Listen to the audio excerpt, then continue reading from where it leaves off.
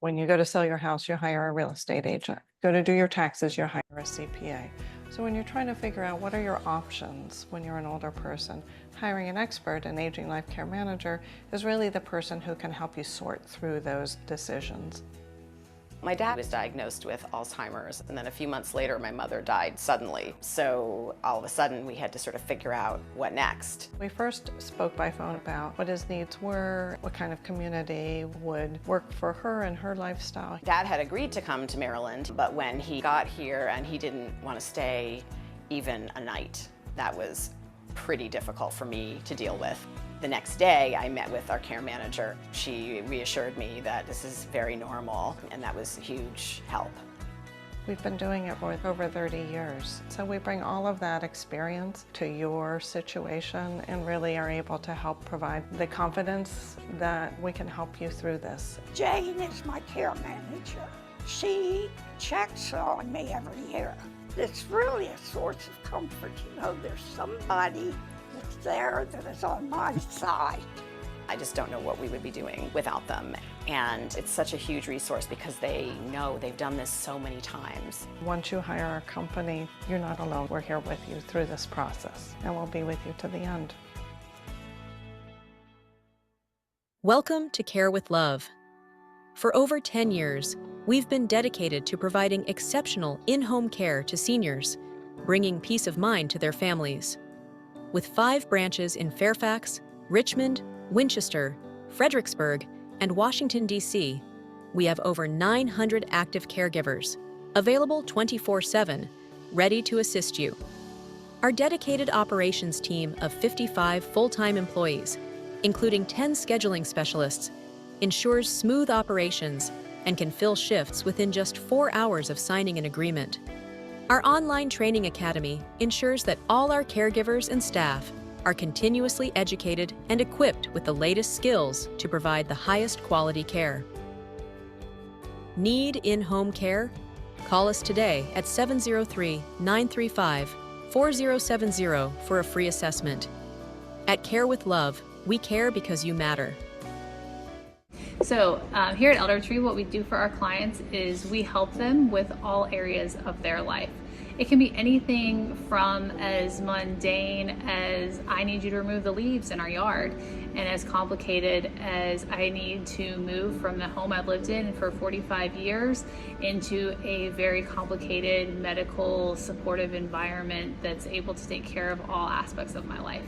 We deal with different family system concerns. We deal with putting different things in place that have to do with finances, that have to do with legal matters, that have to do with many different aspects, social, psychosocial, again, financial, could be anything that you can think of. We will help the client put them in place. Again.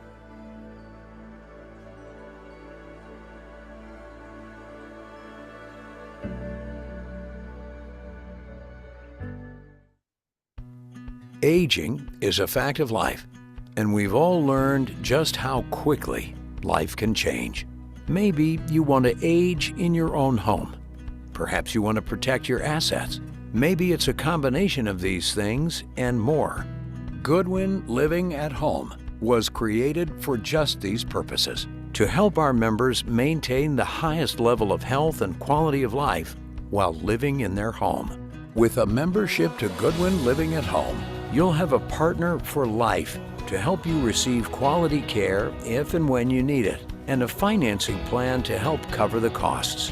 Our plans can be adapted no matter where you call home and include affordable alternatives and supplements to long-term care insurance.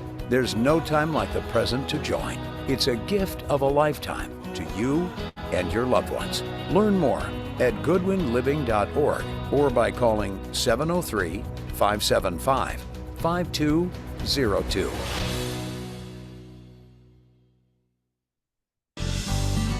My mother came here on a Tuesday and I never was able to come back in. It was that Tuesday right before the school shut down, everything shut down. It just wasn't a normal transition. The staff here did a lot of extra work. The level of cleaning and everything was just amazing. I feel like the care is very coordinated here. It doesn't involve me at all, There's all kinds of doctors and specialists that are here associated with Sibley. And I'm just so grateful that she's healthy, she's safe. Ironically, even though this is assisted living, I feel that in many ways she's more independent here. COVID is hard, but I can't think of how Grand Oaks could have done it better.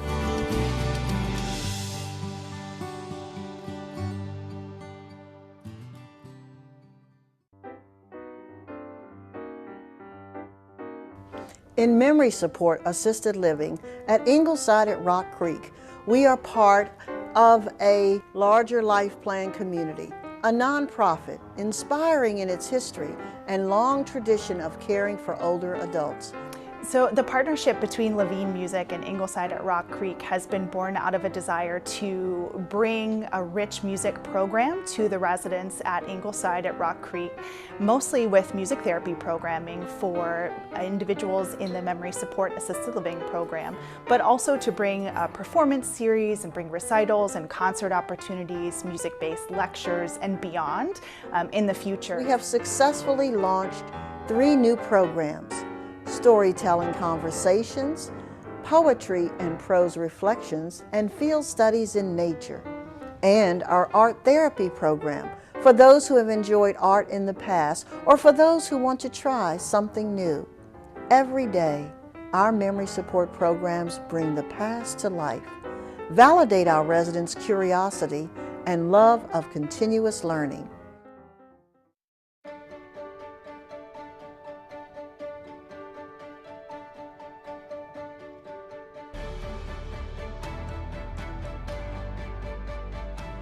The Inspire customer expects and demands the best. We are going to surround them with elegance, with comfort, with a sense of fulfillment, and we do that not only with fine dining, we have live entertainment, trips out into the city. We keep people very connected with the neighborhood in which they love and that they want to stay in. There are fireplaces throughout the building. There's a lounge on every floor, a fitness center, a heated saltwater pool, restaurants, outdoor dining.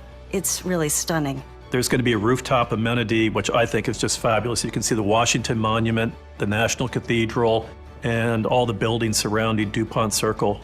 You're sitting up 8 stories. It'll be magnificent.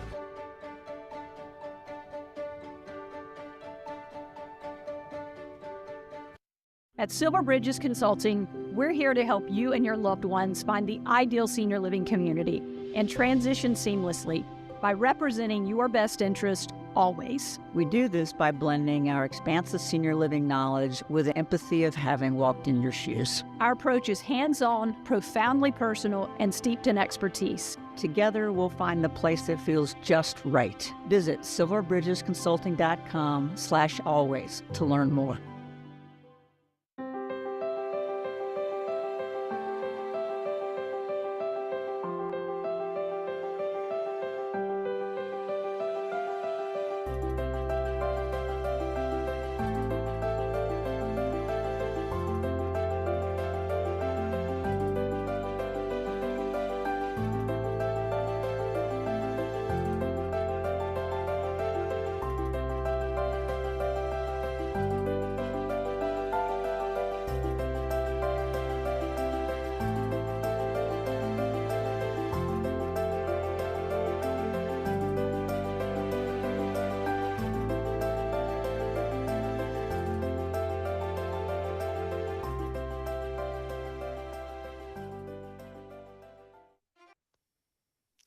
We don't have to tell you. This journey is hard and long, and sometimes you need knowledgeable partners to help you along the way, coaching you through tough moments, helping you meet your goals for your loved one, for you and your whole family. Support for aging is here.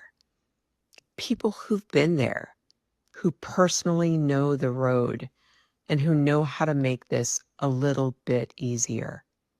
Come to our Problem Solving for Alzheimer's Care Partner Group. Find solutions. Improve this new normal that is, oh, so daily. Whether you're earlier in the process and don't know what you'll face, slogging through the middle, or just wanting some peace. Contact Support for Aging. We are here for you.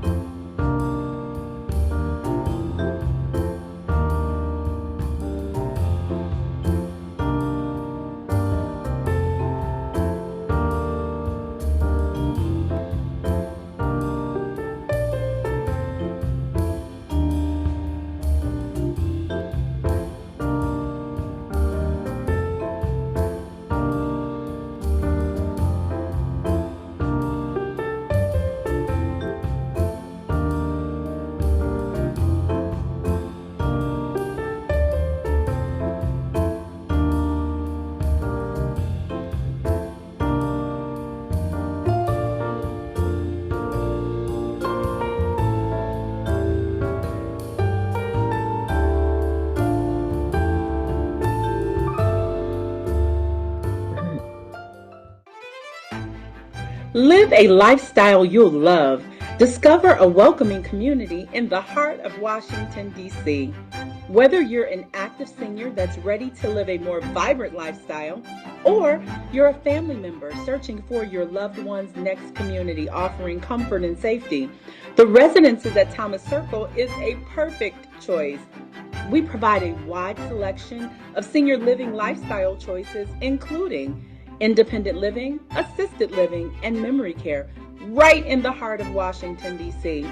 Our downtown senior living community empowers residents in Washington, D.C.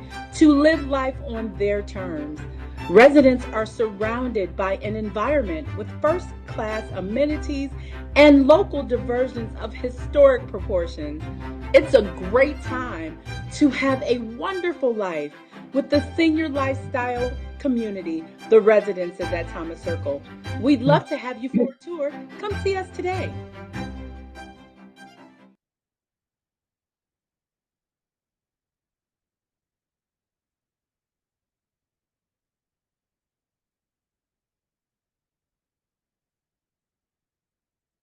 Well, good afternoon. Excuse me. Good afternoon, everyone. I'm Sharon Sellers. I'm the Assistant Director of Community Health and the Sibley Senior Association. And it is my great pleasure to welcome you all today to the Sibley Senior Association's Aging on Your Terms Conference. Now, we know we have conflicting events. We're grateful you carved out time to be with us. We planned this annual conference months in advance. Had we known that this was also the day for a home tour organized by a local village and an event to retain DC home rule, we would have selected a different date because we love the villages and we love DC. I'd like to again thank our very generous sponsors, our patron level sponsors, Aging Well Elder Care, Co Investment Company, Elder Tree Care Management Services, Goodwin Living at Home, Grand Oak Senior Living, Ingleside, Inspire at Embassy Row, Seabury Resources for Aging, Silver Bridges Consulting, Sunrise Senior Living, Support for Aging, the Fitzgerald at Palisades, the Residences at Thomas Circle, and we also have supporter level sponsors, and they are Bright Star, Family and Nursing Care, Georgetown Home Care, Home Instead Senior Care, Kensington Bethesda, Seniors Helping Seniors, and Smith Home Care. I especially want to thank our team who helped put our Aging on Your Terms conference together. Andrea Miranda, the Director of Community Health and the Sibley Senior Association, Honora Precourt, Manager of the Sibley Senior Association, and Pam Nunes, Program Coordinator. And our production manager is Brian Curtin, who is the owner of Dynamix Computers And we certainly couldn't put on this Zoom webinar without all of them. I just want to give you a few housekeeping items before our first speaker. One, please type your questions in the Q&A section. The speakers will answer your questions after their presentations. We will have one break from 2:35 to 2:45. Our first speaker is going to be Dr. Jessica Colburn. And so I'm really delighted to kick off today's session with Dr. Colburn. She is going to let us know how geriatricians can actually improve quality of life with their patients, their grace, connection, and community. Dr. Colburn is an assistant professor of medicine at Johns Hopkins University School of Medicine. Her area of clinical expertise is geriatric medicine.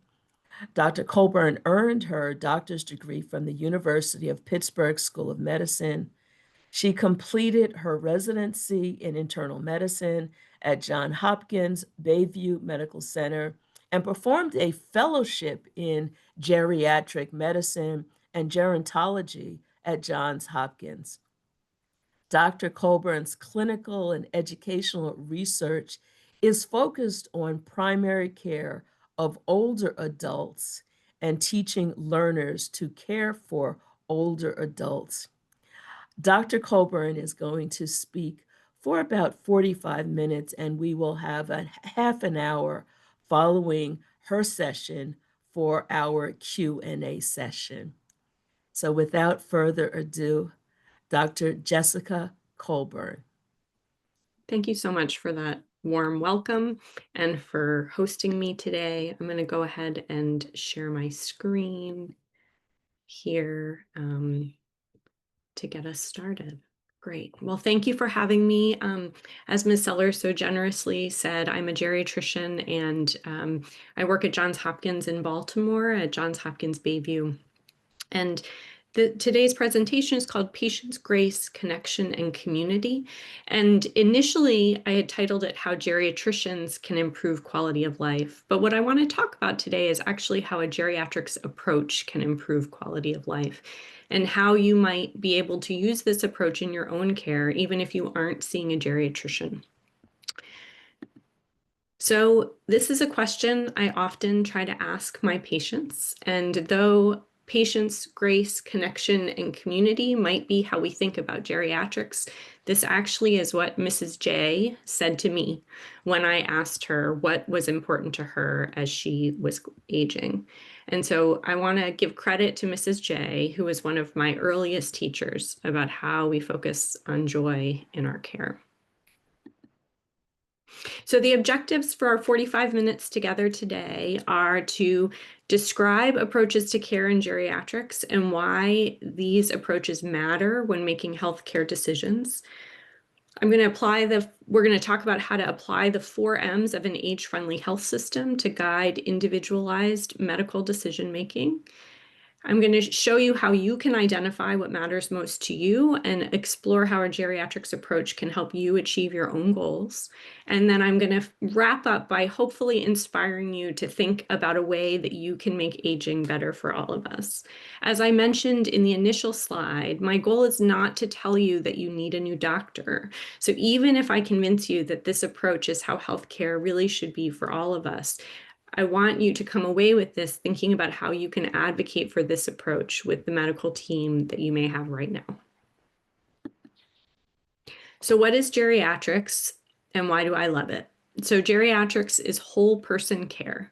It's medical decision-making that is based on an individual person's priorities and goals for their health. It considers complexity of having a number of medical conditions, and we'll talk more about that in a bit. Involves care partners and community. And I might be a little biased here, so I did put a little caveat, but in my opinion, it's the best possible combination of art and science in medicine. What geriatrics is not is a one-size-fits-all approach based on age. I don't want you to walk away today thinking that geriatrics is giving up. It is not about deciding that older people deserve less care, and it's not only for people who are very sick or dying. It's about how to apply someone's personal, individual goals and priorities in their life to healthcare decision making, especially when those decisions are becoming more complex. So before I get into the details of the presentation, I want you to close your eyes. If you're listening to this while you're walking or driving, then you'll have to do this with your eyes open. But I want you to think to yourself about what matters most to you. What brings you joy? What gives your life meaning and purpose? What would make tomorrow a really good day? Now hold that thought, and we're going to revisit that later in the presentation. So for a moment here, we're going to focus on the multi-complexity part here of geriatric care. So the geriatrics 5Ms, and we'll talk about the 4Ms in a little more detail later in the presentation. Those are on the right: mind or mentation, mobility, medication, and what matters most. So we'll get into that in a little more detail. But what I'm going to start with is the multi-complexity piece, because this is why geriatrics really matters, because it describes the whole person. Because usually in geriatrics, this person is an older adult, though it can apply to younger adults as well. It's often for folks who are living with multiple chronic conditions, maybe with advanced illness, though not necessarily, and also with thinking about someone's overall biopsychosocial needs. So whole person care, thinking about overall health and function, and thinking about how we care for older adults, how we prioritize our own care and those of our loved ones when someone has multiple chronic conditions. So hold the 4Ms on the right for a moment. So whole person care means thinking about someone as a whole person. So thinking about not just someone's physical and mental health needs, which is often what's happening in our interactions with our physicians, nurse practitioners we might see for healthcare PAs, but also thinking about someone's environment, someone's social support and social connection, someone's spiritual priorities and cultural background. So really thinking about who is the person in the center who we are caring for, who has the medical conditions in front of us that we are coming up with a treatment plan for. And we cannot make this geriatric care one size fits all. And the reason for that is because there's wide variability in health and function with aging. So Dr. John Burton, who's one of my mentors, has famously said, if you've met one 80-year-old, you've met one 80-year-old. So the idea is that we cannot make assumptions based on someone's age as a number. And this chart here shows a study that was done a number of years ago looking at how long someone might live based on the age they are now and whether their health is in the top 25th percentile, 50th percentile in the median, or lowest 25th percentile for someone of their same age. And so on the left is women, on the right is men. And you can see, for example, if we look at men who are 70, people who are in the healthiest group, the top 25%, are still likely to live another 20 years. Or as another example, for women who are 90, someone who's in the middle median percentile is likely to still live 4 more years. So there's wide variability here, and that variability matters because it's how we should apply decision-making about complex care to the individual in front of us and what their needs are. And also to remember that multi-complexity may include older adults who are very healthy at any age and may include older adults with advanced illness, even if they're 70 or 75. So as that slide with multi-complexity showed, it's very common for older adults to have multiple chronic conditions. And the definition of multiple chronic conditions is 2 or more chronic medical conditions. So 2 is not very many and pretty easy to come up with as we're aging. You can see here on this chart the conditions that are most common. So hypertension and high cholesterol, or hyperlipidemia as we call it in medicine, are the most common conditions. Others on the list here include mood disorders, diabetes, anxiety disorders, other kind of lung or respiratory conditions, joint disorders other than arthritis, osteoarthritis, which is very common, asthma, and heart disease. So this isn't even all inclusive, but you can see from this list that it is not very difficult to have 2 chronic conditions. And once someone has 2 conditions, that would be considered multiple chronic conditions, and many older adults have more than that. So for example, oops, let me get this slide to advance. Okay, for example, you can see here the number of chronic conditions someone has as they get older. So again, multiple chronic conditions being 2 or more. When someone is in the age range I am, between 45 and 64, almost half of people have at least 2 chronic conditions. Once someone is 65 or older, in the category of older adult, 80% of people have 2 or more chronic conditions, which we would consider as multiple chronic conditions. And a number of people have even more than that. And that's really important when making medical decision making. So to show you a little bit about why this matters, when someone has more chronic conditions, they also have more interactions with the healthcare system and increasingly complex decisions to manage. So this slide here shows you on the left the number of prescriptions that are filled for someone depending on the number of conditions they have. So if someone has 0 chronic medical conditions, they might fill 1 prescription in a year. If someone has 5 or more chronic medical conditions, the average number of prescriptions filled in a year is 51. So that's a lot to track and manage. On the right is the number of outpatient visits, also quite a range. And at the time someone has 5 or more chronic medical conditions, they're having at least 20 outpatient clinic visits in a year with a primary care physician or specialist. So it's increasing the amount of time that someone is spending on their healthcare.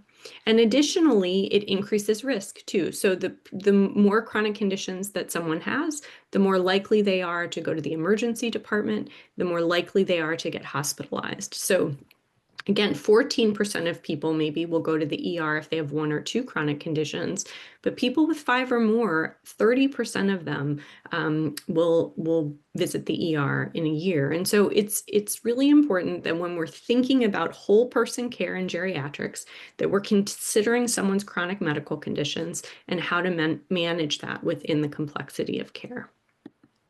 And part of the reason this is important is how we think about how health professionals like me care for people with multiple chronic conditions. So this gets tricky because most of our clinical practice guidelines focus on single conditions. So hypertension or high blood pressure, depression, diabetes, heart failure. So the guideline says, what should I do if I'm sitting in front of a patient who has diabetes?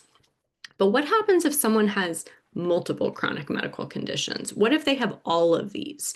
So many of the single condition studies have excluded older adults who have multiple chronic conditions. So if there's a study, for instance, on high blood pressure, they might say, well, if someone also has heart failure, they shouldn't be in this study. And that gets complicated because those are the studies we have to guide us on how to make decisions for someone. Very few studies include older adults over the age of 80. And so the research we have to guide us in how to treat someone's condition may or may not apply to someone who's both over 80 and has all of these conditions at the same time. Oops. Okay, so if we do though, however, let's say we say, well, we at least have these single condition guidelines. So what we're going to do is to use those single condition guidelines to decide how to treat someone. So this is a study my colleague, Dr. Cynthia Boyd, led about 20 years ago that showed what we would be asking of an older adult with these 5 chronic medical conditions, which are pretty common conditions.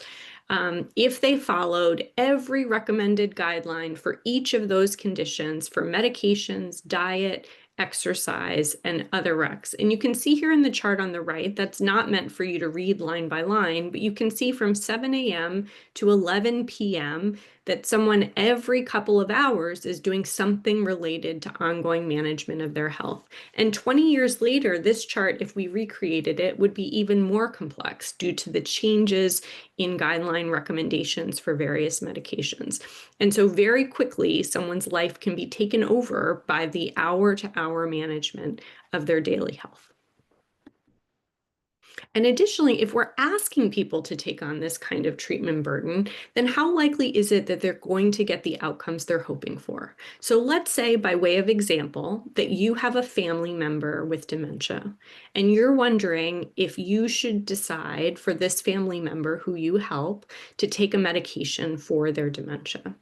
So if you're making that decision, you're likely going to be hoping for these outcomes. You're likely hoping for better memory, more independence, less burden on the caregiver who's helping the person, or avoiding nursing home placement, right? Those are often the things that we care about in our day-to-day life for someone.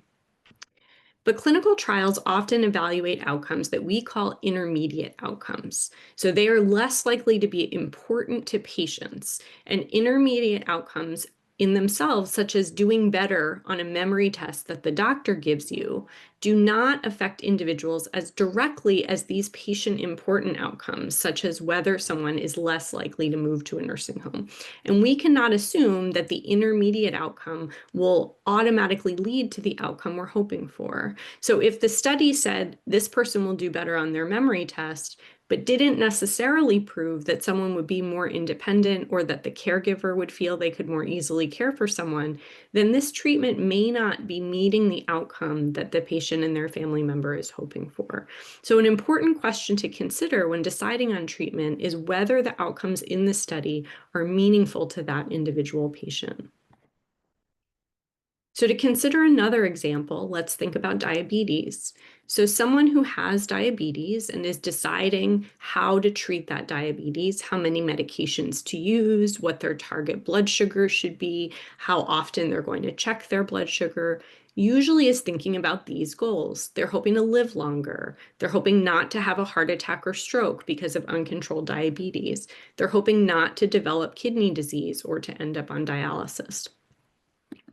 But many of the studies looked at outcomes like this: whether someone had a better blood sugar, whether someone had less protein in the urine. We know that people whose kidneys leak protein into the urine are more likely to develop kidney disease. So the studies look at the intermediate outcome, in part because figuring out whether controlling someone's diabetes will prevent a heart attack or kidney disease down the road means following patients for a long time in a study. And so the resources to do that kind of research are sometimes limited. So in the short term, they can look at these intermediate outcomes. But again, we cannot assume that having less protein in the urine means that someone in 10 years isn't going to need dialysis if the study hasn't shown that to be true. So we want to be thinking about, when I'm sitting in front of a patient, or when you are the patient or it's your family member and you're increasing medications for diabetes, have the studies shown that someone is likely to do better or feel better or meet their goals by going up on the medications? And the last two slides I've showed you, again, have to do with single conditions. So someone who has diabetes only, someone who has dementia only, which is not the reality for most older adults. And it gets messy once we have a few conditions in there and are trying to make decisions about the outcomes that really matter to people.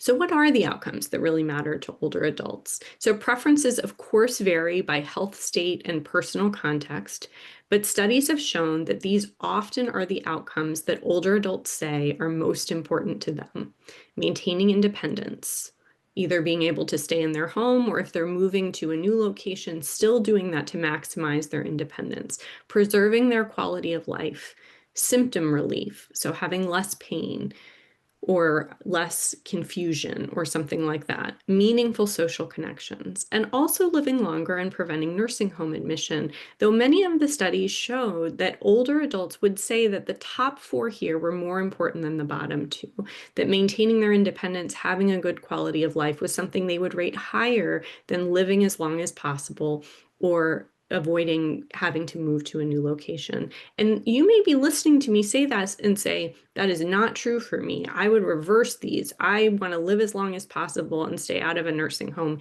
even if that means I'm not as independent or my quality of life changes. And that's okay, because part of what we're going to talk about next is that the point is knowing what matters most to you and using those decisions to guide your healthcare decisions. So what would it look like if we decide to reset the focus from a list of medical conditions and how to treat each one of those conditions to looking at an individual person's priorities and how to treat the conditions that person has from the lens of focusing on their priorities. And so I'm about to transition to our next objective, which is thinking about that using the framework of the 4 M's of the age-friendly health system. So the 4 M's, if you remember back to one of the very first slides I showed you, these were on the right. It's a slightly different graphic here to look at them, but these were the 4 that go into how we make decisions about multi-complexity. And the 4 of them are what matters most, medications, mentation, and mobility. And for each of these, we're always thinking about how does one affect the other? So is this medication impacting someone's mobility, for instance? And I'm going to talk you through each one of them and the kinds of questions that I ask when I'm thinking about decisions and how it affects care. So first, what matters most? So if you think back to the beginning of the presentation, these are some of the questions that I asked you to consider when I asked you to close your eyes. So thinking about what brings joy, meaning, purpose, what makes your life feel like it's worth living, what gives you hope. You probably didn't think of things like filling your pillbox, going to the doctor's office, and having a really good blood pressure reading, right? You probably thought more of the things that I just showed you a few slides ago as top priorities: spending time with loved ones, doing activities you enjoy or work that is meaningful to you, maintaining your independence, spending time outside, having less pain, right? You thought about the things that give your life meaning. So those are the things that matter most. Mentation now is one of the other M's, and how we think about how these things interact with each other. So questions we think about related to mentation have to do with memory as well as with mood. So whether you are worried about your memory or someone close to you is worried about your memory, that's an important thing to factor into decision making about what matters most and decisions you're making about your goals. Mood is also very important. Depression and anxiety affect other health outcomes and so are important to consider when making decisions about care. If you did have changes to your memory, how might that change what matters most to you? So thinking ahead to the things that you would most want to prioritize if memory was becoming more challenging. And then we always want to be considering the M's next to each other, as I mentioned. So is there anything in your health that's making the memory harder for you? So for instance, are you on a medication that's making you more sedated and therefore making you more confused? And so is it possible that your medications are working against your mentation? And then you'll want to think about how you prioritize that. Medications. So thinking about how you manage your medications is really important, whether you take just a couple or more. You want to be thinking about if your medications are focused on your health priorities and goals. And so when we talk, when you think about what matters most to you, and we'll talk about that more specifically in a few moments, you want to be thinking about if your medications are helping you to meet those goals. Thinking about things like complexity of medication regimen. Do you have to take them with or without food? Do you have to refrigerate them? And so what does that mean if you're going out for the day?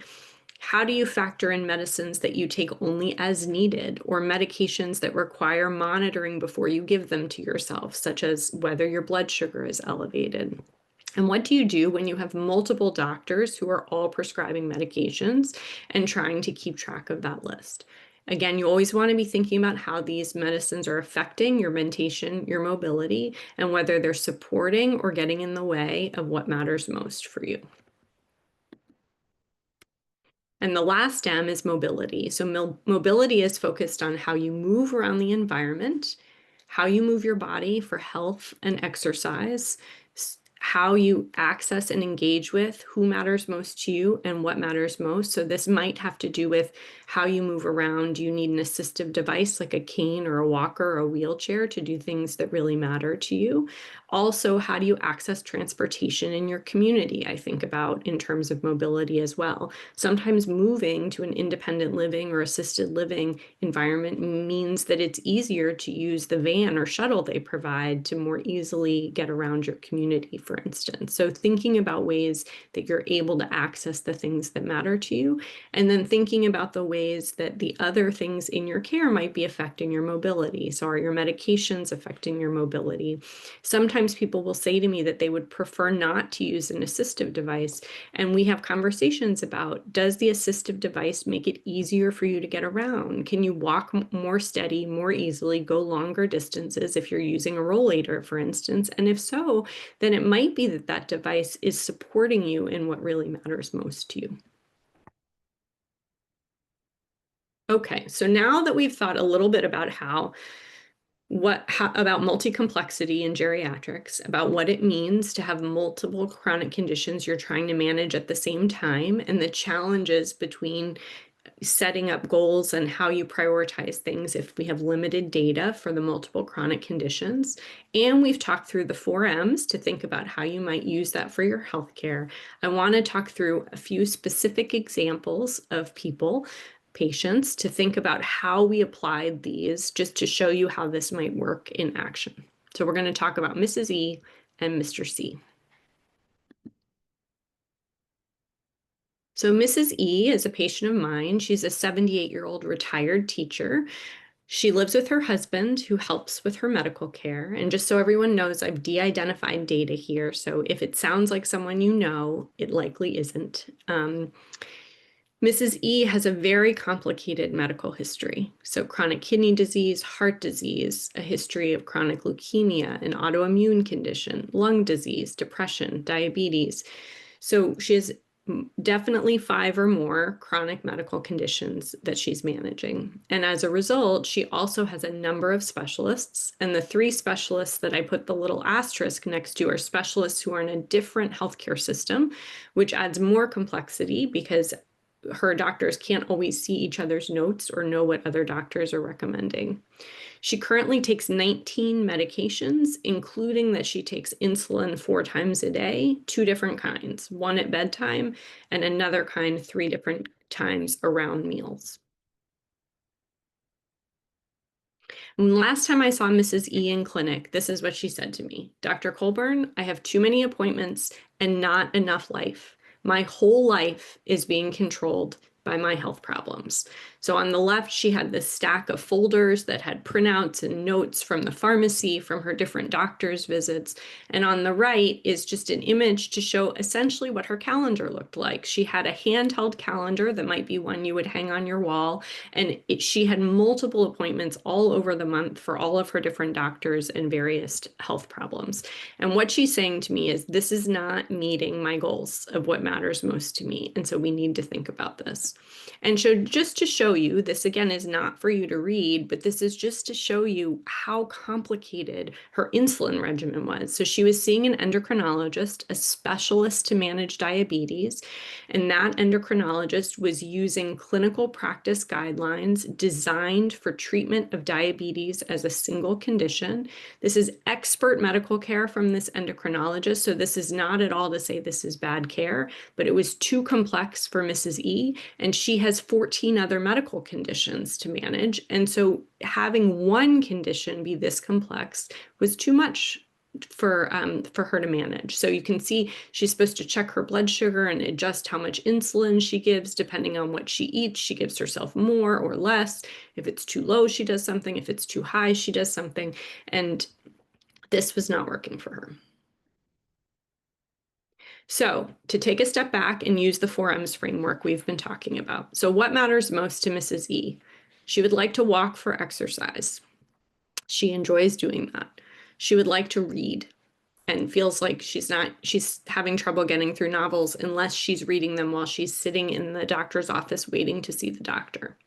She would like to eat out occasionally with her husband and friends and feels like she can't do that because of this very complicated insulin regimen that she has to track. And she would like to have more time living her life and less time going to the doctor. How does mentation factor in? Well, this medication regimen is confusing for anyone. She takes 19 meds at different times of day and layers the insulin on top of it. If her blood sugar drops too low, she gets confused. So that also affects how well she's managing her meds. She's feeling anxious and a little depressed. She's feeling very overwhelmed by her current situation. And she feels very anxious if either her blood pressure is too high, which she's been monitoring at home, or if her blood sugar is too high or too low. And she's frequently checking the Dexcom, which is the sensor she has that tells her what her current blood sugar is. And so it's almost like too much information that at any given moment she can know if it's too low or too high, and that's making her very overwhelmed. For her mobility, she uses a cane. She's on one level in her home. She's retired from driving at this point, and her husband does the driving where they use Uber to get around. She walks for exercise either in her home if the weather isn't good, just to do some laps to at least walk a little bit, or she goes outside. And sometimes she uses exercise to lower her blood sugar. So if it's high, she goes for a walk around the block before giving herself more insulin. And like I said before, she's avoiding going out to eat because she's concerned about how that's going to affect her blood sugar. In terms of her medications, that sensor that tells her blood sugar and how to follow that very complex insulin regimen is controlling her entire day. And it's interfering with their ability to sleep because the blood sugar readings are sometimes dropping low in the middle of the night, and the little sensor will alarm and wake them up, and they'll have to decide how to deal with it. So she and her husband are both feeling totally stressed out by this regimen. The low blood sugars affect how she thinks and how she moves, and this is a lot of complexity. So if we're going to think about this from a list of multiple chronic conditions, this is what's happening to Ms. E, right? She's going doctor to doctor to doctor, getting one condition treated at a time, getting a longer medication list. None of the guidelines for her chronic conditions will consider that she has over 12 chronic medical conditions, right? And most studies on each of these conditions did not include someone like her who has all of these chronic conditions they're managing. So when we are making decisions as her doctors, we're using data that doesn't fully apply to her. And so that means that we're kind of in a gray area. And it also means that it gives us more empowerment to say, let's focus on what matters to her. So there is not one best treatment for her medical conditions. It's just not possible when someone has this many conditions. So what would it look like if we move away from treating each of these conditions one by one to a geriatrics whole person focused care? So if we say, what are her health goals to focus on what matters most? She would like to eat out once a week or once every 2 weeks with her husband and some of their friends. She would like to be able to walk several times a week for exercise. She would like to be able to read at least 30 minutes a day. And she would like to spend less time going to the doctor or managing something related to her health, as it feels like she's doing every moment of every day. So just to pause and say here, this does not ignore any of her medical problems or health issues to refocus our care this way. It does not decide that we're not going to treat her or that it's not worth it because of her age. And it does acknowledge the limitations and evidence in our guidelines, but also uses those limitations to say, let's really focus in on what is going to help Mrs. E meet her own personal health goals. So the plan we came up with at this visit is that we were going to raise the target blood sugar for her diabetes using geriatrics guidelines that exist for someone who has multiple chronic conditions. So if we think about diabetes just on itself as someone's only condition, we might recommend a lower blood sugar reading. But for her, what was happening is that meant her blood pressure or her blood sugar kept dropping too low, making her confused, shaky, putting her at risk of falling. So we raised the target for her, saying we're going to tolerate higher blood sugar readings to avoid these dangerously low readings. And we're going to simplify this insulin regimen. We can't be checking and saying, like, is it this one? Should she do 3 units or 4 units or 5 units or 6 units? It's controlling her whole life. So we picked 1 dose for the long acting, 1 dose for the premeal insulin, and we're going to see where that takes us. We added a medicine for anxiety, which may only be short term, but she did feel like she needed something to help daily for how she was feeling right now. And we made a plan for how she might exercise 3 to 4 days a week and read every day. We decided that we'd have more regular check-ins, video visits, if possible, so that she wouldn't have to come quite as often to clinic. And when we have those check-ins, we're going to focus on her goals. So we're going to say, how is it going with doing your exercise? How is it going with feeling like your health is controlling your life, right? So instead of how is your blood sugar and is that as tight of a number as we want it to be, we're going to focus on how is her overall goals and how do we align her health with those things.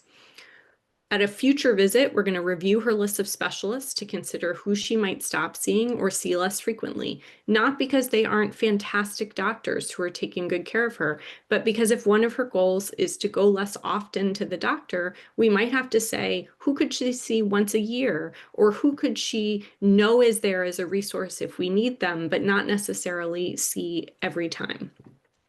And then we're going to also try to look at all of her medicines. Again, when someone sees a lot of specialists, what can happen is each specialist looks at single conditions, and then we have to take a step back in the overall big picture and say, this is a lot of medicine. And so maybe we have to take down some things that would be on the guideline for one condition, but since she has 12 or 14, we have to prioritize some other things. Okay, so that was Ms. E. Now we're going to talk about one other person as an example of how this can look. So this is Mr. C. Mr. C is a 79-year-old Air Force veteran. He lives with his wife and has support from his daughters and stepdaughter. His medical history includes high blood pressure, hyperlipidemia. He has a history of 2 prior cancers with his bladder removed. He had prior vascular surgery for a brain aneurysm and has known carotid stenosis. He currently takes actually pretty few medications, especially compared to Ms. E, who we just talked about. So he takes 4 overall. He also, though, has to manage the fact that since his bladder was removed, he has a bag for the urine that he wears, and he has to manage the changing of that and the monitoring of that as part of his day-to-day health management. He unfortunately recently had a new diagnosis of oropharyngeal cancer with spread to the lymph nodes in his neck. The doctors feel this is relatively early stage disease, but with the problems he had and with this new diagnosis, he now has this list of specialists. So he also has a number of specialists and actually 2 different oncologists currently because they treat slightly different conditions. So if we back up like we did before and use our 4Ms framework, what matters most to him is maintaining his independence. He wants to drive and run errands. He helps to support his wife, who has a harder time leaving the home, and so he does a lot of their errand running and wants to do that. He likes to spend time with his family and his grandchildren. He likes to eat. He likes to do puzzles, play board games. He reads mysteries, and he likes to go to a daily happy hour at a local pub. For mentation, he does not have cognitive impairment or depression or anxiety, but he has been confused in the past when he was hospitalized for his brain aneurysm repair, so it's something we want to keep in mind if he gets hospitalized again. For his mobility, he lives on a 3rd floor walk-up condo, so getting in and out of his condo requires him to be able to do those stairs, and so that's important to him. He wants to be able to run errands and drive and maintain that quality of life. He currently does not use a cane or a walker and has not had recent falls. He takes very few medications currently and would also like to limit specialist visits if possible. So for example, he saw a cardiologist for a stress test after he was in the hospital. The stress test was negative, and he would like to not continue to go back to that cardiologist if it's not necessary. So if we were going to focus on his multiple chronic conditions and now a plan for his upcoming cancer treatment and what he wants to pursue with that, these are the list of conditions he's managing, as well as the cancer treatment options he was initially provided by his specialists. So he could have surgery, which would likely lead to remove the cancer in his throat and his lymph nodes, likely leading to pain, weight loss, and some difficulty swallowing. The standard of care would then follow with radiation treatment. And alternatively, he could consider a radiation and chemotherapy combination. So this is a cancer treatment designed by specialists who are focused on the fact that he has a good functional status with a target of cure. But so how, if we're going to think about what matters most and the 4 M's, how might he use that to make decisions about his cancer treatment? So if we think about this again as whole focused care, goals on what matters most. He wants to be independent. He wants a good quality of life. He wants less pain and difficulty swallowing. He would like to live longer, but that is not his highest priority goal. So the question he asks his specialists with the support of his primary care is he would like to live longer, but not at any cost. So if his highest priority goals are quality of life and maintaining his independence and function, then we ask the specialists, what treatment option would they recommend with those goals in mind? And so this is what they came up with as a team. No surgery, no chemotherapy, 6 weeks of radiation focused on one side of the neck, which would not be their standard. Usually the standard is both sides to make sure that it doesn't spread to the other side.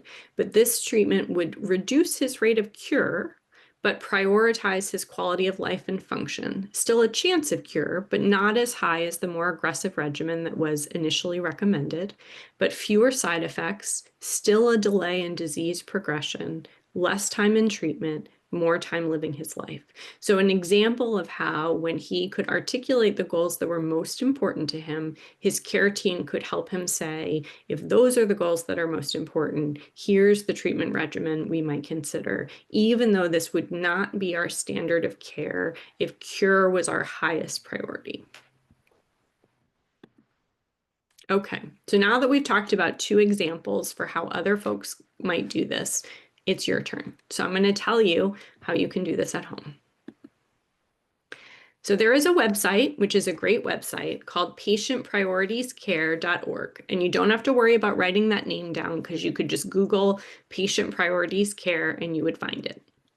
On that website, if you go to the Patient and Care Partners section, there is a printable guide if you're a person who likes to write it by hand, or there's a link to My Health Priorities, which is part of that same website, where you could type it in and it will guide you through the process question by question of thinking about this. And here's how it would look.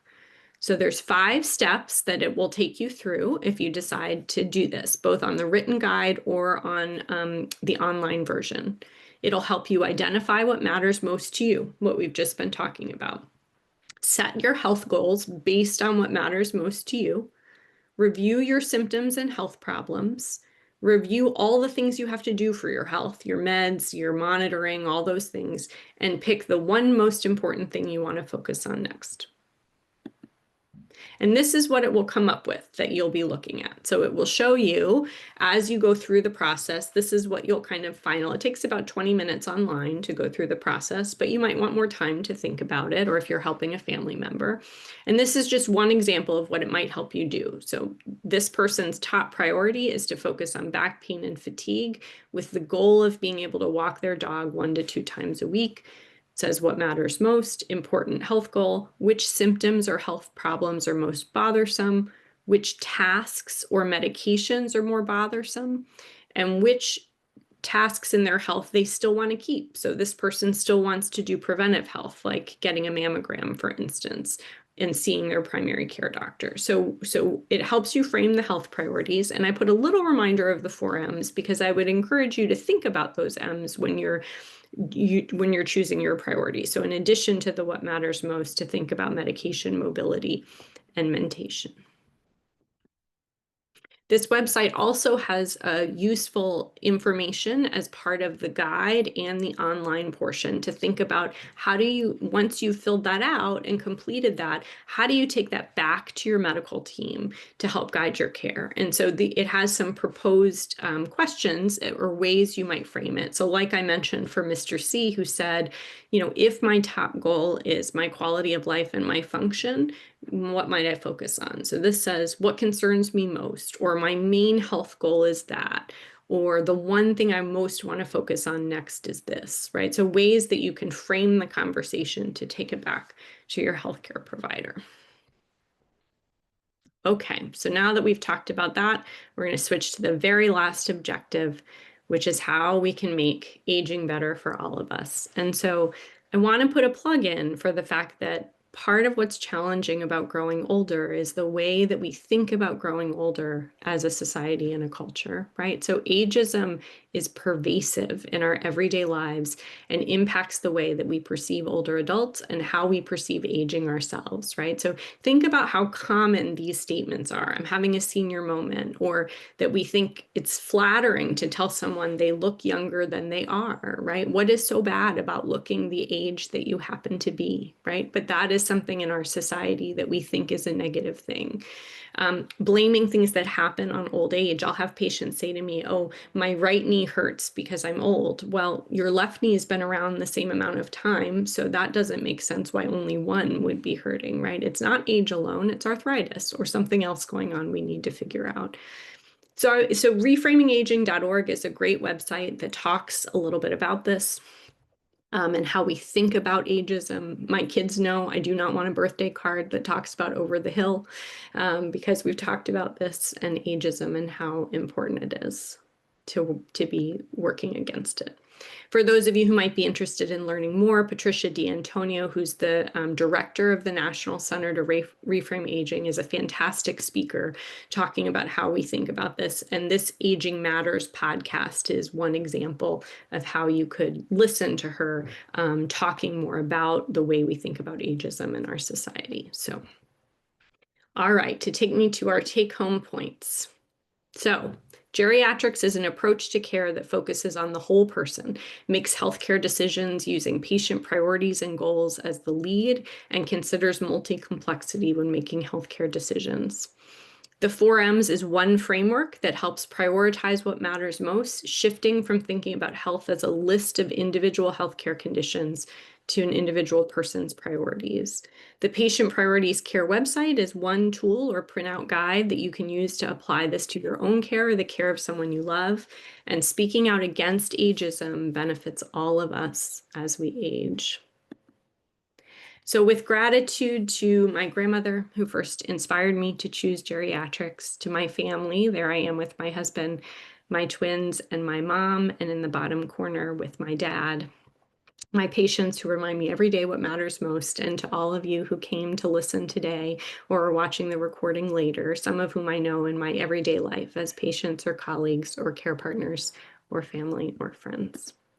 And with that, I'll stop sharing, and I am happy to take your questions. Well, I do want to say thank you so much, Dr. Colburn. The information that you have shared has been so informative, being able to frame things, 4Ms. I mean, all of those are really good takeaways. I am encouraging everyone, if you do have questions, to please type them in the Q&A. The first one that I see that's there, where does osteoporosis fit in as you were talking about chronic conditions? Yeah, that's a great question. So osteoporosis is a very common chronic condition. The other thing I didn't include, and so I'll include that in a moment, is how we think about preventive healthcare, right? So osteoporosis, screening for osteoporosis is an important thing if your doctor recommends it, to look for bone health and to reduce risk of fracture if someone decides to be treated for it. How you fit in treatment for osteoporosis would be like how we fit in treatment for other chronic conditions, for instance. So one treatment option might be a yearly infusion for osteoporosis that a doctor might recommend. Other options are oral medications that someone would take weekly or monthly, and have to be taken at a certain time of day with a whole glass of water on an empty stomach. So some of those things add complexity, but if the overall goal is to reduce fracture, so again, thinking about maximizing independence, mobility, then reducing fracture risk from osteoporosis might line well for someone that those are part of their goals. And so they would want to be thinking about that in terms of their health. And as a part two, because I didn't really talk about preventive health and screening, I think that's also important to think about with goals, right? So if someone's goals, if someone's is quite healthy, or if someone is, their goal is to still identify new problems if they might have them and treat them, then someone would want to still be talking to their doctor about mammogram screening or colon cancer screening. Sometimes when I have patients like Mrs. E who have a lot of health problems, what she doesn't want to be doing, because she doesn't want to be at the doctor all the time, is looking for more problems that need treatment or testing or workup. In her case, she has a lot going on, and so focusing on those things is really the priority. And so likely we would say, let's not be worried about screening for other things right now. Let's just focus on the things that are really impacting you. So again, that if we start with goals, then our doctors can help guide us where we go from there. Okay. What is your philosophy on balancing both independence and safety for older adults? Yeah. So the balancing of independence and safety, I think, is a really important decision that and often one that older adults and the people who love them can feel differently about, right? So I sometimes have situations where the patient I'm caring for finds that their being independent is more important to them, and they are willing to take on the safety risk, for instance. So this matters if someone has capacity to make their own decisions, meaning they don't have dementia, they understand the risks and benefits of the choice they're making, that sometimes people say, I want to stay in my own home. I know that if I fall, I could break my hip. I know that it would be safer somewhere else, but staying in my own home is a higher priority to me. And then sometimes what happens is that person's adult children say to me, we are just so worried thinking about our parent in their home and what might happen if they fall and what could happen in that scenario. And we really want them to move to a location where they have more support. And so often, again, we're getting back to the goals, right? So sometimes people then have to be honest with themselves about how do we think about the goals, right? So if your goal is to maximize your independence, for instance, are we meeting that goal if you're home alone and you might fall and break your hip, right? Maybe the goal is to stay in your own home, but that might be a different goal than keeping your independence and mobility, right? So we need to be clear about the goal that we're trying to meet. So if someone says to me, I really want to stay in my own home, then we need to have conversations about what if that meant you fell and your mobility was limited or other things happened, so that we can choose between those goals. And if maintaining mobility and long-term independence is a higher goal, then we might have to put safety higher than staying at home in your own home. But that's where still going from a goals standpoint can help us kind of narrow that down. Okay. There are a couple of questions around the same topic. What is the best way of finding a good geriatrician? Are geriatricians generally covered by Medicare?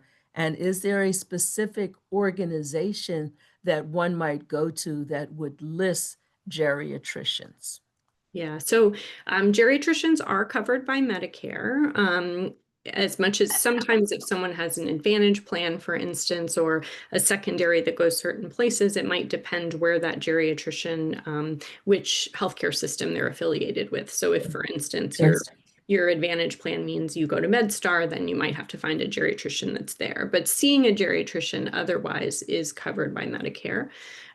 You can find one a few different ways. So often what I'll do if I'm helping someone find one in another city is I'll just Google Charlotte, North Carolina geriatrics and kind of see what comes up for different options in the area.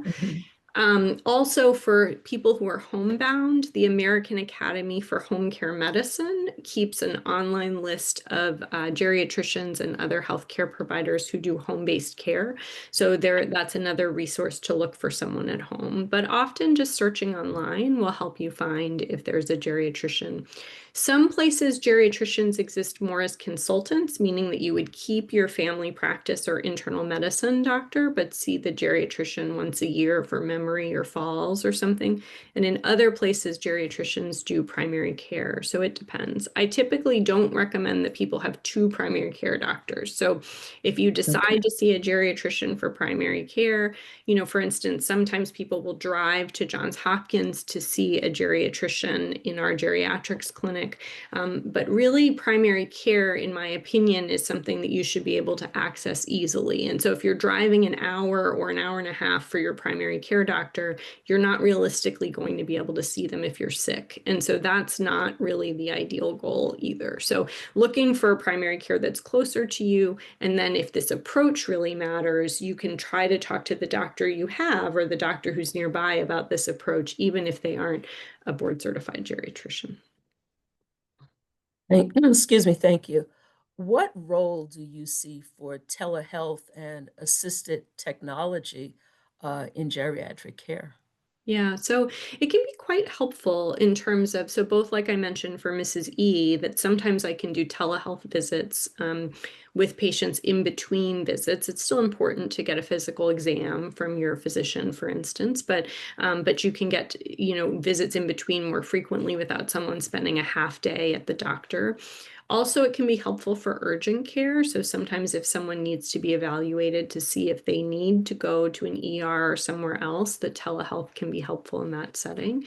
And of course, it's helpful for things like this too, right? That people can access support groups and caregiver resources and other education that can be so helpful to them versus, via technology and aspects that help with that, especially for caring for someone with dementia. Sometimes taking someone with dementia to the doctor can be, as you know, can be a lot for someone to manage. And so sometimes telehealth can be a great resource so a caregiver isn't trying to take someone physically to the doctor who's really overwhelmed by that experience. Well, thank you. Another concern I just want to address to everyone. Yes, we are videotaping this webinar. On Monday, we will be getting the links out to everyone that has registered, everyone that has attended, as well as the members of the Sibley Senior Association. So yes, if you want to share this link with someone, please, you will be welcome. You will have the link, and please do share the link. Um, what about suggesting the use of meditation, yoga, and other, alternative or complementary guidelines to help control some of these health issues? Yeah, so non-pharmacologic treatment for health problems is really important. And I think thinking about goals with treatments that are not only medication based is especially important, right? So thinking about meditation for anxiety, for blood pressure, for overall health, for calming can be useful. When I talk about mobility and exercise and how we move our bodies with patients, we talk Yes. about all different options. So yoga, chair yoga, as the person mentioned in their question, I think these are great examples. And I love focusing on it as the type of yoga it is and not who it's targeted for, right? Chair yoga just means that it's in a chair. It doesn't mean it's for people who are 85, right? But someone who has arthritis and has more difficulty moving around might find that type of yoga more easily able to manage that than something else. And then I think talking to doctors about dietary guidelines and how those things can help. So for instance, if you reduce salt, you'll have less leg swelling or lower blood pressure and maybe not need as much medication. And so I think this might be a great example, for instance, that someone would say to their doctor, one of my goals is to try to use non-medication options to treat my health as much as I can. So I'm looking to you to help me think about where are places that exercise or diet or meditation or other approaches might support my health without using a medicine. There's some questions here regarding home-based geriatricians. In the DC area, in Montgomery County, are you aware, or what guidance would you give to someone who is really looking for a home-based geriatrician?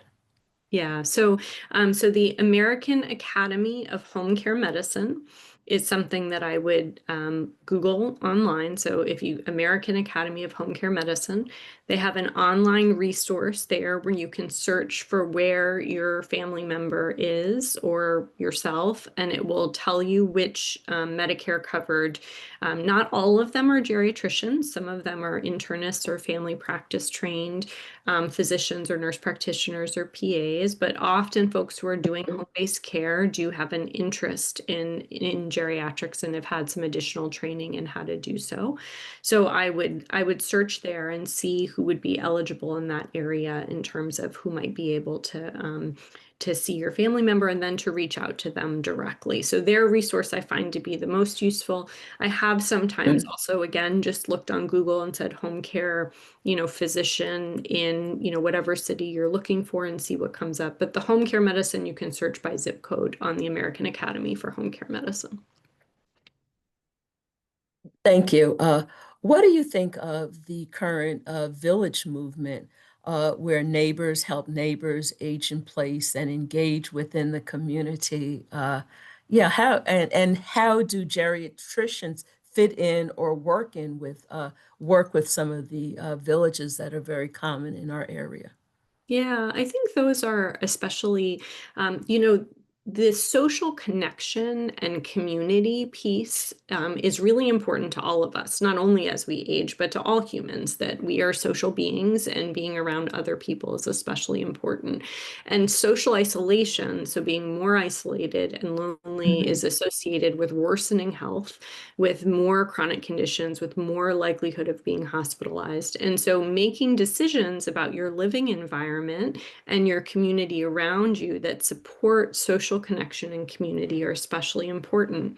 The other thing that's really important and can shift with aging we see at times is we all need to feel that we have meaning and purpose and that we are valuable to other humans. We all need that. And often if people have retired from work or raised kids and grandkids or done important volunteer work that they don't do as much anymore, that people may feel as if the things that they usually went to for meaning and purpose are not as accessible to them anymore in the same way. And so living in community like this, in a village or an environment where people are caring for each other, contributing different talents or things that they know how to do to help other people, looking out for each other, can really lean into the fact that we have meaning and purpose as long as we are on this planet, whether we are doing the same thing that we did in the past or not. And so, and then thinking about the geriatrician, I know there are some models where a geriatrician might see someone there, like in the community, for instance, that there's a clinic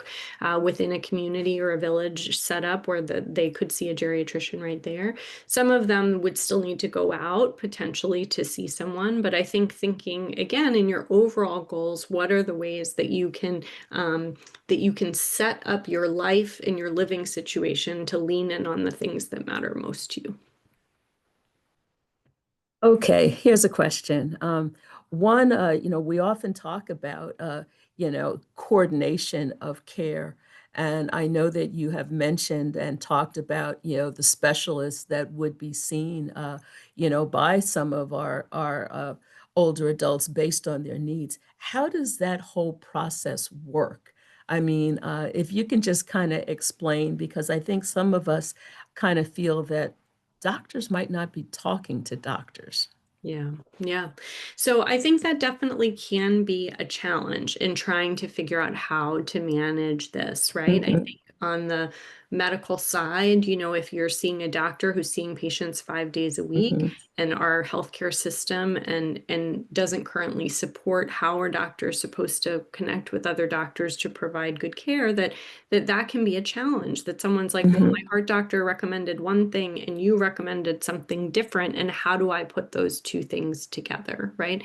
And so I think that so one way obviously, ideally in systems. So one way is if your doctors are in the same healthcare system, then they can access each other's notes and sometimes more easily communicate with each other, even using electronic methods like email or messaging within the healthcare system. So I mentioned for Mrs. E, for instance, that she has doctors in several different healthcare systems, and that makes things even more challenging because I can't even see the notes when she goes elsewhere, right? So, being in the same system can help, especially if you have several specialists. And the other thing is that that's where sometimes leading with the goals can be helpful, because you could say to your own cardiologist, for instance, I talked to my primary care doctor about how my goal is to be able to walk my dog around the block. But right now I can't do that because my blood pressure is so well controlled that I feel lightheaded and dizzy when I walk around. And so my primary care doctor suggested that I reduce my blood pressure medicine and accept a higher blood pressure, even though that's not the most important goal for my heart, because now I'm not dizzy and I can walk around the block. So that to help your heart doctor help you make choices that are around your goals, right? And then the other thing that's important is sometimes we have to choose doctors who align with our goals, right? So if you're seeing a doctor who you say, I'm worried that that medicine you gave me is making me so dizzy, I can't do the things I want to do, and that doctor says, well, that medicine's really important, then that might not be a doctor who's most aligned with the important goals you have, right? Just like how if you saw a doctor who said, oh, once you're 80, I don't worry about blood pressure anymore, you might say like, well, that's not the doctor for me either. I want someone who really is going to still be attentive to the things that I'm worried about as I'm aging, right? So that's where I think the leading with the goals can still help your doctors say, well, this is why another doctor recommended this, and what do you think? And then the other thing is I really think about the primary care doctor as the center kind of quarterback of all of the other doctors. And so sometimes you have to choose who is going to be your primary guide. And if your primary care doctor is your primary guide, then sometimes I'm making recommendations that are out of alignment with specialist colleagues, not because their recommendations aren't great medicine, but because when we're thinking about goals, we might make a slightly different choice, right? That specialist very appropriately said, for this heart condition, these 4 medications are ideal. And the patient came to me and said, I can't take 4 more medicines. I already take 15. And so we had to say like, okay, well, what's most important here, right? Those recommendations were right for just your heart. But if we're thinking about everything, we have to make a slightly different choice. This is at what age should someone consult a geriatrician? Yeah, so and how do you I'm sorry, how do you convince either how do you help a child perhaps talk to an older parent? How do you help a spouse, again, convince someone that maybe seeing a geriatrician is in the best interest? Yeah. So technically, geriatrics in many places, like in our geriatrics clinic at Johns Hopkins, we say 65 and up for geriatrics. But my opinion is that geriatrics is less about age, just like most things I've said in this presentation, and more about complexity, right? So if you have a primary care doctor who's an internist or a family practice doctor, but who's, I shouldn't say but, and who is focused on your goals as you're getting older and what matters to you, then you may not need a geriatrician if that internist or family practice doctor is helping to do those things. But if you have more chronic conditions, you're one of those people who has 5 or more, you have memory issues or falls or a lot of medications, these are all things that are in the expertise of a geriatrician and would benefit from someone seeing a geriatrician, even if just once. So even if you say, I want to keep my primary, but I need the expertise of a geriatrician to make sure I'm on the right track and thinking about the right goals, that can be quite helpful to see them. And then in terms of how you encourage someone to see them, I mean, often what I say to folks is this is about goal alignment. It's not about how old, that you're too old and need a different doctor. It's not about that you're, we want to do less for you. It's about that as you have more chronic conditions, and other challenges as you're getting older, we want to match what we're doing to fit the goals to make sure that we're doing that the best we can. So geriatrics is not necessarily about doing less. For some patients, they want to do less, but it's about doing, if you're doing more, that you're doing it with intention, that choosing to do more is because that's your goal to do more, and not just because we're treating all 10 of your conditions differently, right? But that because you decided you wanted a more aggressive cancer treatment, for instance, because that was your personal goal, right? So, and geriatricians, I think, are well positioned to help folks think about those kinds of choices. And so often if family members are on the fence, then I'll say, like, it's one visit, right? You don't have to go there forever. Let's go and see what you think. And then maybe sometimes people, once they see someone or see a doctor that has that lens of practice, that it feels like what they want to do long term. Okay, thank you. We are winding down. Time for one more question. If you were kind of queen of the world right now and you had the ability to do whatever you could to certainly improve the health, the care that older adults are receiving right now, what might you do? Yeah, I think if I had a magic wand and could make anything Yeah. happen, I think the things that I would focus most on are social connection and caregiving, right? So that if I could write a prescription for someone to have someone come in their home and help them, or take them out on a walk, or get them somewhere. I mean, I can order an MRI if I want, but I can't order the kind of caregiving support and in-home support that I think people really would want. And I think you have so many examples that folks have highlighted here of ways people can make choices to have more social connection and more support. But if I had a magic wand, I would want everyone to have that. And then also, that's why I made the plug for ageism, that I think we have to embrace growing old as a thing that happens to all of us if we're lucky, right? And so that how we think about aging and changes that come with age as we grow older is really thinking about this life journey that all of us are on, and not as a negative thing we hope to avoid. Thank you so much. I know that we could go on and on for much longer, but we do need to stay on schedule. I'd like to put in a personal plug for the Sibley Senior Association. We would love to have you come back, after the new year, because this information has just been so informative. So I just want to thank you again, Dr. Colburn, for providing such wonderful answers.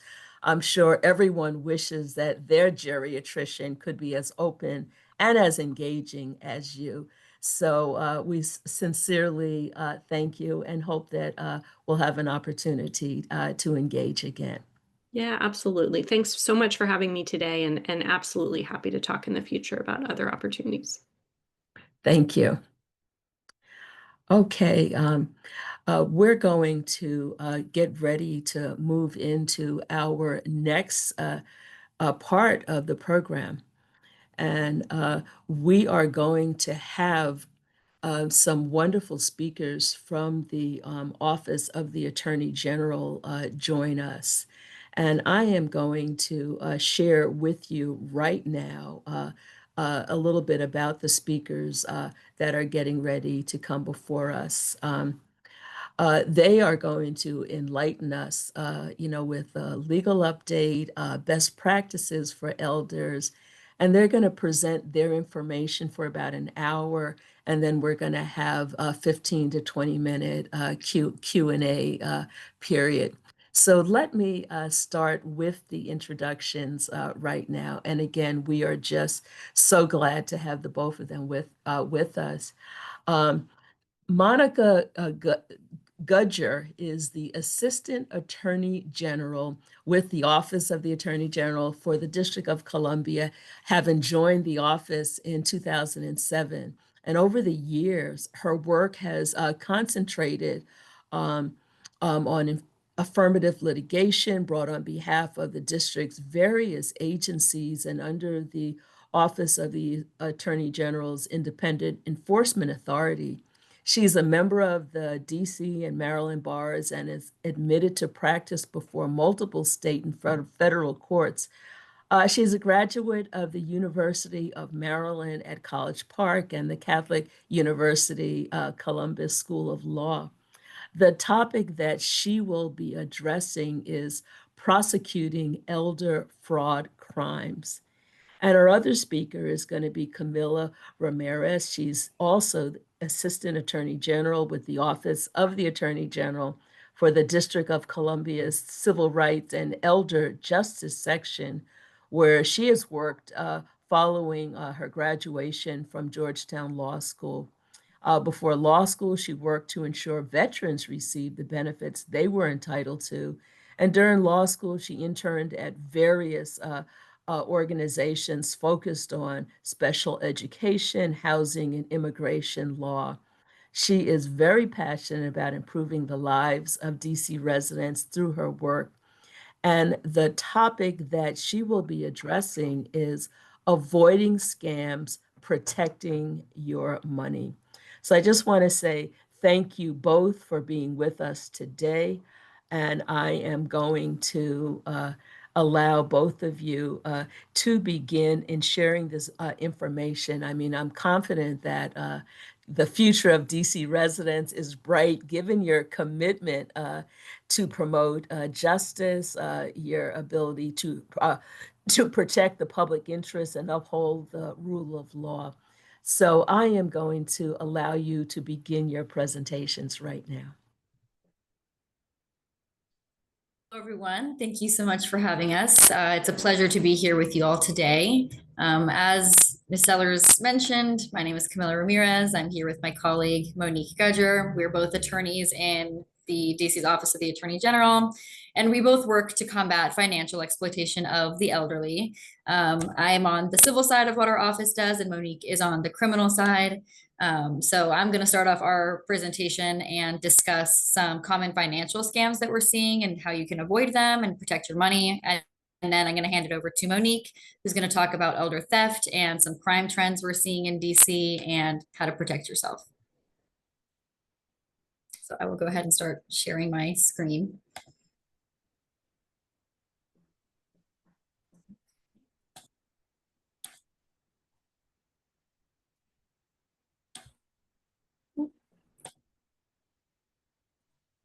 Okay. So avoiding scams, protecting your money. What I'm going to discuss through my presentation is what our office does to protect elders and vulnerable adults, some common scams and how to avoid them. And then I'm going to provide some resources at the end and contact information for if you are a victim of financial exploitation. So at OAG, we work to combat financial exploitation of older adults, both through civil cases and criminal cases. Each year, millions of older Americans are financially exploited by individuals that they may or may not know. Some estimates are as high as 26% of older adults experience some sort of financial exploitation each year. Financial exploitation includes both financial abuse, that's where family members or caregivers or others in their lives exploit their access to an older person's finances. And then there's financial fraud, which is often committed by predatory strangers who are outside of any established relationship of trust. Financial exploitation is the most common form of elder abuse, though it is often co-occurring with other forms of abuse. Elders are seen as prime targets for financial abuse for a couple reasons, but most importantly, that they have had a lot more time to accumulate savings and wealth, so there's just more to take. Perpetrators of financial abuse will also take advantage of elders' maybe lack of experience with new and emerging technologies and maybe prey on other physical or mental conditions that make elders particularly vulnerable. The general definition of the financial exploitation that we prosecute is the illegal or improper use of an elder or vulnerable adult's funds, property, or assets. Beyond financial fraud and scams, which is what we will be discussing at length today, some other forms of financial abuse that we see include things like check fraud, forgery, stealing money, coercing someone to sign a legally binding document like a contract or a will that maybe isn't in their interest, or improper use of legal authorities like when someone is a guardian or conservator or power of attorney.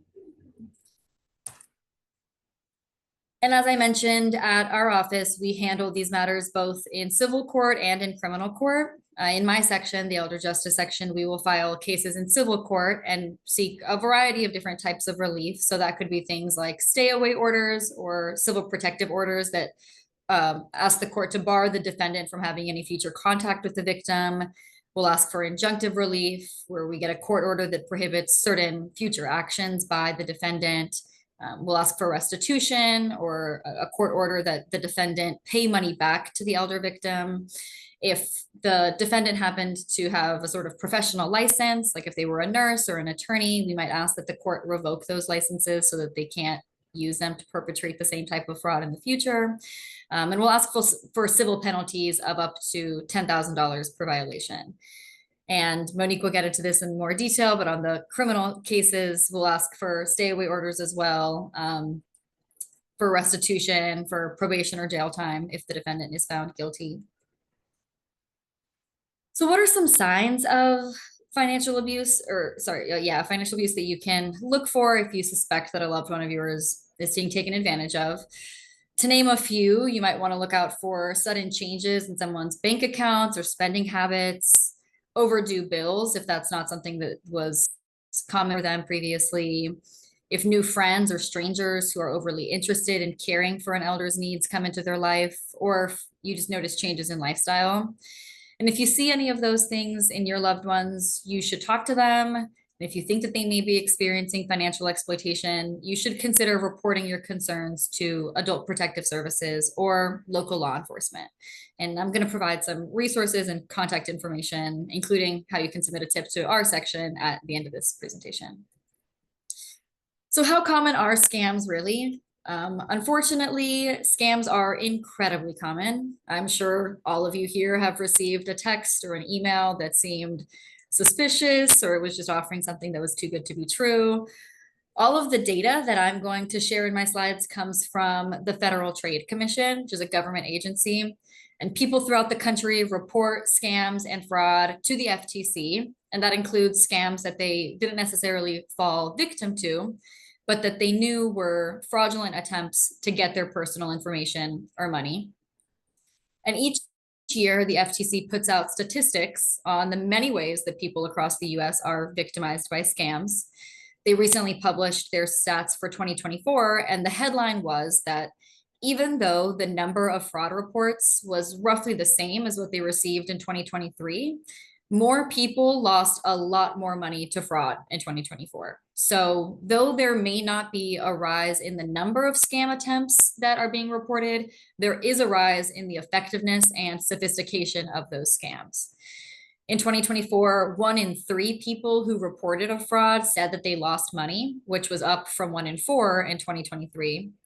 And the total losses for that year added up to $12.5 billion, which was up $2.5 billion from 2023. So that's about a 25% increase in the amount of loss that we're seeing to fraud. From what I've seen from other polling groups, this trend is continuing, and more fraud reports and more money lost are being reported for 2025.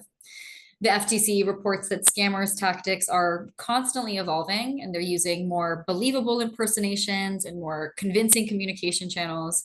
And I don't share any of these numbers to try to scare you all, but just to emphasize how important it is to stay cautious and to verify before you trust any messages or calls that you receive unexpectedly. One of the data points that the FTC puts out is a ranking of all of the states by which state submitted the most fraud reports per capita. So they take the number of reports they get by the number of people living in that state, and they'll calculate how many reports per 100,000 people were submitted. You'll see here that they list DC all the way at the bottom, but if we were considered a state on this list, we would actually be ranked number 1, and kind of by a big margin. So you'll see it was 2,509 reports per 100,000 people for DC, and the next in line would be Florida with 2,100. So for the amount of residents that DC has, we are seeing a very high number of people reporting fraud and scams to the FTC. Of the types of scams that were reported by DC residents, the most common scam was an imposter scam, with 11% of people reporting an imposter scam. And that is just where a scammer lies. They pretend to be someone that they're not to trick you into giving them money or access to your financial accounts. That top category that you see there about credit bureaus is referring to times where credit reporting agencies or furnitures either provided inaccurate information or failed to reinvestigate disputed information, or where there were things like impermissible access to or inquiries on people's credit reports. And then that second most common financial fraud in the district that was reported is identity theft. But in terms of which scams we're seeing, imposter scams were the most common and the ones that I'll be discussing in most detail. And the prevalence of imposter scams is not specific to DC. It was overall the most common type of scam that was reported in 2024. Some other scams that I'm going to talk about that you'll see on here are investment related scams and prizes and sweepstakes. Now, when it comes to who is most likely to be a victim of a scam, you can see that the numbers really aren't too far off between the ages of 20 and 79. But the age group who reported the most fraud in 2024 were individuals between 60 and 69 years old. And more importantly, that is the age group who reported the highest losses. So this goes back to what I mentioned earlier about older adults not necessarily being any more susceptible to scams, but really having the most to lose when they are scammed. Reports to the FTC for 2024 show a growing wave of scams that are aimed squarely at retirees' life savings. And in a somewhat ironic twist, a lot of the recent scams that people are using things like fake security alerts or other false alarms that convince people that their money is at risk. So they want to prey on older adults' vigilance about protecting their money and their identity. And they try to convince you that you need to move your money to protect it. But in reality, you are giving it away to a scammer. And from 2020 to 2024, the number of reports from older adults who lost $10,000 or more to these scams increased more than fourfold. And the number of reports from older adults who lost more than $100,000 increased nearly sevenfold. And the last piece of data that I'll share is just about the payment methods that scammers are likely to use. So credit card payments remain the most likely, but there has been an increase in the use of cryptocurrency as a payment method. And as you can see, it is associated here with very high losses. It's that fifth one down on this graph. And this is in part because that payment method is very difficult or almost impossible to reverse once funds are sent, unlike with credit cards, which tend to have more built-in fraud protections. And to share a little bit more about the work that the Elder Justice section at our office is doing, we recently filed a lawsuit against a cryptocurrency ATM company who operates several cryptocurrency ATMs throughout the district. These are ATMs where you can go and deposit money and purchase cryptocurrency, and you provide a wallet number where you would like the cryptocurrency to be sent. Our investigation into this company and what we allege in our lawsuit is that during their first 5 months of operating in the district, 93% of all the deposits that went into these ATMs were the product of outright fraud. These people deposited their money into the ATMs only because scammers told them to do so, and the money was not going to who they thought it was going to. And I'll share some examples of the types of scams that got those victims to make deposits a little bit later. In our lawsuit, we allege that the company, which is called Athena, did little to nothing to prevent their machines from being used to facilitate fraud, and instead were pocketing hundreds of thousands of dollars in undisclosed fees from these scam victims, the majority of whom were elderly. The median age of the victims was 71 years old, and the median loss per transaction was $8,000. So in the district, we are seeing scammers telling people to send money by cryptocurrency. And it should set some alarms off for you if you think you're dealing with a legitimate business or a government agency, and then they tell you that the only way to secure your money or for you to pay a debt that you owe is by putting your money into cryptocurrency or sending crypto to someone. So common scams and how we can avoid them. First off, what are some common phrases that we see across all scams? It's things like urgent action required, or you can only avoid penalties by responding immediately. And surprisingly enough, we see things like this is not a scam a lot. Scammers understand that when people feel rushed or anxious or pressured, they're less likely to think critically before acting. And to take advantage of that, they'll use language like this that's designed to trigger fear or maybe even excitement or scarcity. They'll say things like, this is a limited time offer, or there are only a few spots left in this incredible investment opportunity we have. But regardless of whether these lines sound threatening or enticing, the goal is the same. They want you to stop from pausing to verify. So when you see a message that makes you feel rushed, that is really your cue that you should slow down, because urgency is the #1 red flag that something may be a scam. What are some common types of scams?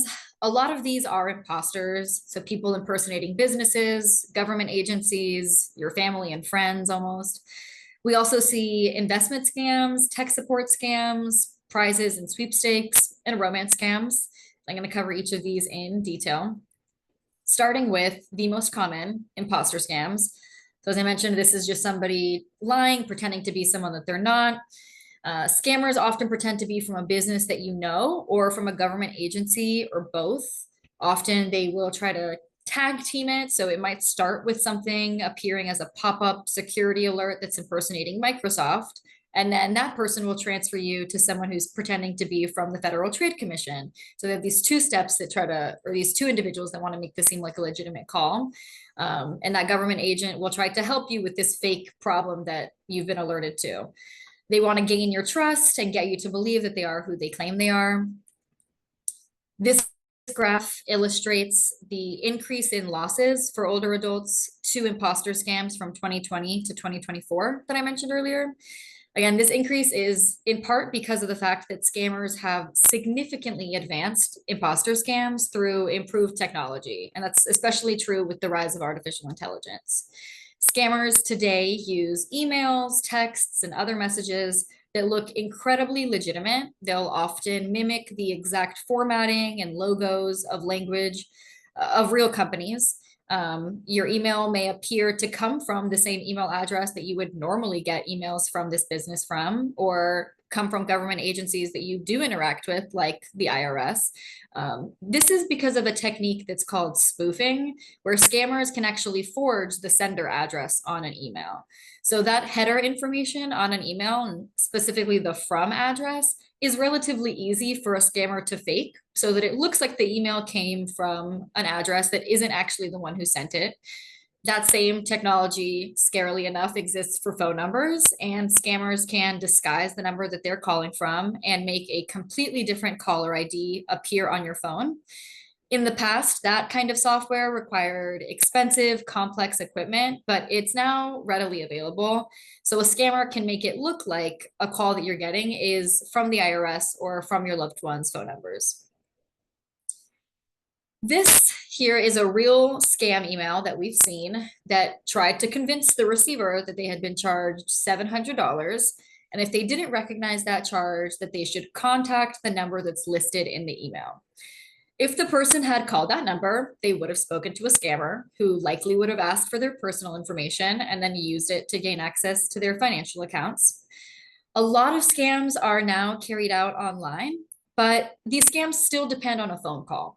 So even when they don't start with a phone call, reports show that the goal is to get you on the phone. A call is still the best way to dial up that fear and that urgency so that it's harder for you to think clearly and check things out. And keeping you on the phone is designed to keep you from calling anyone who could help, a friend or a family member who's in a calmer state of mind and who can see through these people's lies. Most of the victims that we spoke to when we were investigating that crypto ATM company reported that the scammer insisted that they stay on the phone with them until the transaction was complete, and it was successful. On the next few slides, I'm going to go through some of the things in this email that could alert you to the fact that this is fraudulent. So starting off with the mismatched branding, you'll see that the email is supposedly coming from PayPal service, but if you look at the actual email address, it's sent via Square's messaging domain. It's messaging.squareup.com. These are two distinct payment services, and an authentic PayPal message would come from a PayPal domain. So if you see things like that where the actual email address doesn't really line up with the business, that's a flag that it might be a fraudulent email. These generic brandings, like just PayPal service, it's not typically how PayPal would refer to itself, and just putting it in these big capital letters, something we see often in these types of emails. The grammar and the formatting is also kind of off. You'll see there's a typo where it has two I's and if, and the spacing is kind of weird. Legitimate emails from large corporations like PayPal typically don't have these types of grammatical errors. I mean, that's not like a foolproof way to know if something's a scam, but it's something that should alert you to maybe this isn't a legitimate email. And then listing a phone number on there. Like I mentioned, they want to get you on the phone, whereas real businesses will probably just ask you to log into your account to resolve problems or go to their website. So wanting to get you on the phone is something that you should be looking out for too. And though these are things to look out for, it is important to remember that not all scammers are going to be this sloppy. Like, you can get an email that looks perfectly fine and it might still be fraudulent. So if you do get a completely unexpected email or text message, it's not related to an actual purchase that you've made or anything, the safest thing to do is not click on any links that are in the messages. Don't call the number that's listed in the message, but instead you should just go online, find the website and the phone number from the business themselves, and contact them directly through your account or through their customer service number that you find on their website. If the message is legitimate, someone from the business's customer service is going to be able to help you. And this goes the same for if you get an unexpected phone call from someone claiming to be a business. Again, the call may even come in from a number that appears associated with the business, because the scammer can just as easily look up online a business's customer service line and then use that number through spoofing to make it look like that's who's calling you. We've heard reports that scammers will tell people, you can look up the number that I'm calling from and see that it's from the business. But the safest thing to do if you get an unexpected call, before you decide to share any personal or financial information over the phone, is to hang up and call back the business yourself, not from the number that called you, but from looking online and finding their number. And again, if the call is legitimate, the business isn't going to have any problem with you taking a couple extra steps to protect your personal information. The government imposter scams are something else that we're seeing a lot of. These scammers try to convince you that they are a government officer or agent. Some examples involve offers to help you with your Social Security or Medicare benefits, but only in exchange for a fee or sensitive personal information. Scammers might be imitating law enforcement and threaten to arrest you or give you legal penalties unless there's some immediate payment that's made.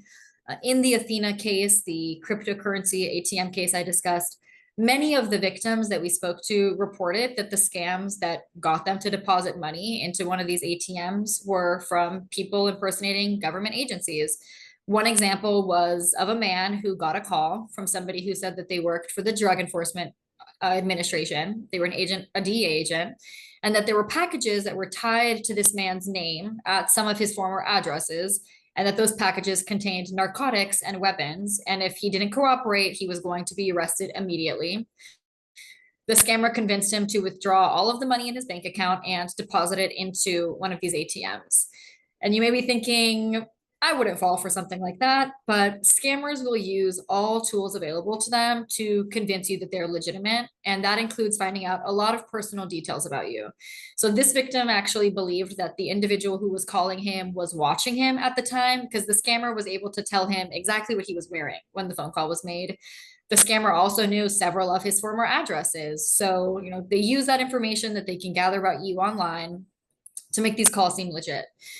And something else that we're seeing here in the district is a rise in fake calls from the Metropolitan Police Department.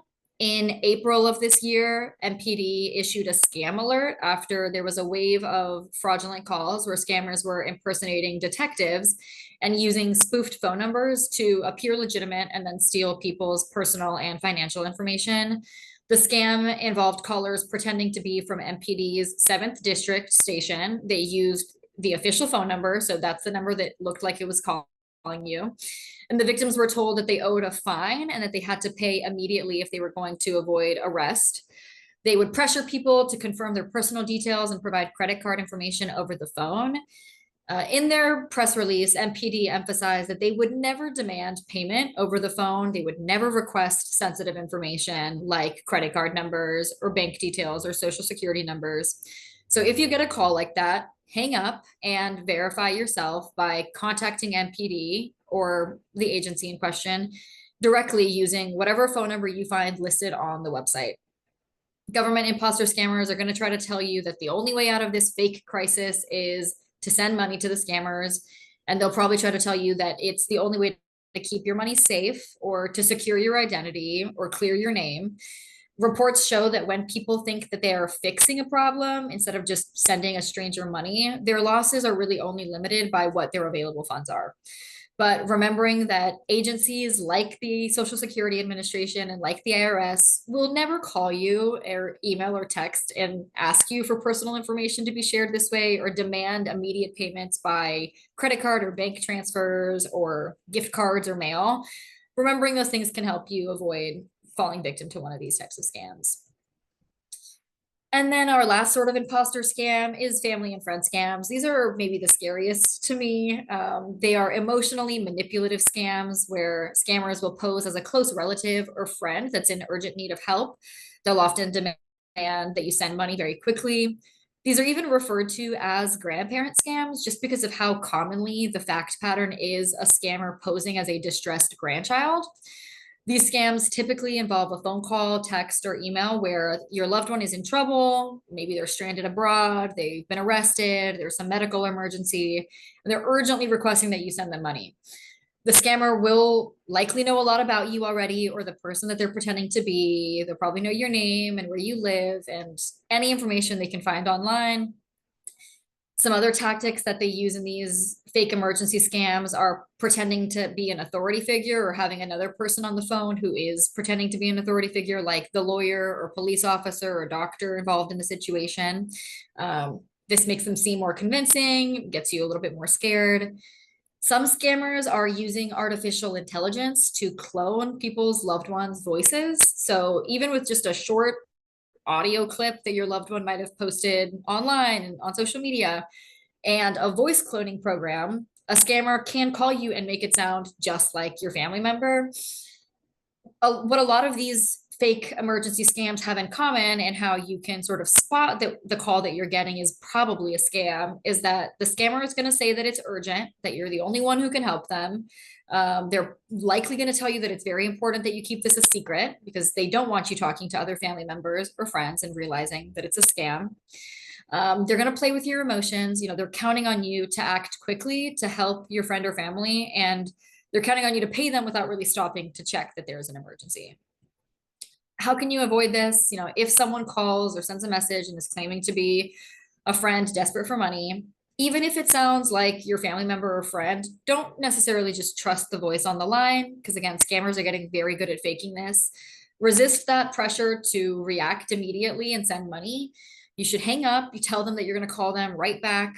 If you don't feel comfortable hanging up, try asking a question that you know that the person, only the real person would know. You know, where did you spend Thanksgiving last year? What kind of dogs do you have? Hopefully your family member isn't super online and there you can come up with a question that they haven't posted about and someone could find. You should attempt to call them back yourself using their real phone number. If they're not answering, call your family and friends, because somebody that you trust can be able to help you figure out if this really is a true story or not. So recapping how you can avoid being a victim of an imposter scam, just remember that even if a message looks legitimate, it may still be a scam. You shouldn't click on any links or attachments if you get an unexpected message or if you're at all suspicious that a message isn't legitimate. If you get a phone call, stop the communication yourself and find the number or website of the business or agency. Never, ever transfer money or send money to anyone, no matter who they say they are, if it's in response to an unexpected call or message that you get. And that's even if they're telling you that this is the only way to protect your money. You should also just never give your personal information over the phone or by email or text when you are not the one who initiated the communication and you haven't confirmed that you are speaking with somebody legitimate. The next type of scam are tech support scams. So these often start with some bogus warning that'll pop up on your computer saying that there's an issue. It will probably look like it's from a well-known company. And again, it will urge you to call a phone number to get help. Other tech support scams might start with you getting a call or a text message from a scammer who's pretending that they're a computer technician and they want to help you out. If these people happen to get you on the phone, they're most likely going to ask to get remote access into your computer or your device and then pretend to scan it for viruses. They're going to claim that they find some sort of malicious program on there, some virus that you need to get fixed, and they'll offer to remove it for a fee. They'll often insist that you pay with things like gift cards or wire transfers or cryptocurrency because, like paying with cash, once you pay in these methods, it's very hard to get your money back. Sometimes they will do sort of these tag teaming scams where the fake tech support specialist will ask for remote access. And then once they do their scan, they'll pretend to discover that your account has been hacked or that your name is linked to a serious crime like money laundering or drug trafficking. And that's when that tech support impersonator transfers you to someone who supposedly works for the government and can help you.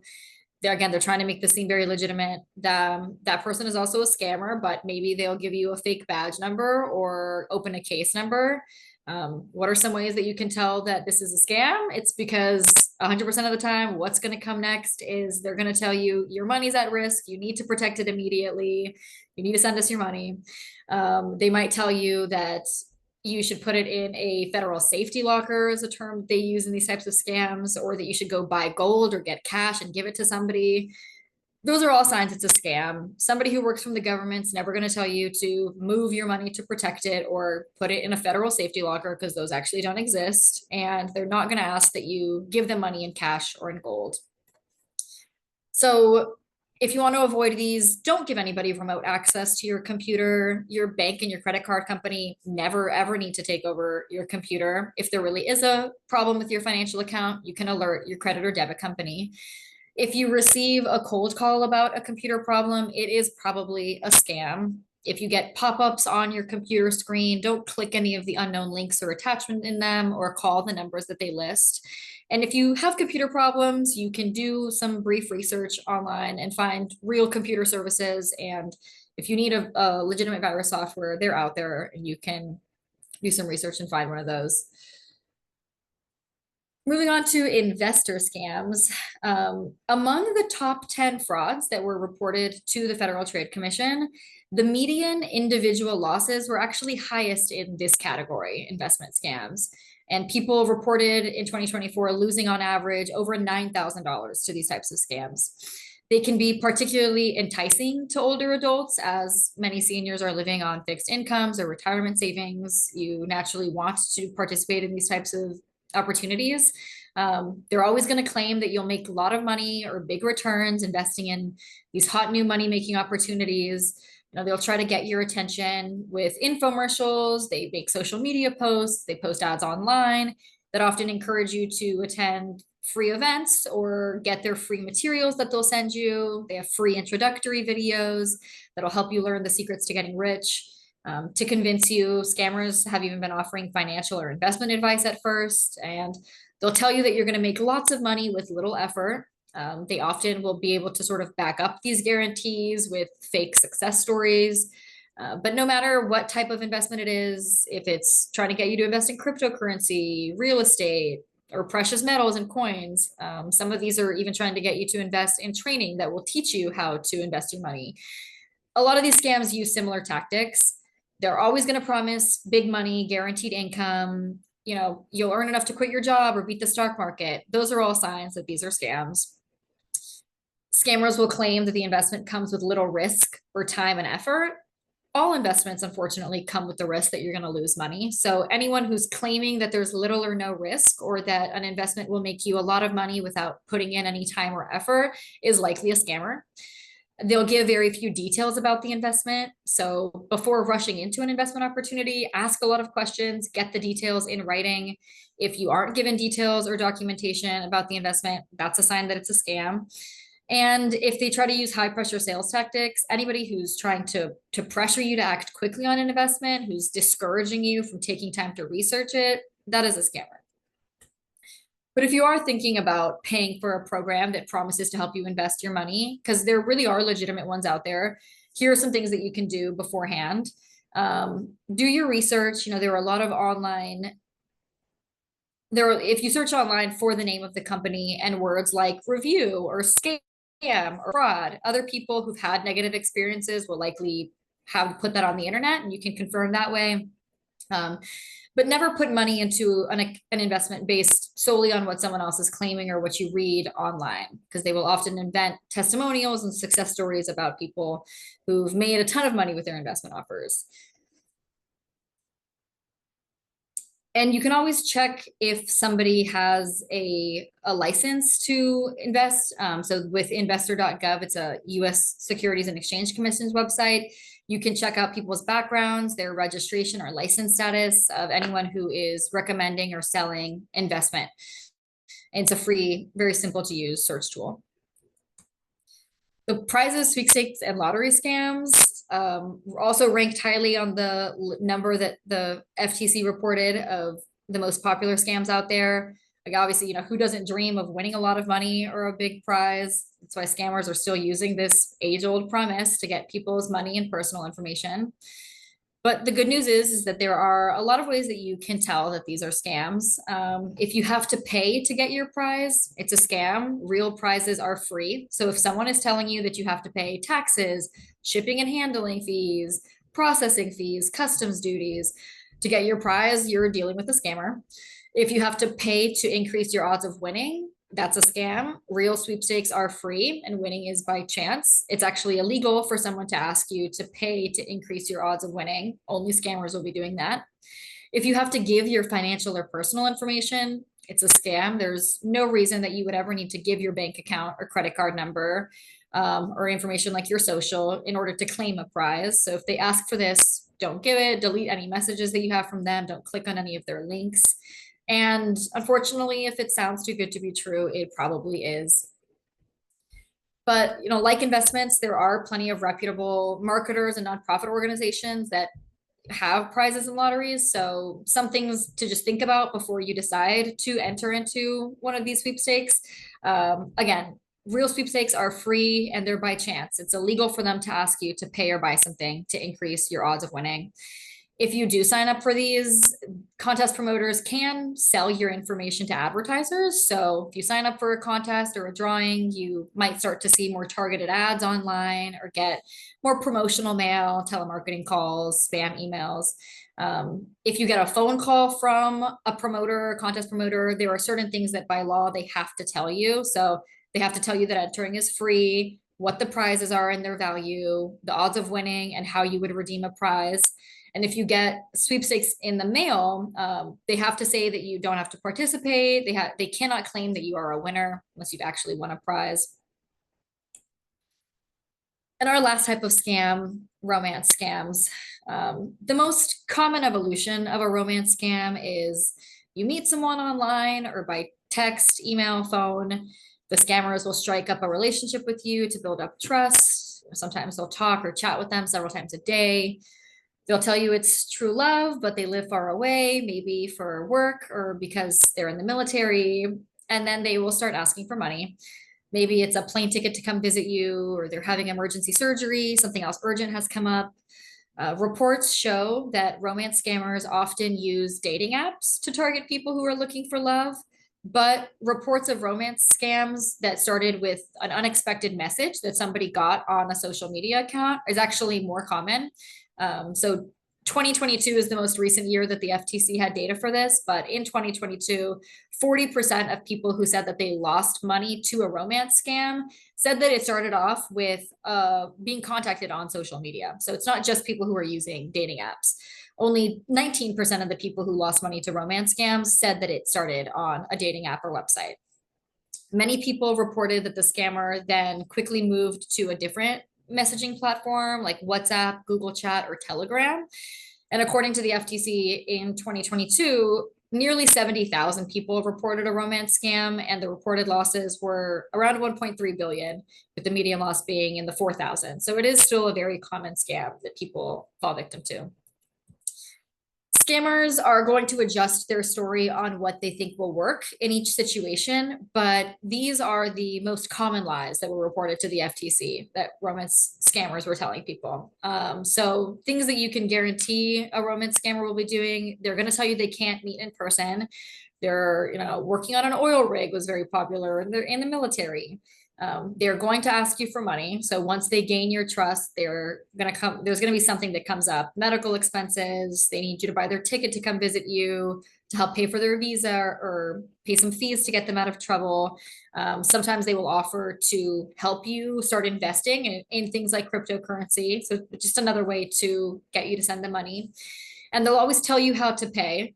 All scammers, not just romance scammers, want you to give them your money quickly, and they want you to give them money in a way that makes it hard for you to get it back. So they'll tell you to wire money to them, or use companies like Western Union or MoneyGram. Putting money on gift cards and giving them the PIN codes is still common, or sending money through money transferring apps.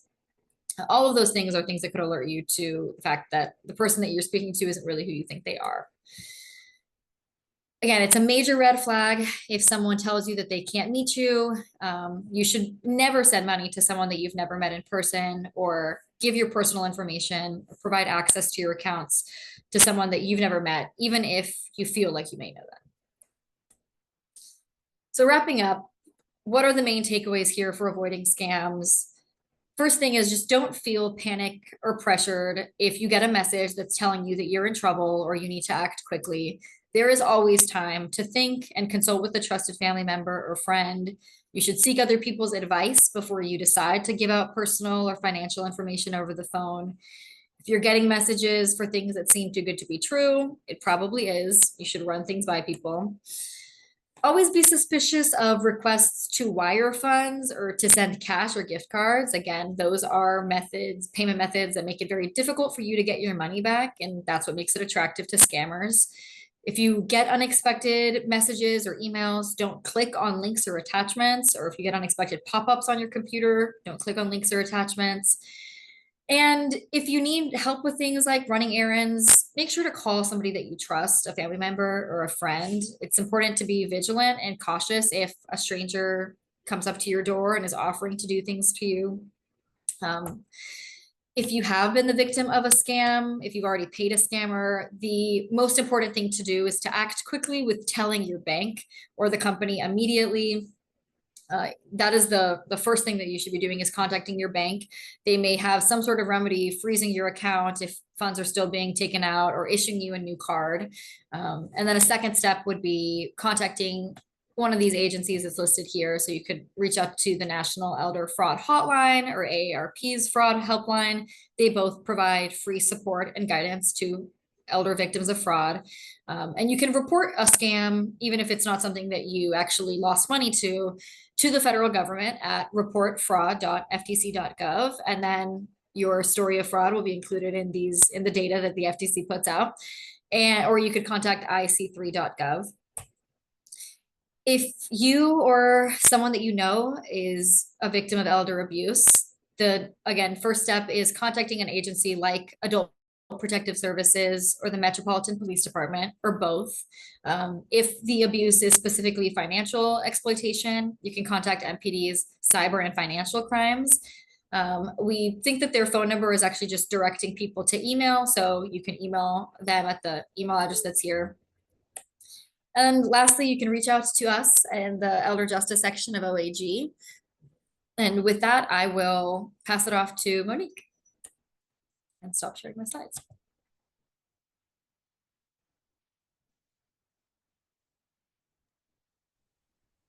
Good afternoon, everyone. Hopefully you can hear me and see my slides. Can you? You can? Great. Yes. So thank you for having both Camilla and I It's a pleasure to be here with you today. Camilla has discussed, or Camilla represents the civil side of our OAG practice when it comes to fighting elder fraud. And in that group, I spent 6 years in that group, I should say. And we primarily focused on filing lawsuits when appropriate to go after perpetrators of elder financial exploitation. I'm going to talk today about how we respond in our criminal courts when appropriate to elder financial exploitation. And with that, I will get started.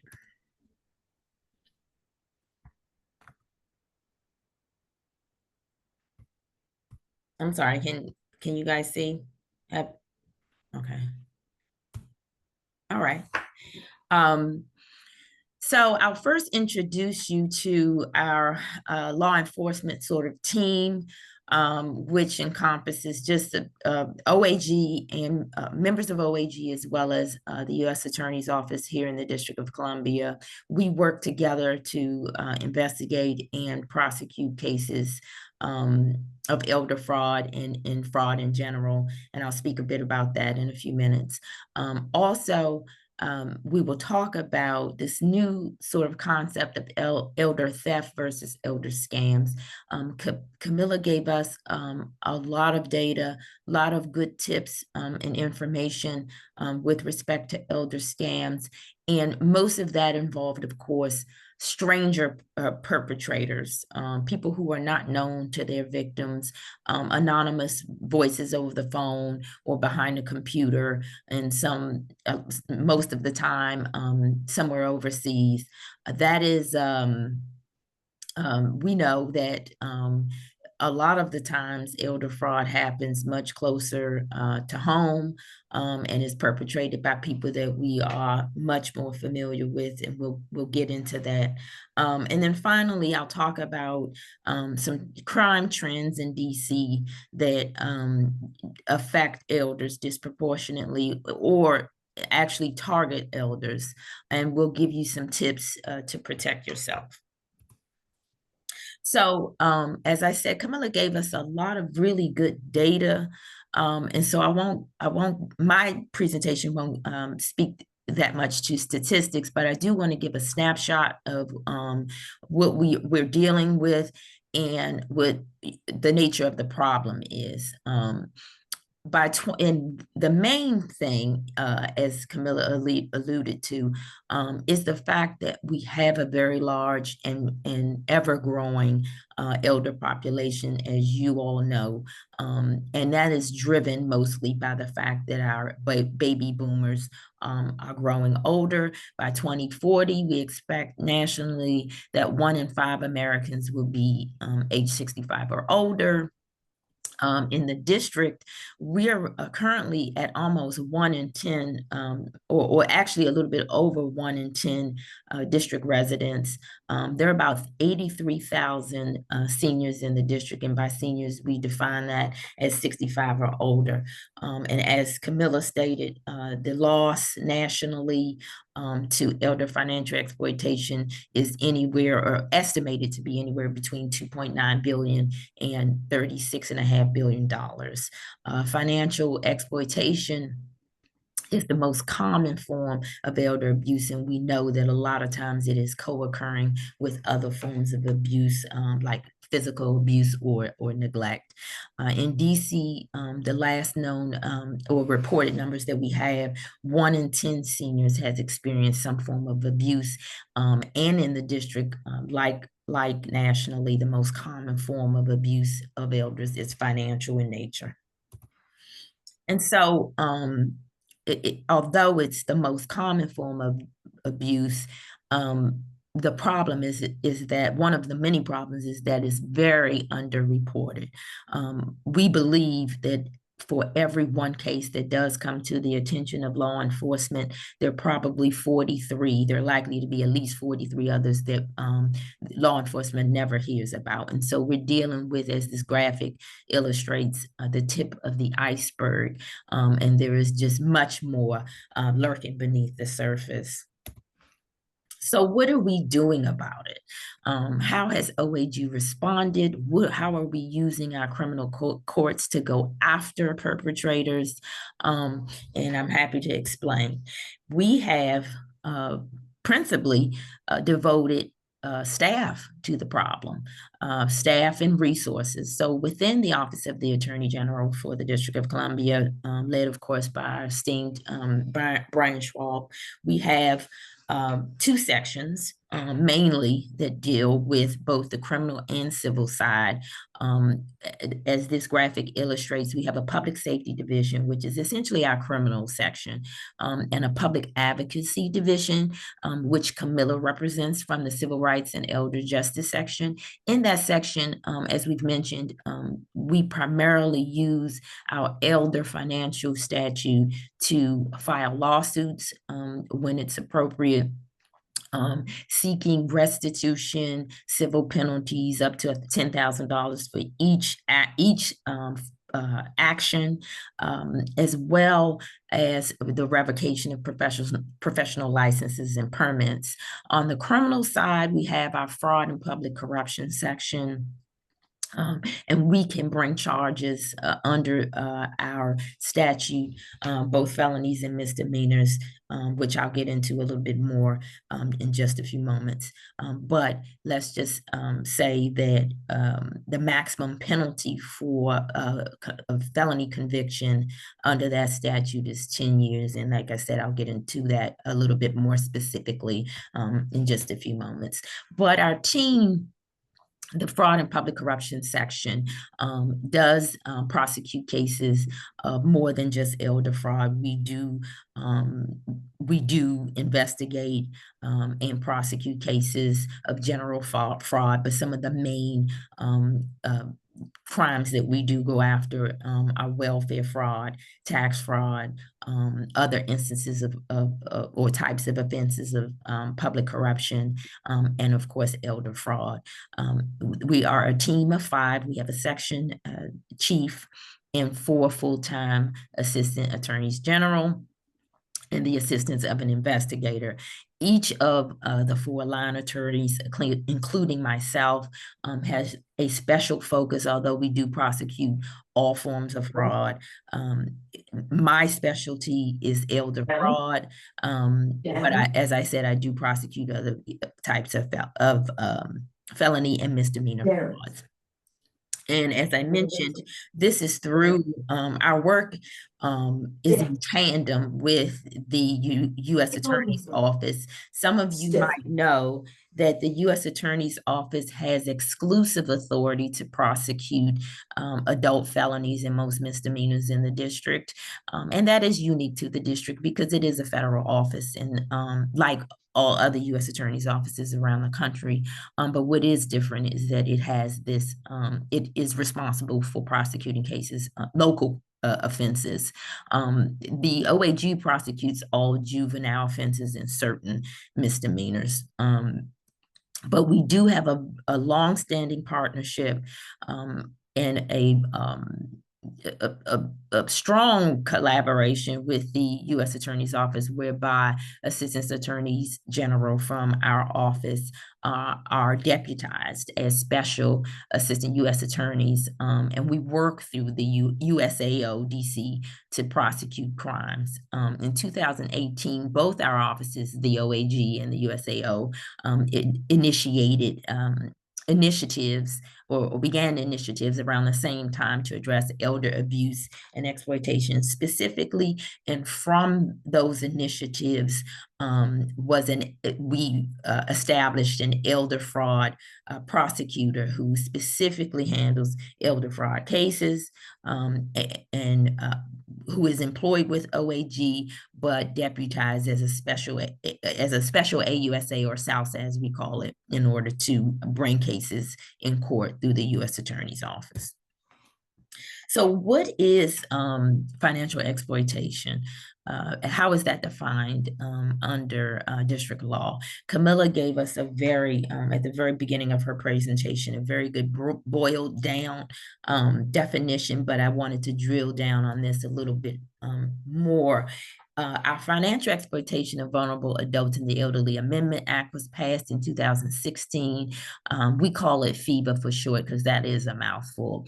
But it basically means that a perpetrator does an action or commits an act that falls into one of three categories as the statute spells out. So a perpetrator uses deception, intimidation, or undue influence to do either of three types of things. And one being they use either of these three methods to use an elder or vulnerable adult's money or property for someone else's benefit.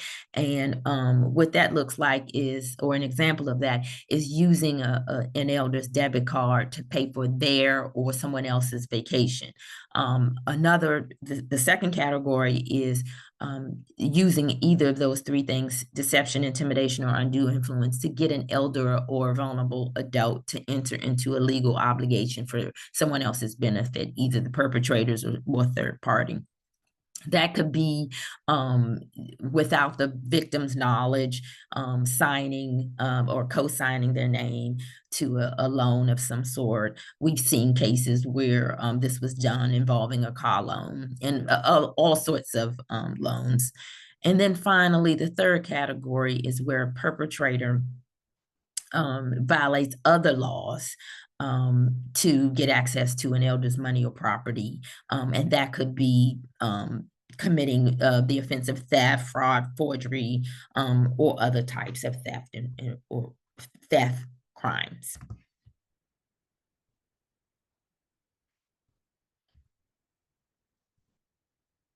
So what are the criminal penalties? What are the consequences for getting convicted under the Financial Exploitation Act? So we charge, as I said, it can be charged as a felony or misdemeanor, and what dictates whether it's a felony or misdemeanor is the amount of losses or the amount stolen. Anything $1,000 involving $1,000 in value or more is a felony. And anything less than $1,000 is a misdemeanor. As I said, felonies subject the defendants to 10 years in jail upon conviction. Misdemeanors, 180 days, and that's for each count. And an indictment can involve multiple counts related to multiple instances of theft. So there are criminal penalties as well, criminal fines, up to $25,000 for felonies. Other penalties could be at sentencing, a defendant could receive probation through a fully suspended or split sentence. And that just means that say, for instance, a defendant is sentenced to jail time, let's just say 5 years. A judge could fully suspend the sentence, which means to just hold off on sending that person directly to jail. And for a period of time, let's say 2 or 3 years of probation, as long as that person successfully completes the terms of their probation, then they will never have to do that 5 years. Another alternative in using probation in a sentence is a split sentence. It's a mixed bag where a judge could impose both jail time and probation. So say that same person gets a 5-year sentence, the judge could send them to jail directly for part of that sentence, let's say 2 years, and let them out, and then for a period of probation, 2 or 3 years, maybe 3 years probation, they will have that remaining 3 years hanging over their head, and as an incentive for them to comply with probation terms. So that's the difference between a fully suspended and a split sentence. But probation is a regular part of financial crimes sentences. Also, we have routinely stay-away orders, and that's even pre-conviction. During pretrial release, most defendants who commit financial crimes do have some form of stay-away order if they have an individual elder victim, most of the time they are barred from having any further contact with the victim pending trial. And then, of course, we will, if they're convicted, we look to make that a permanent part of their sentence. The restitution, as I mentioned, almost in every case, we ask for restitution. Usually without fail, we ask for full restitution. So however much the losses were, we typically want to recover all of it.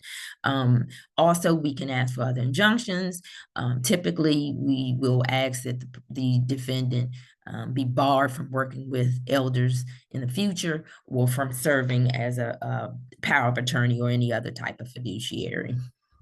So in addition to our financial exploitation statute, we have other garden variety, or what I call garden variety theft offenses that we can charge, both as felonies and misdemeanors. Those include theft, fraud, forgery, identity theft, credit card fraud, and others.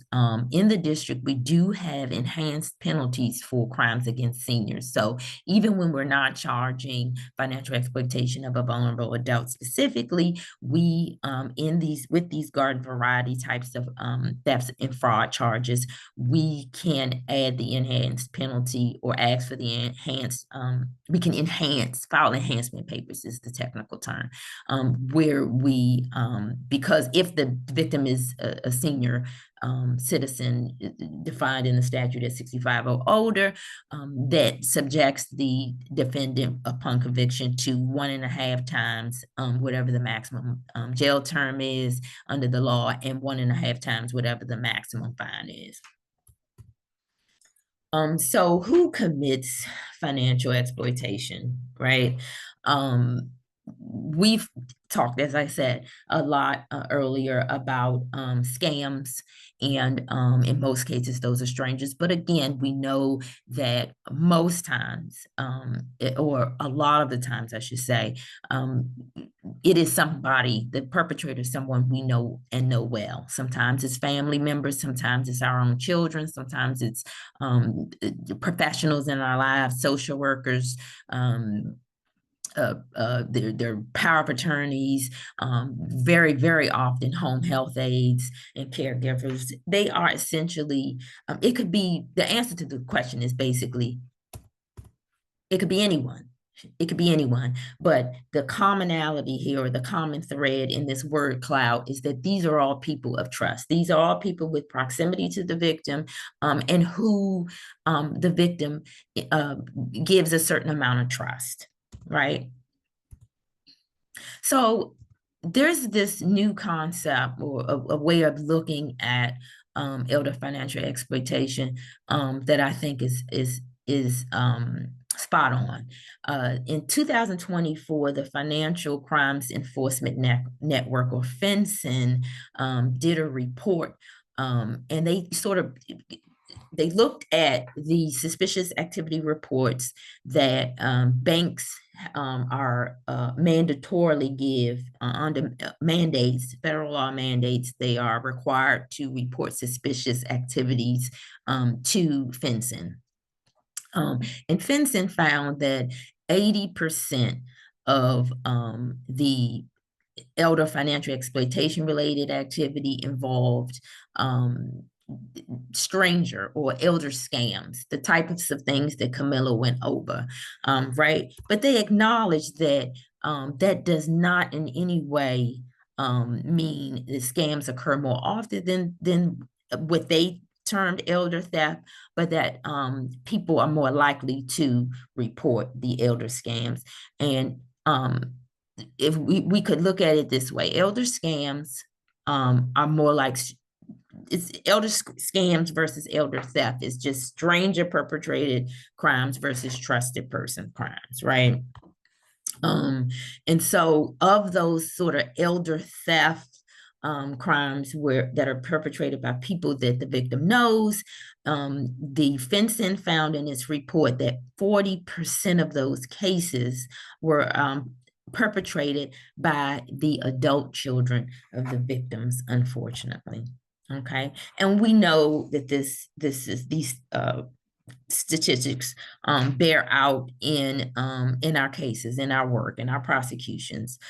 Here are some examples of cases that we've recently gotten convictions on.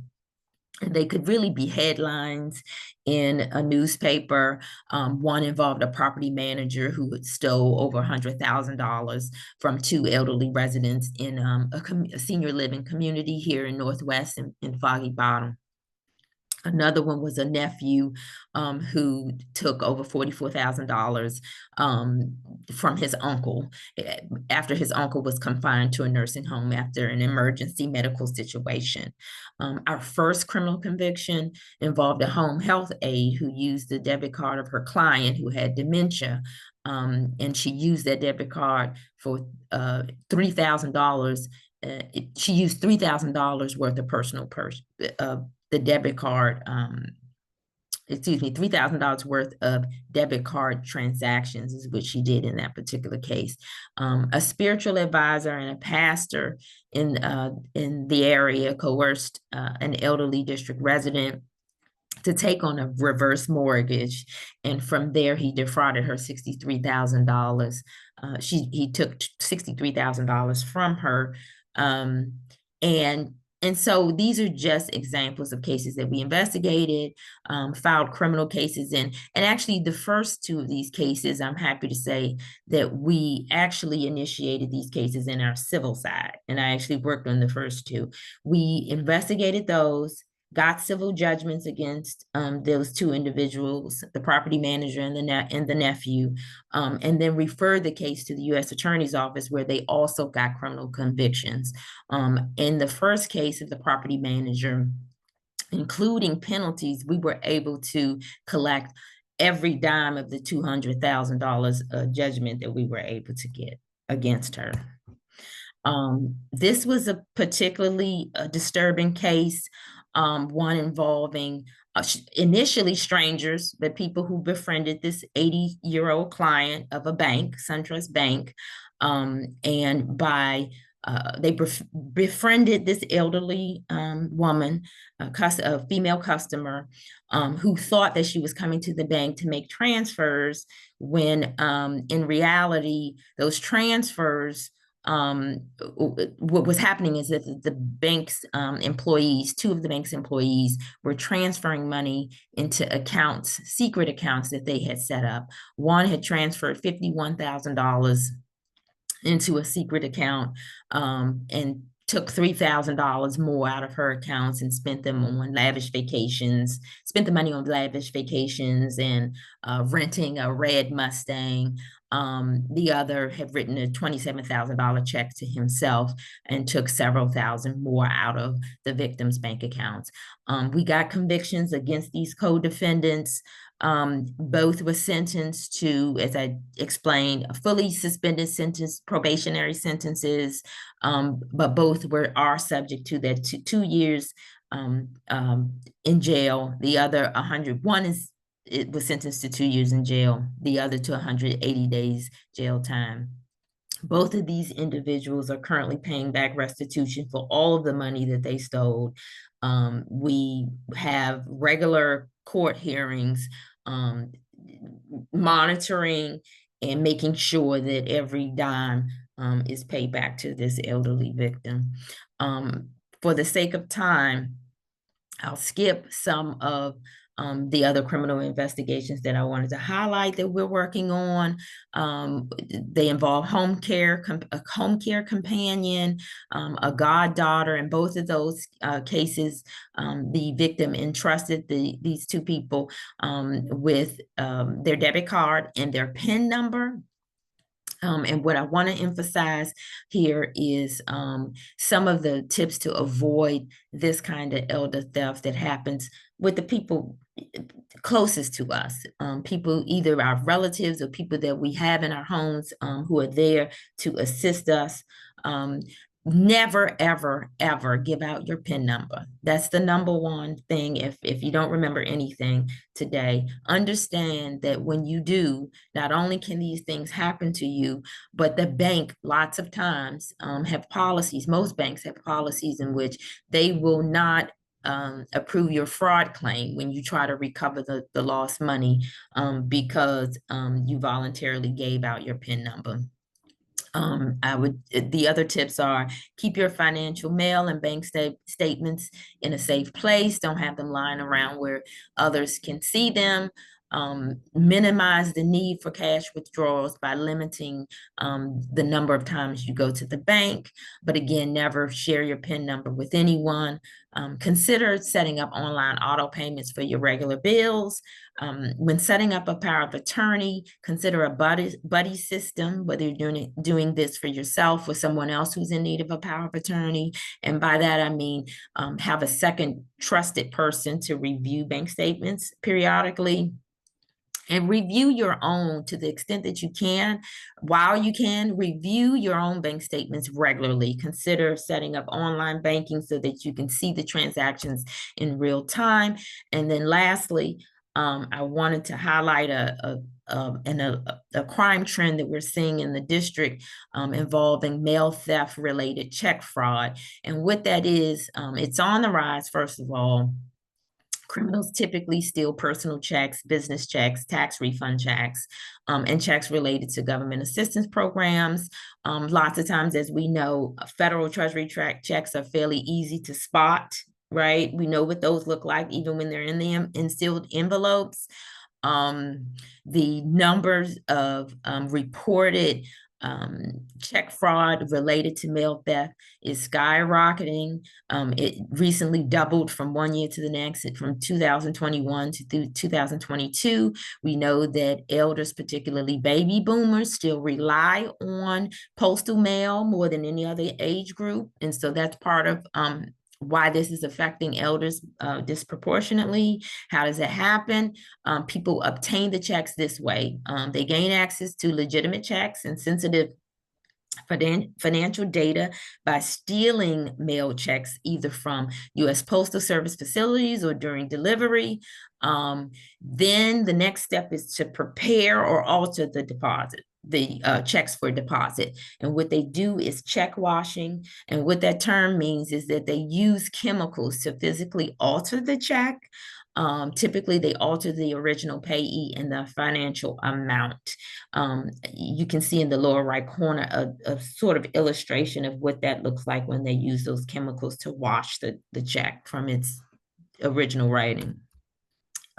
Another way they do it is by check cooking through sophisticated equipment. They're able to manipulate an image of a stolen check. So they don't even actually need all the time the physical check. They just use the image of the check. Through photo editing software and high-tech printers, they're able to manufacture multiple checks from a single check image, and they can write the checks for smaller amounts, which typically go undetected. And finally, they recruit people who are willing to deposit these counterfeited checks, or they sell the images of the checks online. And the problem is that, or one of the many problems with this is that it may be a very long time before the victim, the banks, or law enforcement detected this is happening. Few things, and finally, and I think this is my final slide, how to protect your mail. Consider making online payments for bills and using money transferring apps when you want to give monetary gifts. Consider electronic tax filing and online payment or direct deposits of refunds. Pick up your mail promptly. Do not allow your mail to remain overnight in your mailbox. Ask your local post office if you're going to be away from home to hold your mail. Sign up for informed delivery, which is a very nice service that the U.S. Postal Service does. They send you images of incoming mail and packages so that you know the status of that when you're expecting something important or of value. And contact the sender to make sure that they've received checks, outgoing checks, when you've written them and sent them in the mail. And then there are a couple other tips that I have here. and how to protect your checks. Use pens with indelible black ink that makes it harder for fraudsters to wash the checks. Don't leave blank spaces in the payee or amount lines.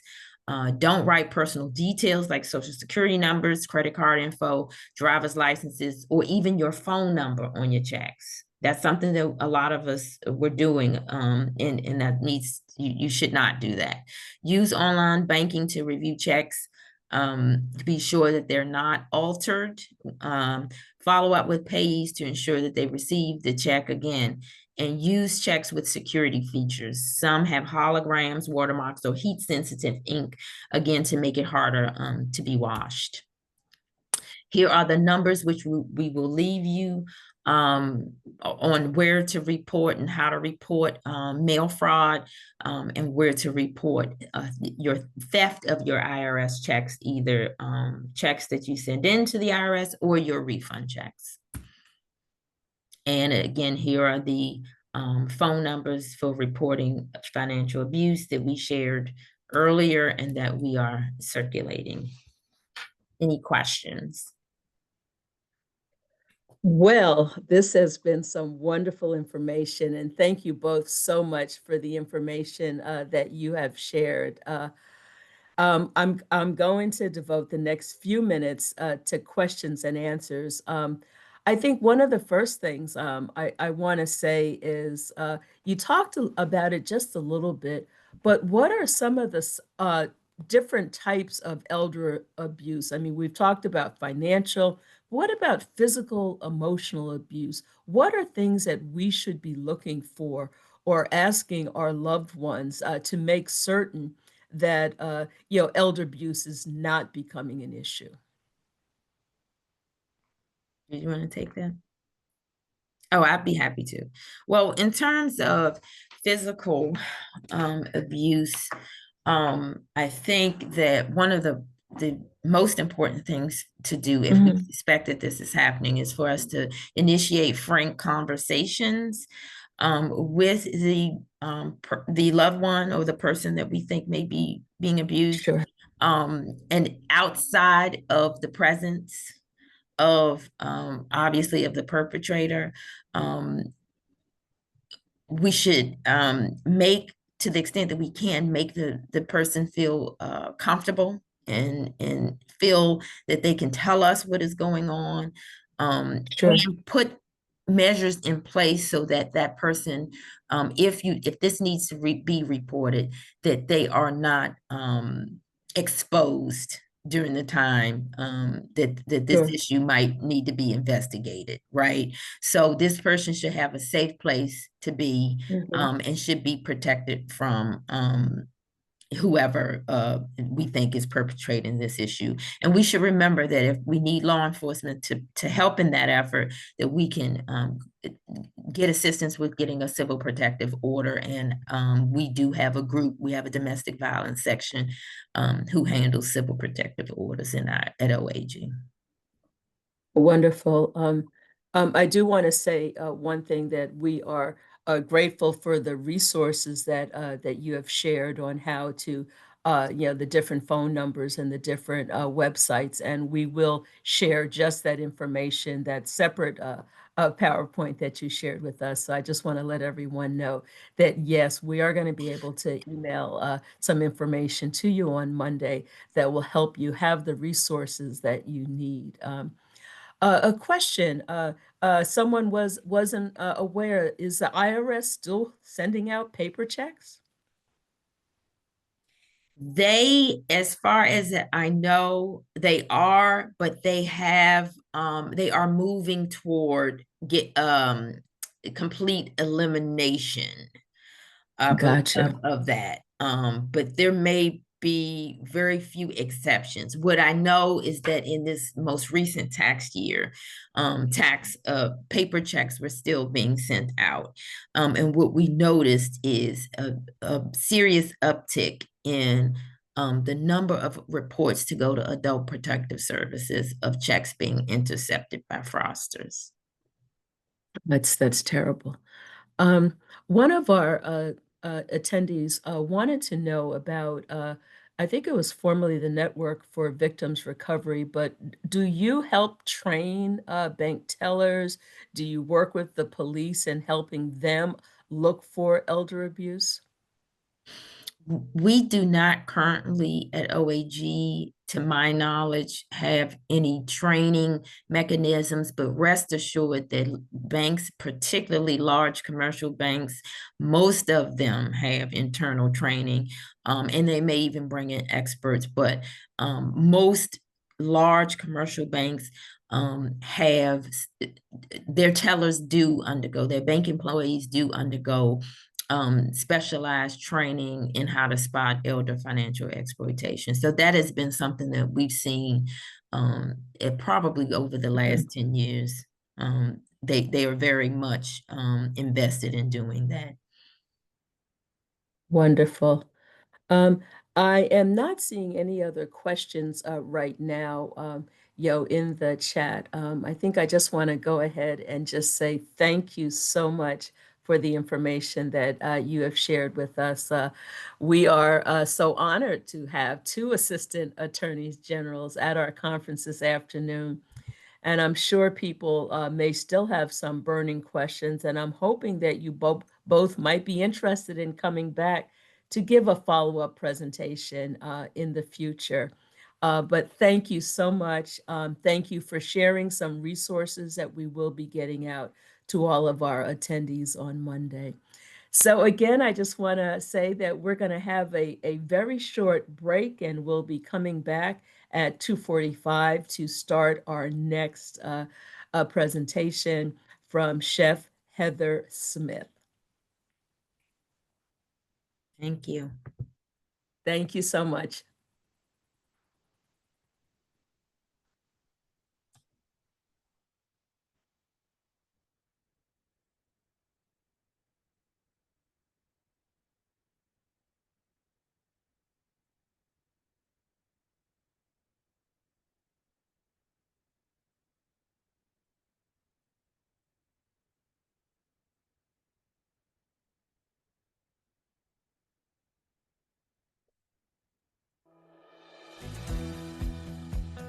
When you go to sell your house, you hire a real estate agent. Go to do your taxes, you hire a CPA.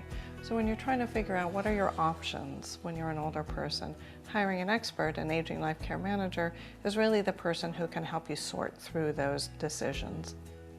My dad was diagnosed with Alzheimer's, and then a few months later, my mother died suddenly. So all of a sudden, we had to sort of figure out what next. We first spoke by phone about what his needs were, what kind of community would work for her and her lifestyle. Dad had agreed to come to Maryland, but when he got here and he didn't want to stay even a night, that was pretty difficult for me to deal with. The next day, I met with our care manager. She reassured me that this is very normal, and that was a huge help. We've been doing it for over 30 years. So we bring all of that experience to your situation and really are able to help provide the confidence that we can help you through this. Jane is my care manager. She checks on me every year. It's really a source of comfort, there's somebody that's there that is on my side. I just don't know what we would be doing without them. And it's such a huge resource because they know they've done this so many times. Once you hire our company, you're not alone. We're here with you through this process, and we'll be with you to the end. Welcome, love.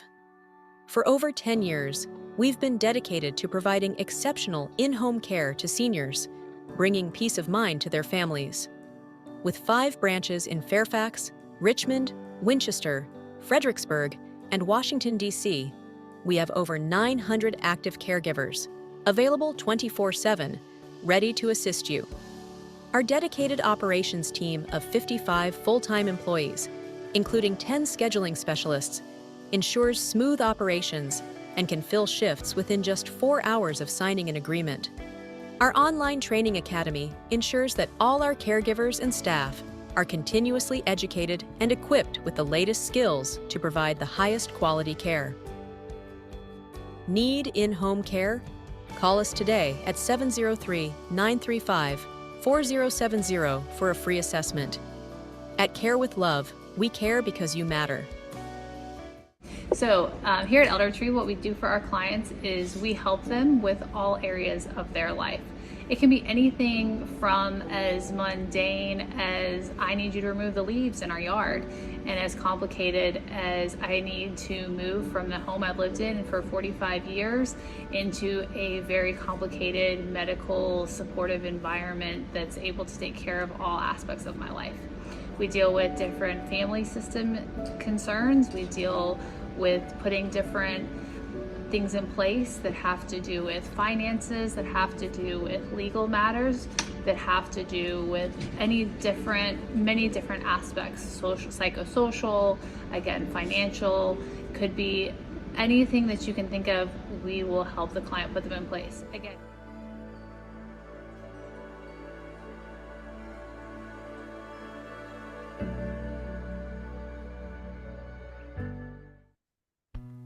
Aging is a fact of life, and we've all learned just how quickly life can change.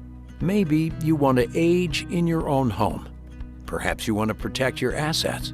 Maybe it's a combination of these things and more. Goodwin Living at Home was created for just these purposes, to help our members maintain the highest level of health and quality of life while living in their home. With a membership to Goodwin Living at Home, you'll have a partner for life to help you receive quality care if and when you need it, and a financing plan to help cover the costs. Our plans can be adapted no matter where you call home and include affordable alternatives and supplements to long-term care insurance. There's no time like the present to join. It's a gift of a lifetime to you and your loved ones. Learn more at goodwinliving.org or by calling 703-575-5202.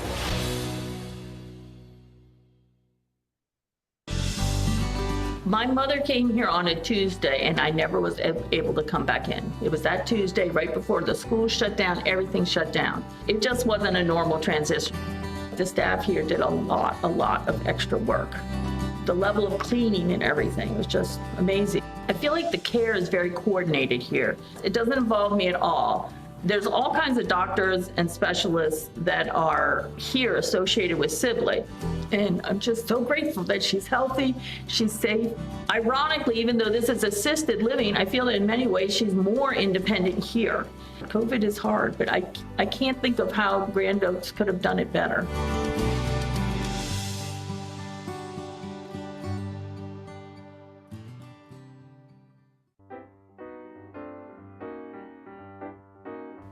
In memory support assisted living at Ingleside at Rock Creek, we are part of a larger life plan community, a nonprofit inspiring in its history and long tradition of caring for older adults. So the partnership between Levine Music and Ingleside at Rock Creek has been born out of a desire to bring a rich music program to the residents at Ingleside at Rock Creek, mostly with music therapy programming for individuals in the memory support assisted living program, but also to bring a performance series and bring recitals and concert opportunities, music-based lectures and beyond in the future. We have successfully launched 3 new programs: storytelling conversations, poetry and prose reflections, and field studies in nature, and our art therapy program for those who have enjoyed art in the past or for those who want to try something new. Every day, our memory support programs bring the past to life, validate our residents' curiosity and love of continuous learning.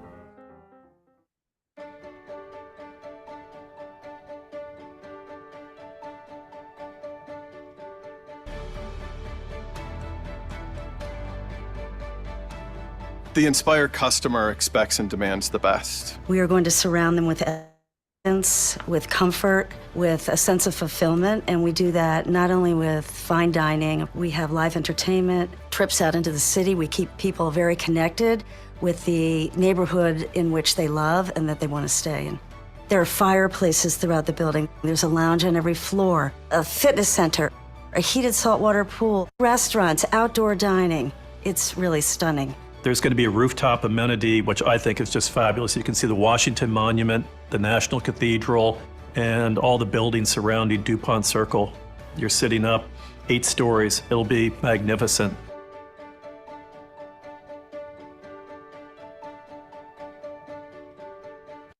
At Silver Bridges Consulting, we're here to help you and your loved ones find the ideal senior living community and transition seamlessly by representing your best interest always. We do this by blending our expansive senior living knowledge with the empathy of having walked in your shoes. Our approach is hands-on, profoundly personal, and steeped in expertise. Together, we'll find the place that feels just right. Visit silverbridgesconsulting.com/always to learn more.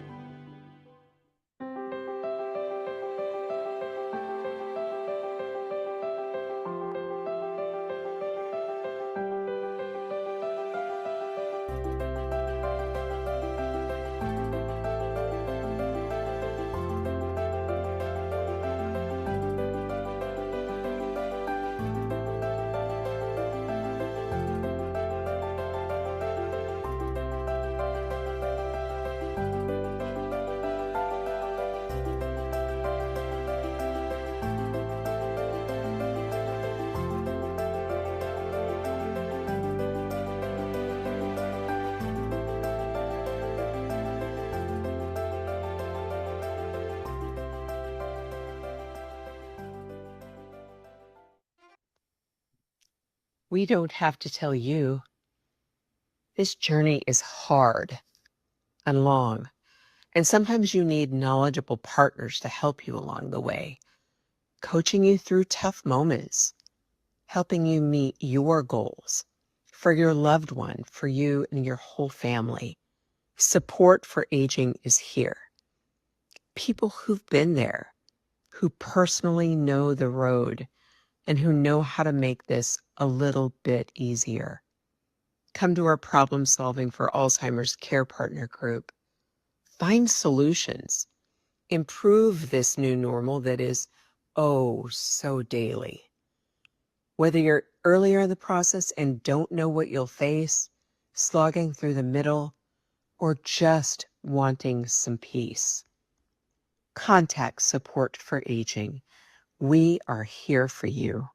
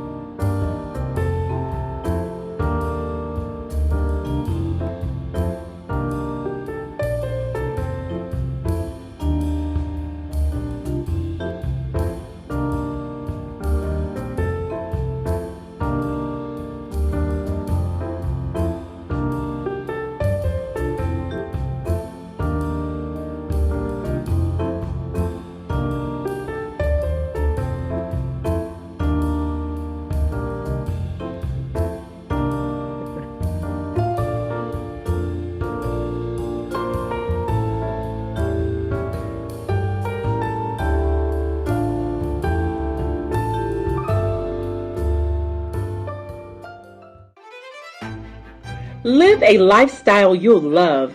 Discover a welcoming community in the heart of Washington, D.C. Whether you're an active senior that's ready to live a more vibrant lifestyle, or you're a family member searching for your loved one's next community offering comfort and safety, the Residences at Thomas Circle is a perfect choice. We provide a wide selection of senior living lifestyle choices, including independent living, assisted living, and memory care, right in the heart of Washington, D.C. Our downtown senior living community empowers residents in Washington, D.C. to live life on their terms. Residents are surrounded by an environment with first-class amenities and local diversions of historic proportions. It's a great time to have a wonderful life with the senior lifestyle community, the Residences at Thomas Circle. We'd love to have you for a tour. Come see us today.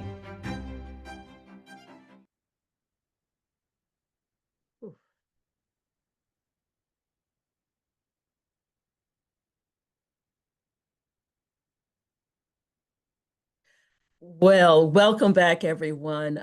We are certainly looking forward to our next speaker, Chef Heather Smith. Chef Smith is an executive chef, educator, and founder of Blacksmiths, a Baltimore-based culinary group. And with more than 20 years of experience across restaurants, catering, and private service, she has created dining programs that celebrate both culture, health, and community. Her work bridges culinary artistry and nutrition, making her a trusted voice on food's role in wellness, memory care, and inclusive hospitality. She is known for her creativity and warmth. Chef Heather uses food as both nourishment and as a tool for connection. So her presentation is going to be about nutrition for aging well, with a focus on how food is not only nourishment, but it's medicine. And she's going to offer a brief cooking demonstration that will provide easy, replicable recipes. So sit back, the tone is going to be practical, accessible, and empowering. With that, I want to welcome Chef Heather Smith. Hello. How is everyone? Good to see you. So I'm Chef Heather Smith, as my lovely hostess introduced me. Give me one moment. I'm sorry, I'm having some technical. I've been sitting here listening, enjoying the presentation. Everything is perfect. In the second I'm supposed to do a thing, it stops behaving as it should. Give me one moment. But yes, I'm Heather Smith. I am chef and culinary educator. I'm really happy to be a part of this very timely and important presentation of information today. I was listening and taking notes to share with my family as well, both for pre-planning and for my parents. A little bit about me. I'm going to stop for a moment and ask for Sharon's thumbs up. Is everything as it should be? You see my screen? Yes. Okay, just making sure. Because I'm looking, I'm not sure what I'm supposed to see. So I've been a chef for over 20 years, restaurants, traveled, worked for a long time as a traveling private chef. And as I got older and see more things around me, I really wanted to start cooking for people, less just the people who could afford me and more the people who I view as community and people who I felt like needed me to cook for them. And so that's how I brought my private chef work and education work to the school system here in Baltimore, where I am, and started me on the road to figuring out programming along the way. My father was diagnosed with early onset dementia and Alzheimer's. And so that kind of changed the trajectory even more to figure out how I could support with my modality what I knew how to do, which was cook. And so I come from a long line of food as medicine women, as we say. And if you don't feel well, there was an auntie or a grandma or a neighbor who could whip something up. And somebody might tell you to put an onion in your socks before you go to bed, or make you a particular tea for a reason, or a soup. And God forbid you didn't drink the pot liquor out the greens, because that's where all the nutrients were. So my kind of perspective on health and wellness and aging and how we can have really impactful changes or impact the changes that we experience as we age is that it's less about necessarily learning something new, although that's always beautiful.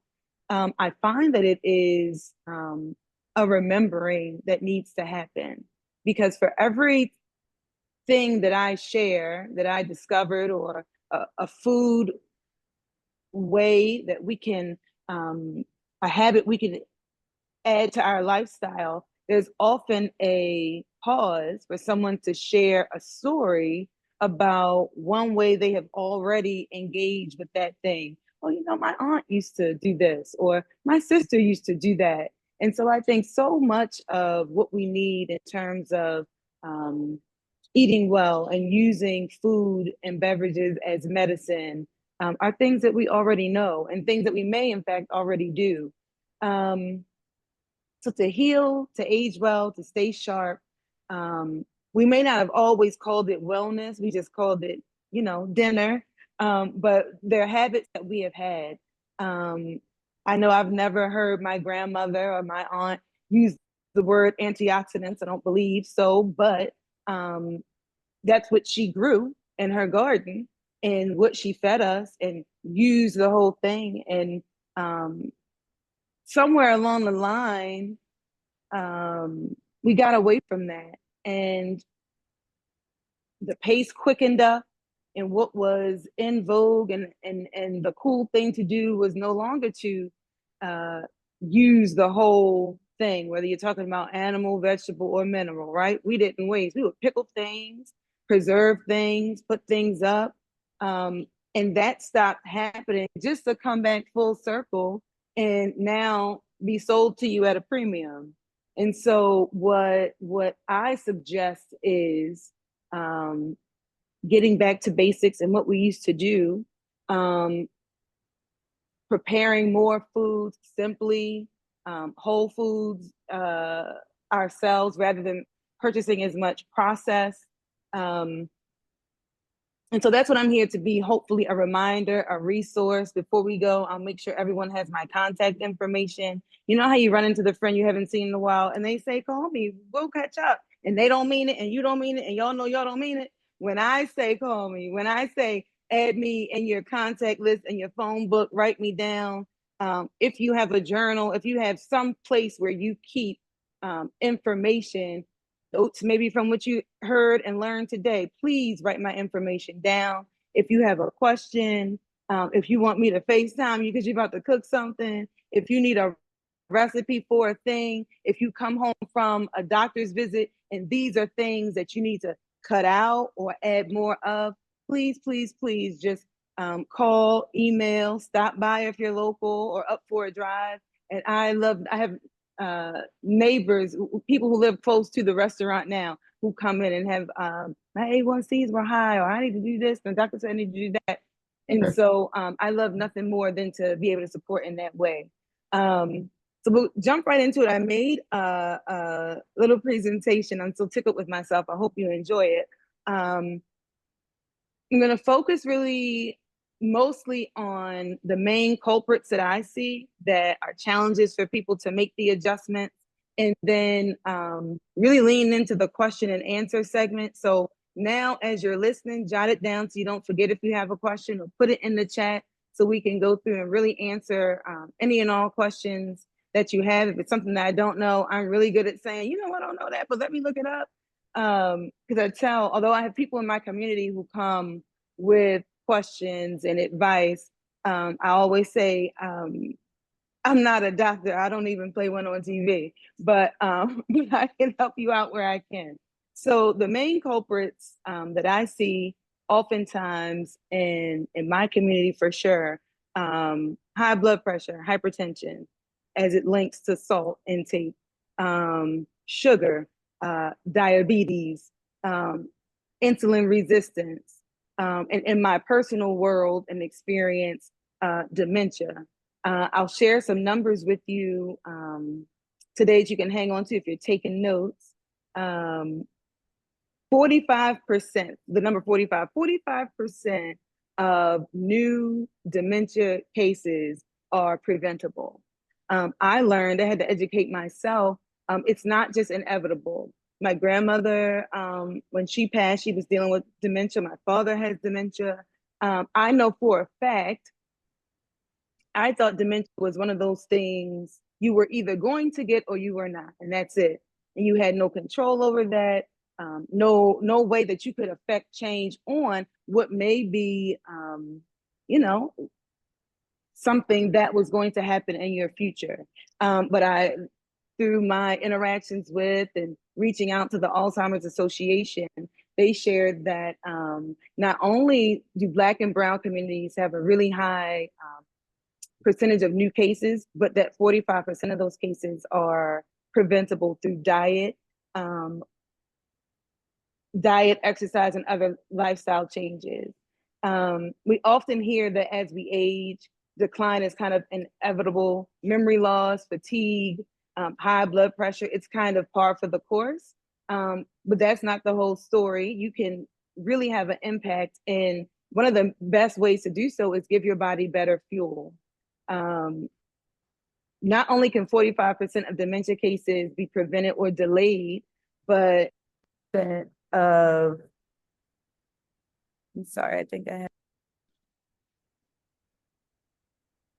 my back in action. Can you hear me again? Okay, change my AirPod. Type 2 diabetes cases are also preventable with diet and daily habits. And that's not to say go home, go in your medicine cabinet, throw everything away. But what I am saying is you can certainly support what the pharmaceuticals are doing. And in some cases, the dosage can be reduced. And I'm also not suggesting everyone has to be a raw, vegan, sugar-free. I think that the best lifestyle change that one makes is one that is sustainable and that you will do. And so if you cut out one item a month, beautiful. I love it. Could you do more? Absolutely. But not, I don't want you just to say it and make the plan if that's not something that's sustainable for you. And so there's no judgment. I just really always want to share information so people know it's never too late. As long as you're here, you're able to affect change every single day. The next time you go to the grocery store, you can make a different choice. But when you have more information, the next time you sit down to eat, the next time you fix your sweet tea, maybe instead of a cup of sugar, you 3/4 of a cup, and I call it progress. And we do it here in the cafe. We have a step down program for our sweetened beverages. And you'd be surprised how your taste buds adjust and you will feel the difference, not just taste the difference. And so I'm going to jump right in. That was a big kind of intro, but the main things we're going to focus on before we get to your questions are sugar and salt. And I really value education. And now for me, sometimes we parrot things and don't know what exactly we're saying. So a lot of people, irrespective of age, some of my peers will hear they're pre-diabetic, they're insulin resistant. What does that even really mean? Again, memory care is important to me. There are some circles, some medical professionals are calling dementia type 3 diabetes, right? So what does that mean? What is the true impact that sugar has on us? And so, Ms. Sharon, again, have my back. I'm going to share this slide presentation that I made, and just let me know if it's possible, if everybody can see. One moment. All right. So, too much sugar at the door. I use this presentation style often because I know that I will hear things and not know exactly what it means for me and my health. And when I understand, it's easier for me to abide by things that lend themselves to my wellness. And so in this presentation, we're going to see sugar, who unfortunately is a villain. Insulin is the overworked helper. You get to be the hero in your own story. Fiber and whole foods are peacemakers. Salt makes a brief appearance as one that adds flavor but gets a little carried away at parties. And then a little introduction of MCT oil, which is a sidekick, fuels the brain without overworking insulin. So what are we really saying when we say you're insulin resistant? If anybody has heard that before at a doctor's appointment, maybe drop it in the chat, any comment you care to share. Meet insulin. What role does insulin play? If you envision this cutie pie right here with a key, his job is to let sugar in your cells so you have energy to live and think. That's what insulin does. You eat, consume sugar. Insulin allows the sugar into your cells so you can burn it as energy. But sometimes if we eat too much sugar and we don't make the best food choices, and we drink soda pop and we eat cookies and processed foods and pastas and white grains, too much sugar shows up and insulin can't keep up with that. To, again, if you envision running back and forth to the door to open the door and let something or someone in, And so what that means is you get overloaded. The sugar, instead of coming into your body for fuel, it stays in your bloodstream, kind of wreaking havoc. And that's what insulin resistance is.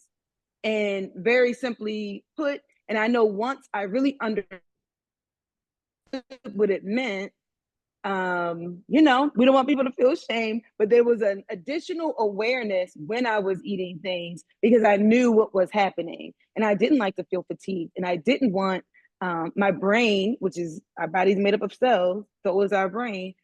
We use sugar and glucose for fuel. But if you're insulin resistant, you do that. But you get to be the hero in your own story. Whole, colorful, healthy fats, all of those choices. Every time you make a healthier choice, you affect change on your body because insulin is not a thing that gets completely depleted. Your body produces it. That's what type 2 that is. Your body produces, and you can make a lifestyle change and remove the fatigue, allow your body to produce what it needs to heal itself. And so when you're making choices about what you are eating, what you're putting, what you're even allowing into the house, when you make choices that are healthier and better for yourself, you allow your body to heal itself. Making choices that either help or hurt or heal, rather. And the options of things that you can do, eating smart, loading up on fiber. Fiber, of course, is when people say processed sugar versus natural sugar. So what's sugar is sugar, right? No. When it's processed, we're talking about Domino, the white sugar in the bag. That is just sugar. There's no nutrient to it. And the most important thing, it doesn't come with fiber. And so if you add things to your diet that are, you can sweeten things, fruits, and natural sweeteners instead of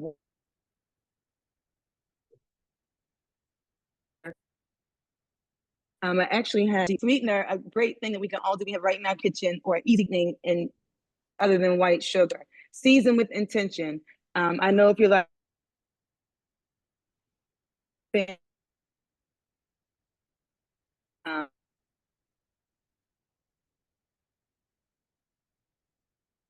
I'm very close with my family. They're often, if I bring stuff, salt, pepper powder, maybe a little Italian seasoning.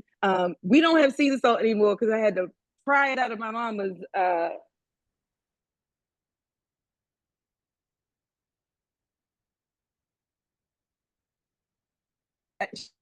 for special occasions, but seasons. But the education piece to curious and explore different sorts of seasonings, herbs, things you can do other than salt. And so many of us I know lean on salt and pepper because we don't know a lot of the other seasoning. What else can make something taste flavorful and vibrant? Because I don't eat things that aren't delicious either. And adding in healthy fats is another one. But again, I always want to be empowering. It's never too late. Even if you have had whatever eating habits that you have, that you family, as we all do, or picked up along the way, literally your whole life, you could be the family member that people you or anything. It's just never too late. You can make the decision first and foremost in your mind that you're going to make this adjustment to heal yourself, to feel better, to look up. Maybe you feel great now, but you want to maintain this. Maybe there is an ache or a pain that you thought was just par for the course, and it's truly inflammation. If you adjust and make healthier choices, remaining balanced, because if eating is one of you, it's a pleasure, not restricting everything that you enjoy and that's delicious. It's making conscious decisions of when you enjoy those things and not doing so to the level that it impacts your health and wellness.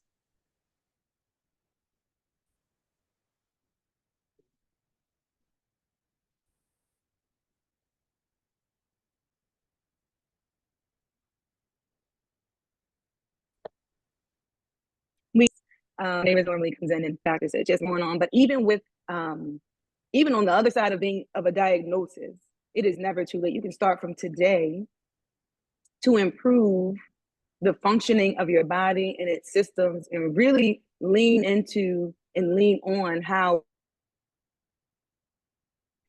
and how much your body wants to heal itself. Another kind of, depending on what your motivation is, we, I'm sure, have all different levels of or manner of political opinion in here, but we can all agree, the cost of prescriptions, whether you have stellar insurance that covers it all, amen, hallelujah, or if you don't, the cost is quite high.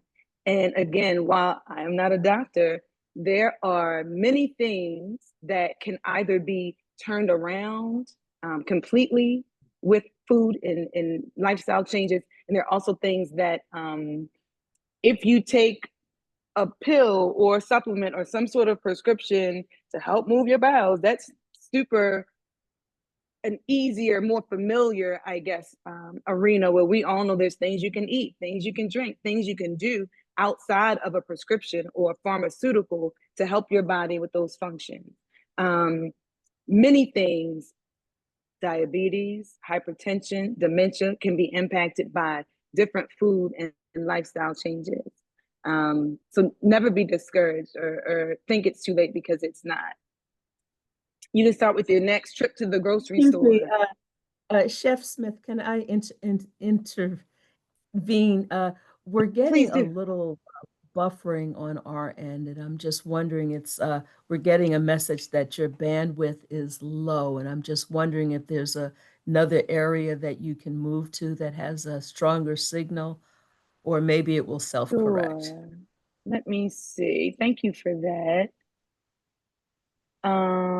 One moment.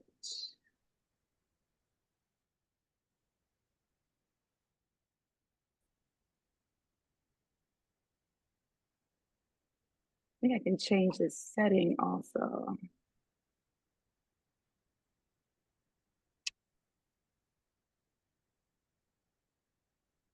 We're so looking forward to seeing the demonstration. Absolutely. One moment. And change this, which might allow me.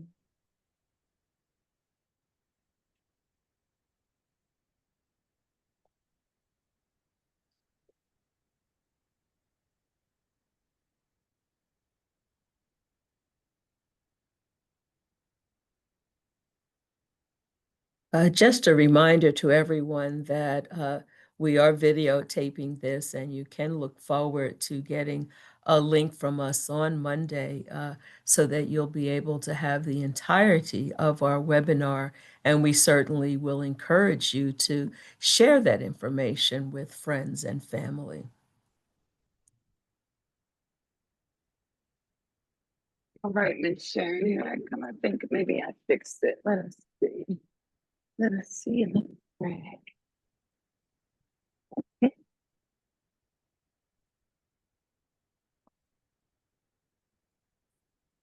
And maybe it will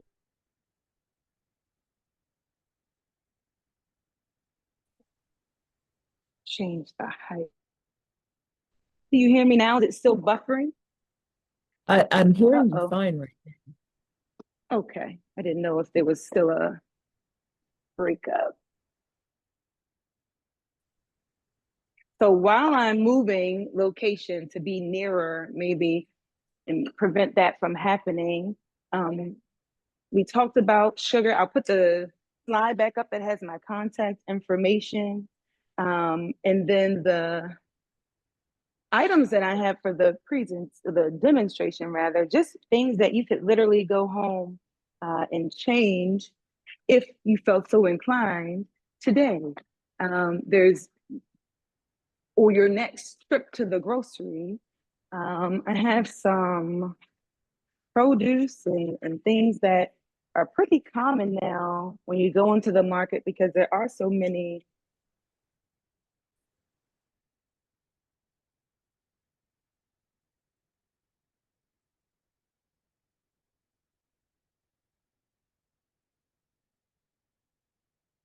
We have lost video for just one moment. Please stay tuned as It's we're better, Miss working Sharon. on. Right now, continue talking, please.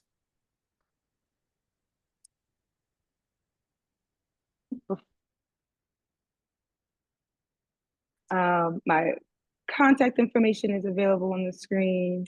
And then one of the big is that we made Yeah, unfortunately, the shop Chef Heather, we're not able to see anything that you are sharing. customers and neighbors. And then I can absolutely send images and recipe cards to anyone who has interest in it, and we can get to, I guess, question and answer. What I was about to show you was, or is, how we sweeten things here in the shop. They're dried dates that many of us may know. We make date syrup very simply. And in the morning, you have a syrupy consistency date syrup you can add to your coffee, to your tea, in place of honey, or similarly use it the same way you would use. Hello? Yeah, Chef Heather, can we take just a 5-minute break? We're trying to assist on our end. If you would just go ahead and put your phone number down, in the chat, we may be able to work on a way that we can FaceTime with you and definitely avoid any of the issues we're having right now. Absolutely. And just put, okay, I'll put the phone number in right now. Thank you.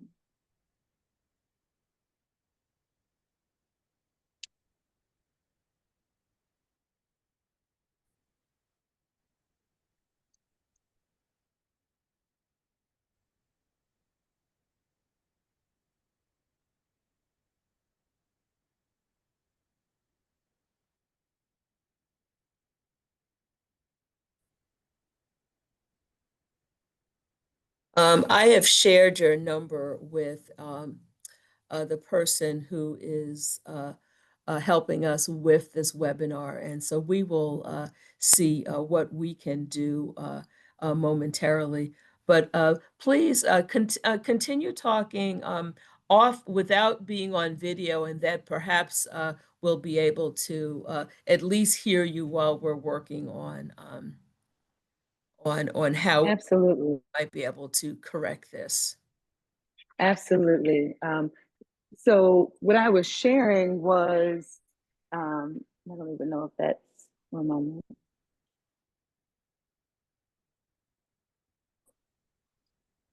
How are you?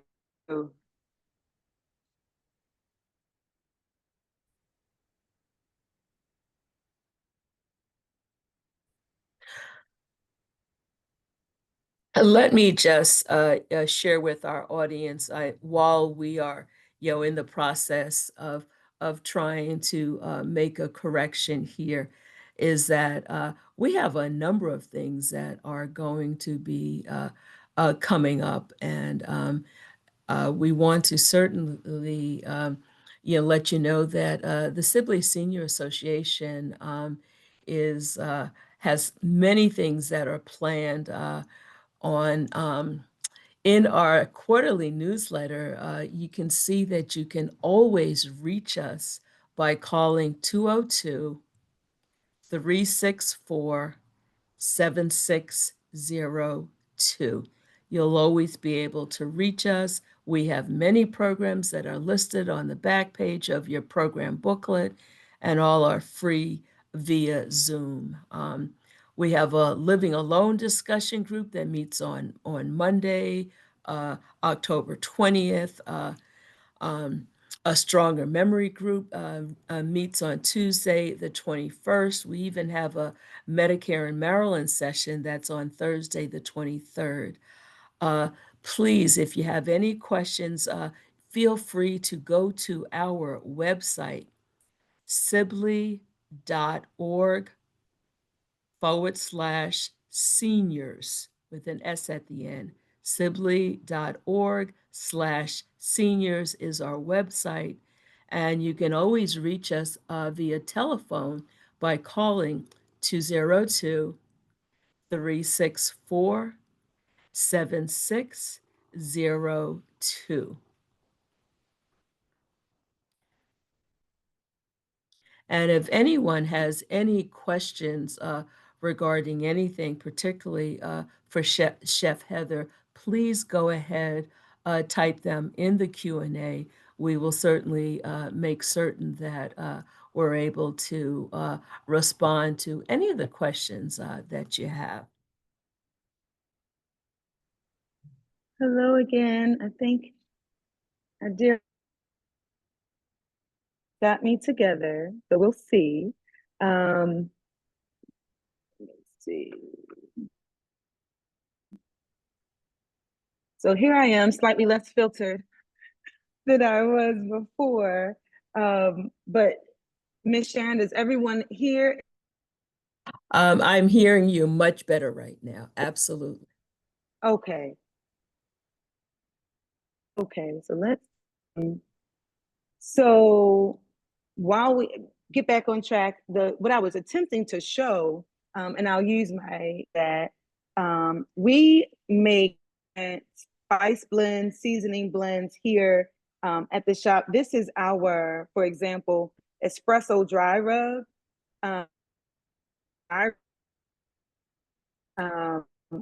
We make it completely salt free, and then we're able to use it salt desire, but also add salt in small batch.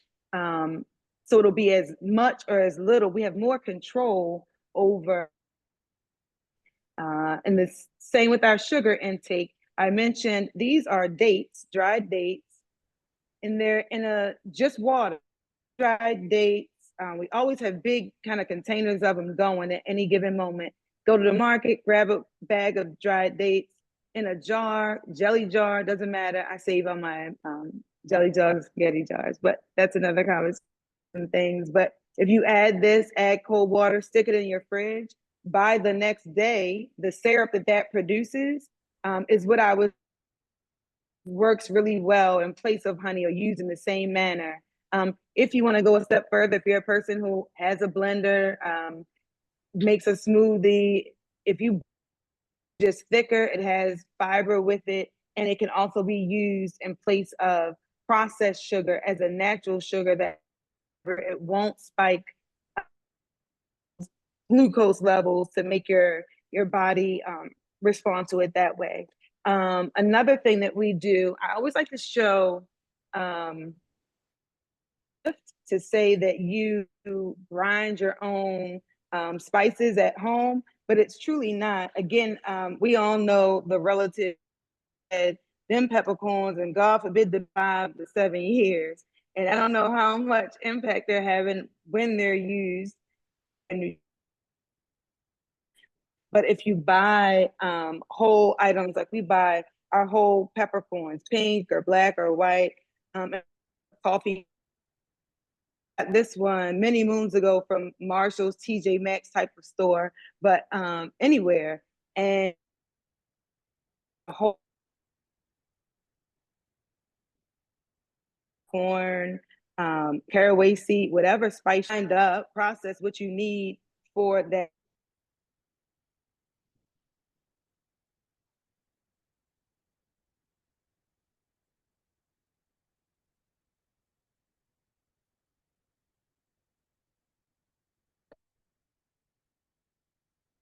We have lost your volume for just a minute.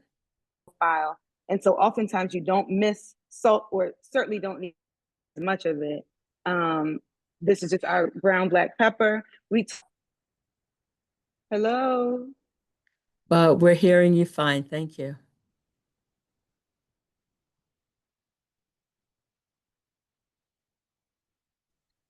Hello.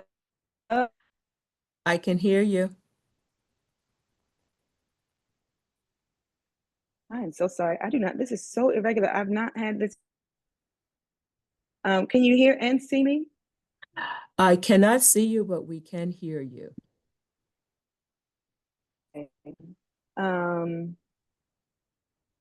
Miss Sharon, you tell me. We are viewing your peppercorns as well as your grinder right now. And then can you hear me? Yes.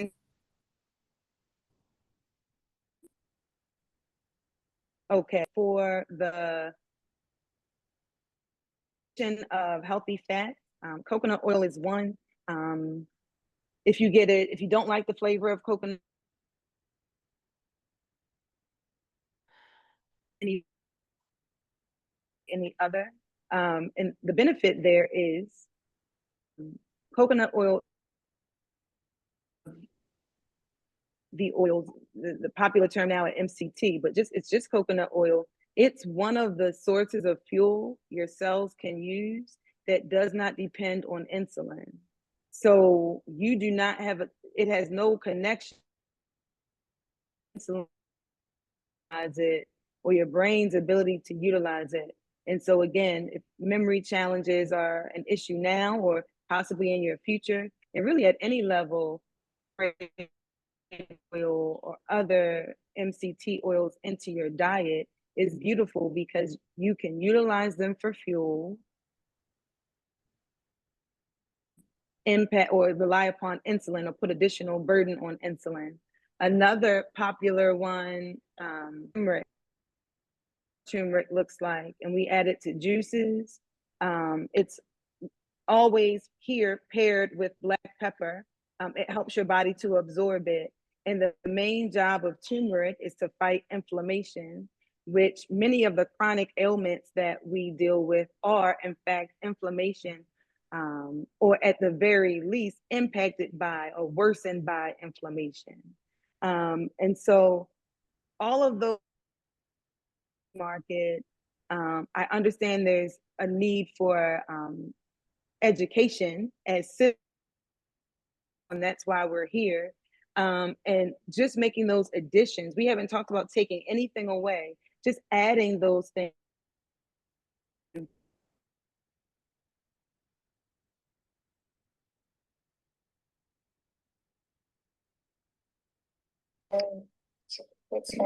So, can you hear me yeah, just keep talking. now? I unmuted you from my personal speaker, so it'll probably Okay. come clear. Let's try just continue to go over FaceTime right now. Oh, okay.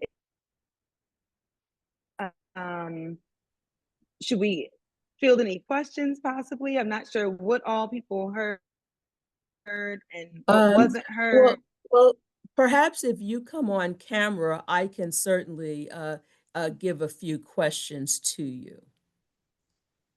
Okay.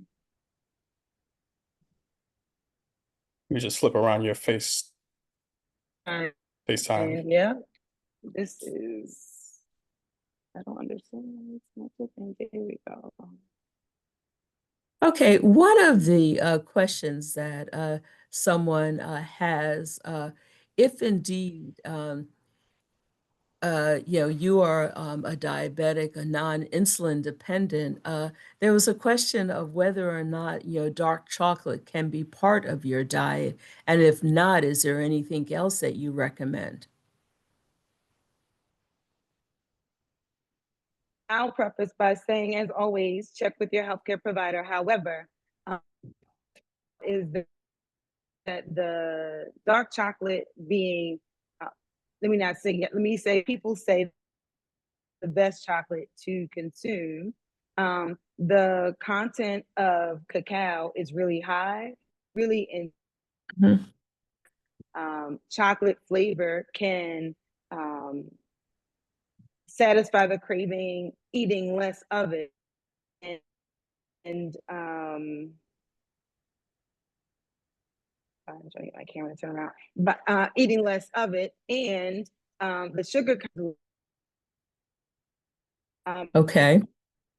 out of all the options for chocolate. So unsweetened cocoa is a great thing to cook with and bake with and work with, because again, anytime something is unsweetened or unsalted, to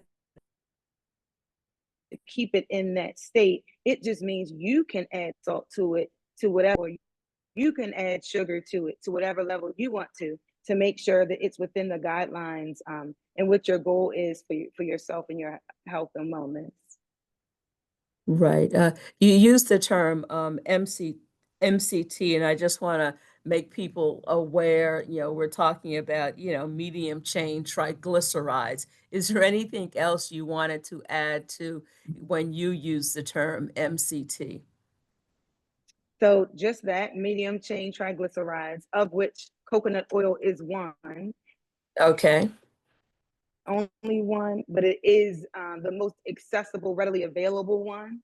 Again, the advice that I give, that knowledge is power because buzzword and people are looking for it. This large pound and a half of coconut oil that I bought from the store was a fraction of the price when you get the smaller container of labeled MCT oil. And it is in fact just coconut oil. So now that you know it's coconut oil, you can add, you wouldn't cook with it. If you wanted to incorporate it in your diet, for example, if you made a pot of soup, you dip out your portion, add tablespoon or so, let it melt in, eat your soup. If you're having, add that oil to your dressing, to your portion. I don't know if people recall, people were doing bulletproof coffees for a time, and you'd have your coffee and add a healthy fat. Sometimes really awesome coconut oil in the same way, just to consume as much organic coconut oil to offer your body a secondary source of fuel for your cells outside of just insulin. And it has a really great impact. For those of us who sometimes, what do they say, fall down a rabbit hole of research, please look into it as it pertains to whatever your particular health challenge might be dealing with. I know for me, cases, yes. Yeah, I just wanted you to, I'm sorry for interrupting, to just go back and talk a little bit more about the date syrup. And one of our attendees wants to know, how long will the date syrup last in the refrigerator? It lasts for some time. It has to be I'm refrigerated. It will spoil if it's left out. But I'm sorry. I'm sorry, I didn't hear the answer.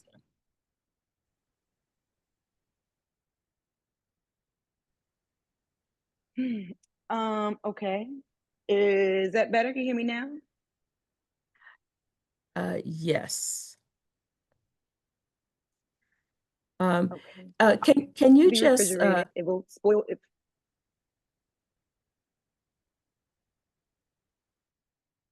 and you want. Yes. What can I do?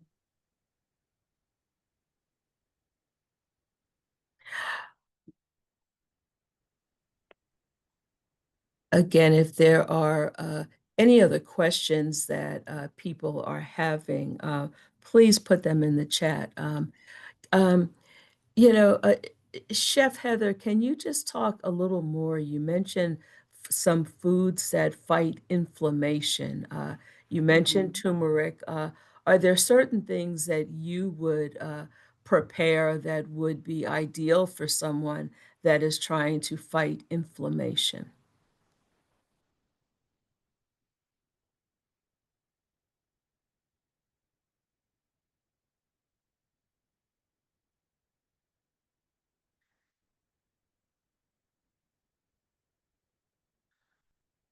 Many of us I may ask for many may ask for lemon in their water, lemon and in their lime water, is and actually lime is actually anti-inflammatory, right? anti-inflammatory, And right? so, And so that's an easy tweak that we can make.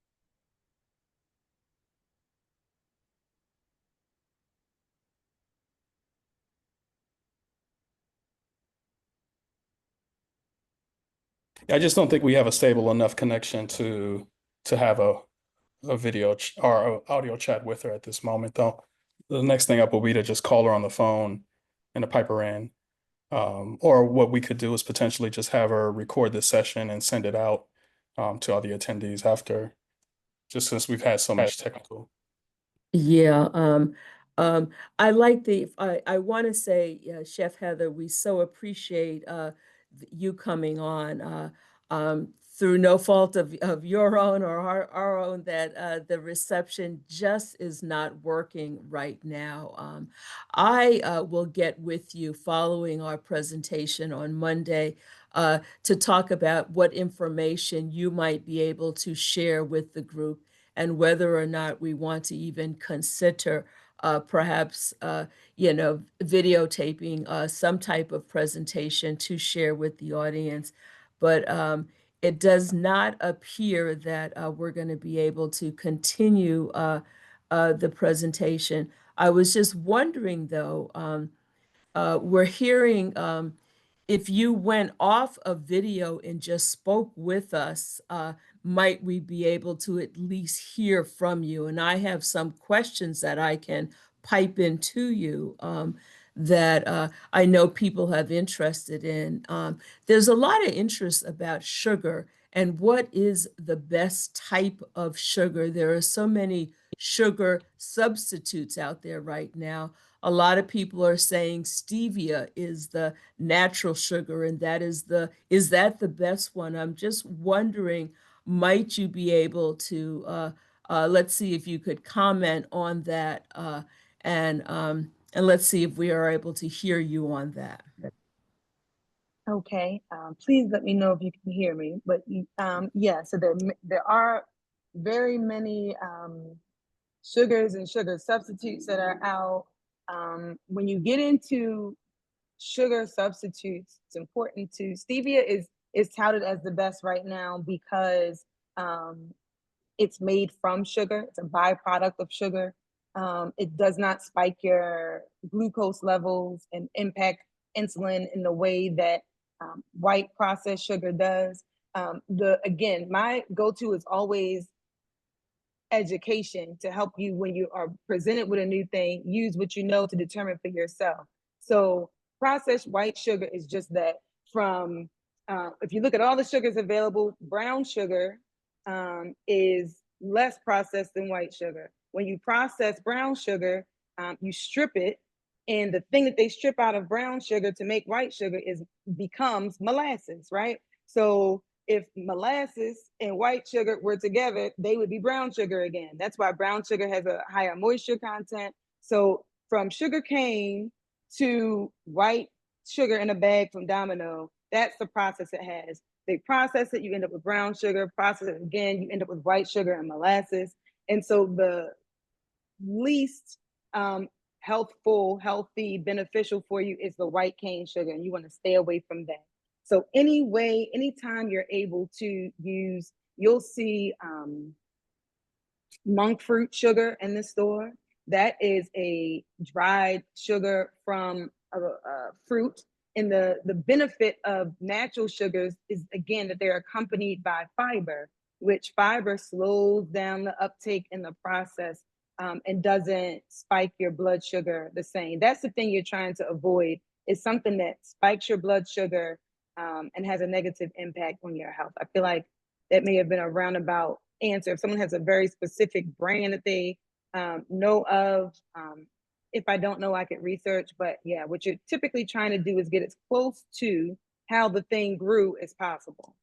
The least amount of processing and hands touching it is always for the best. Thank you. Thank you. I would love to invite you back, in the new year when we're having our next session. And even more, what we're thinking of right now is the next session of the Sibley Senior Association, one of our quarterly conferences that's going to be in person. It would be so ideal for us to have you back, for you to talk to us, to perhaps even do a food demonstration. I think that is something that the audience seems to really think would be ideal. And I'd like to offer that invitation to you. I do have just one last question. Someone talked about liquid turmeric, And someone mentioned that it is available at Costco. And do you have any opinion about the liquid turmeric that is being sold right now? Absolutely, 100%. I think that again, just like the best lifestyle changes are the ones you'll stick to, the best positive things you can purchase are the things that you have access to. So if you have access to fresh turmeric and capacity to blend or juice it, by all means, that's the best way. But if what you have access to is pre-juiced turmeric in the store, it's absolutely perfect. I love that. Get it, use it.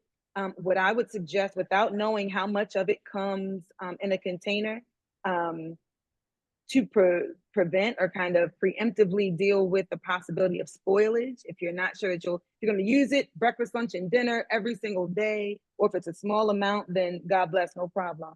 If you're not going to consume it quite so quickly, one thing that I typically do or often do with fresh items, ice tray, fill them up, stick it in the freezer. Once they're frozen, pop them out and put them in a Ziploc bag. Now you have small, usable, portioned out ways to utilize your turmeric in your smoothies, in your soups, perhaps, or whatever other manner you choose to use it. But absolutely, I'm not a person, your body doesn't always know if your vegetables came from the farmer's market or the corner store. They just know they got vegetables. So fresh is best, but even better than that is what you have access to.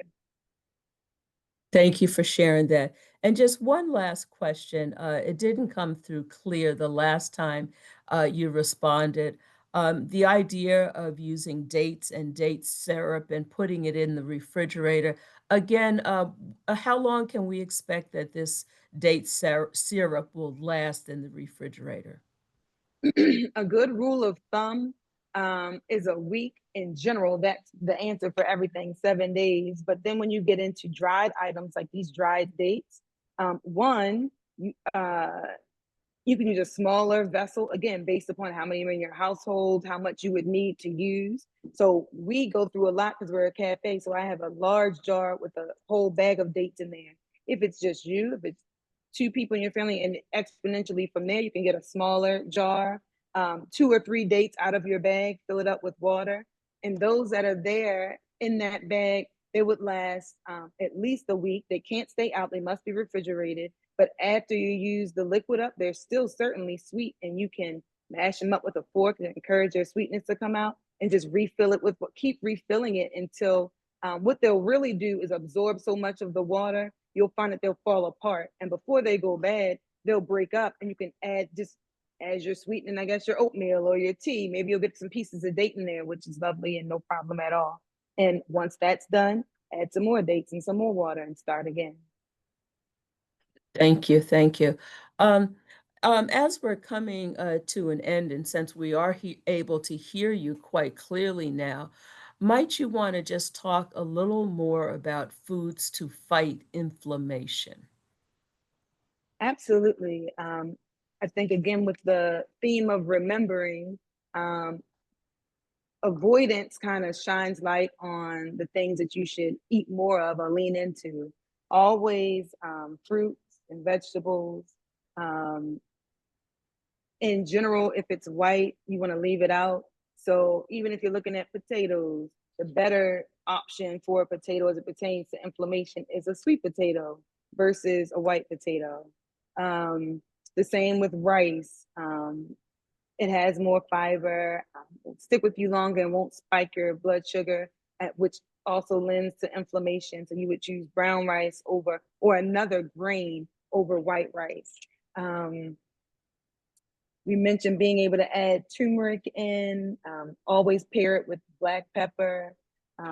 Citrus fruits are really good to fight inflammation. Ginger is a major one. Ginger is such a fighter of inflammation that you can apply it topically. If you ever have something that's inflamed physically on your person, you can make a poultice, is what it's called. But I don't know how deep in the woods some folks are from. My people are from the country. So I have recollection of relatives who might chew a thing and take it from chewing it and apply it to something. You don't have to chew a poultice anymore. You can blend it up, mash it up however you can, but you can topically apply ginger and it will draw out inflammation.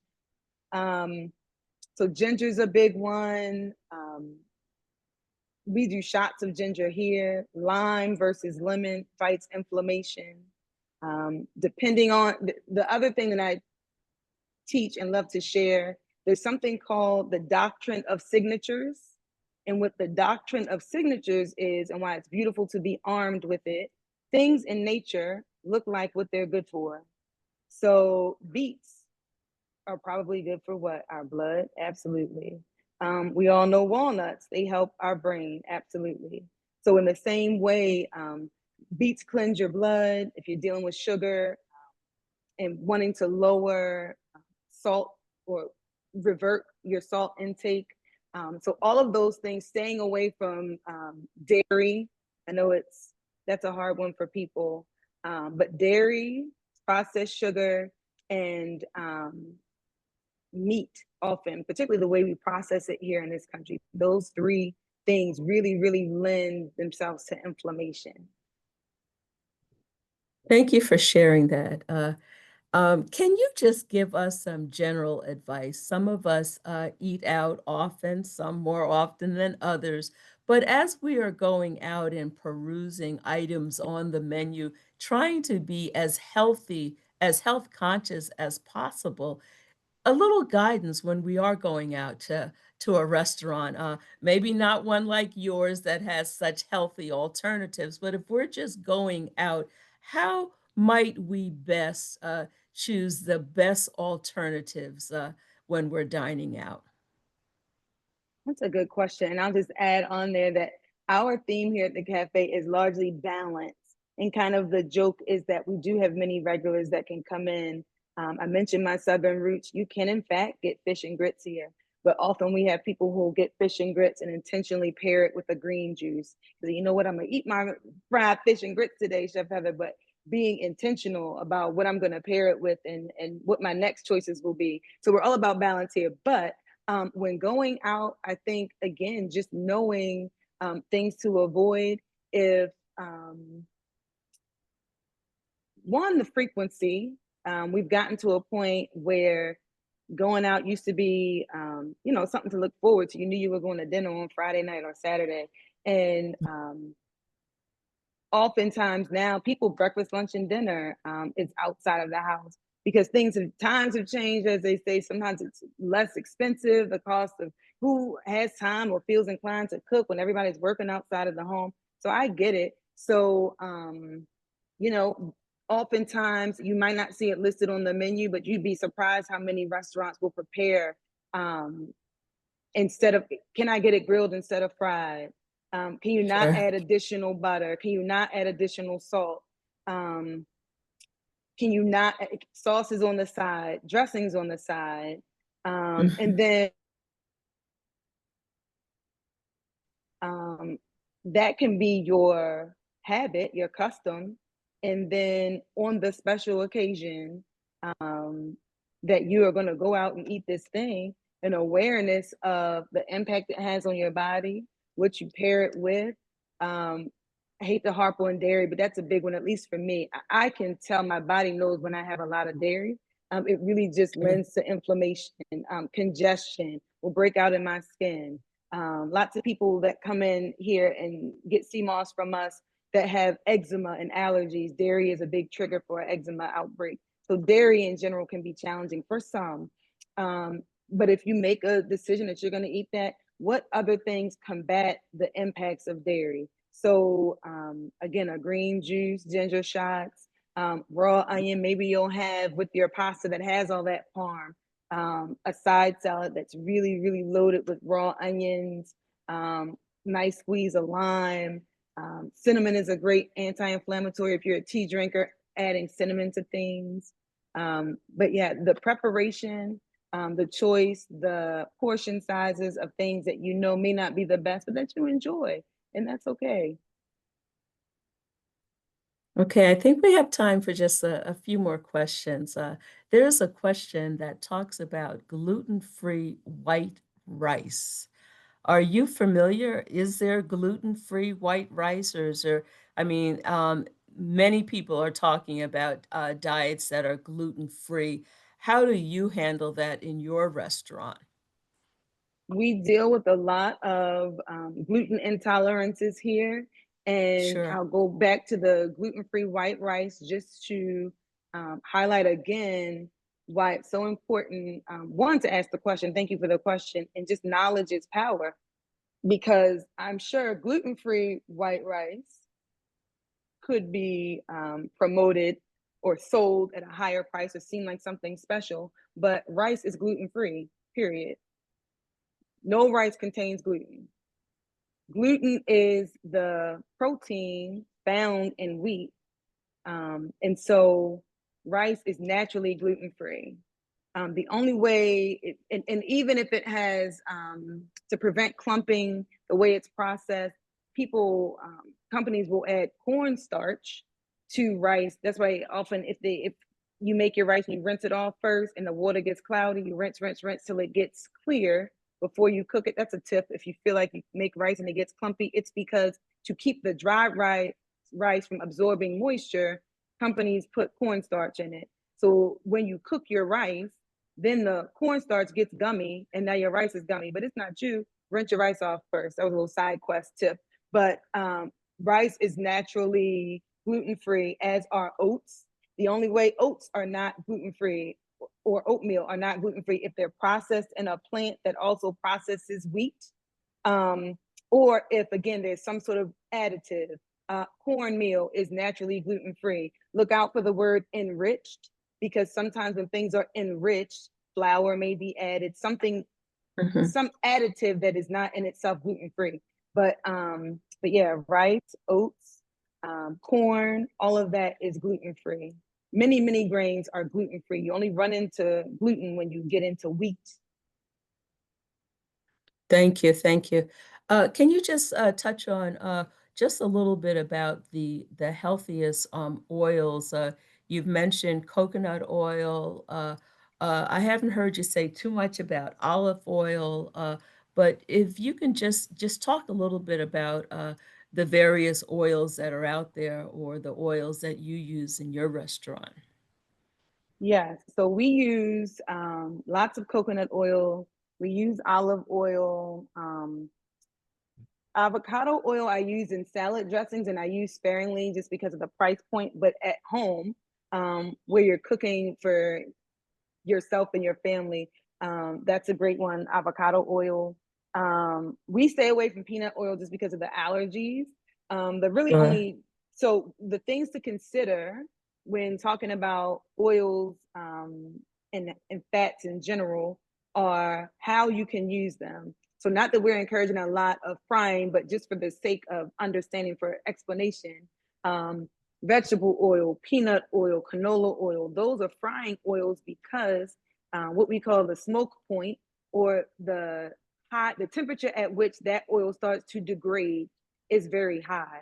So that's why you can do high temperature cooking with those oils. You wouldn't fill up a deep fryer with olive oil to fry something because it would break down. It would smoke, it would burn, it would have a nasty taste. You wouldn't do that. You would lose the health benefits. So often, salad dressings, olive oil, avocado oil, coconut oil, things you're trying to eat and have no heat added to them, that's when I would use the higher quality, really good for you fats to incorporate in those heatless applications. And then even if, whether for cost reasons, any number of reasons, you absolutely can cut your oils. So say you buy olive oil or avocado, which are more expensive, but they're a healthier fat, you can do 50-50 or 60-40 with your canola or sunflower oils that are better for the health of our budget. You can cut those oils and still have a great impact. Also, if you're starting, I know sometimes before I even know when I'm cooking, I got oil and an onion in the pan. Who knows what I'm making? But those are the things, that's my starting kind of lineup, right? Skillet, some oil, and onion, and maybe a couple garlic cloves. If that's your go-to, I know it feels counterintuitive. You don't always have to use oil at all. Do the same exact thing but do water. Add water and your onion and your garlic and steam them. Start cook. They will soften the same way they do with the oil. You can continue to brown items without the addition of the added fat, or if certainly less of it. Yeah, so that's another exercise to just really taste the freshness and wean yourself off of things that you've leaned on. You don't need as much oil as you think. You don't need as much salt as you think. You don't need as much sugar as you think. Yeah. All right. One last, question, and I'd like you to comment on this. We're getting ready to go into the holidays, whether, people are celebrating, whether it's Thanksgiving, whether it's Christmas, whether it's Kwanzaa, whether it is any other celebration that brings family together, and you're going to be having food. You mentioned earlier, we have to take baby steps, one step at a time. But when we're looking at, for us that will be preparing meals or even going to dinners, is there one tip or a couple things you can just say to us, instead of, the sweet potato pie, maybe you want to have such and such, or instead of the baked macaroni and cheese, maybe you could try. I'm just curious if there are any, kind of swaps or replacements that you do at your restaurant that we might want to think about as we roll into the holidays. Absolutely. My first go-to for certain things, my first go-to is always portion size. So, Okay. because if you ask me, and you did, so I'm gonna share my honest response. If once a year my Aunt Sharon makes the baked mac and cheese, oh baby, I'm gonna get a scoop. But it doesn't have to take up half of your plate. You can say to yourself, set the intention in advance. I'm going to have this small portion of that, just because, again, it's about balance. But if you are in a space where you are just super committed, and more power to you, amen, or even early on and you don't want to, I'm a person who does not personally do well with, oh, everything in moderation. I do best at the beginning of anything new to be very strict with myself, because I tend to backslide until something is really firmly established. That's my confession there. But you mentioned sweet potato pie. One, again, sweet potatoes, you're able to coax the natural sweetness out of many things, low and slow. Now, am I saying that you can take a sweet potato and roast it in the oven long enough for it to taste like sweet potato pie? Absolutely not.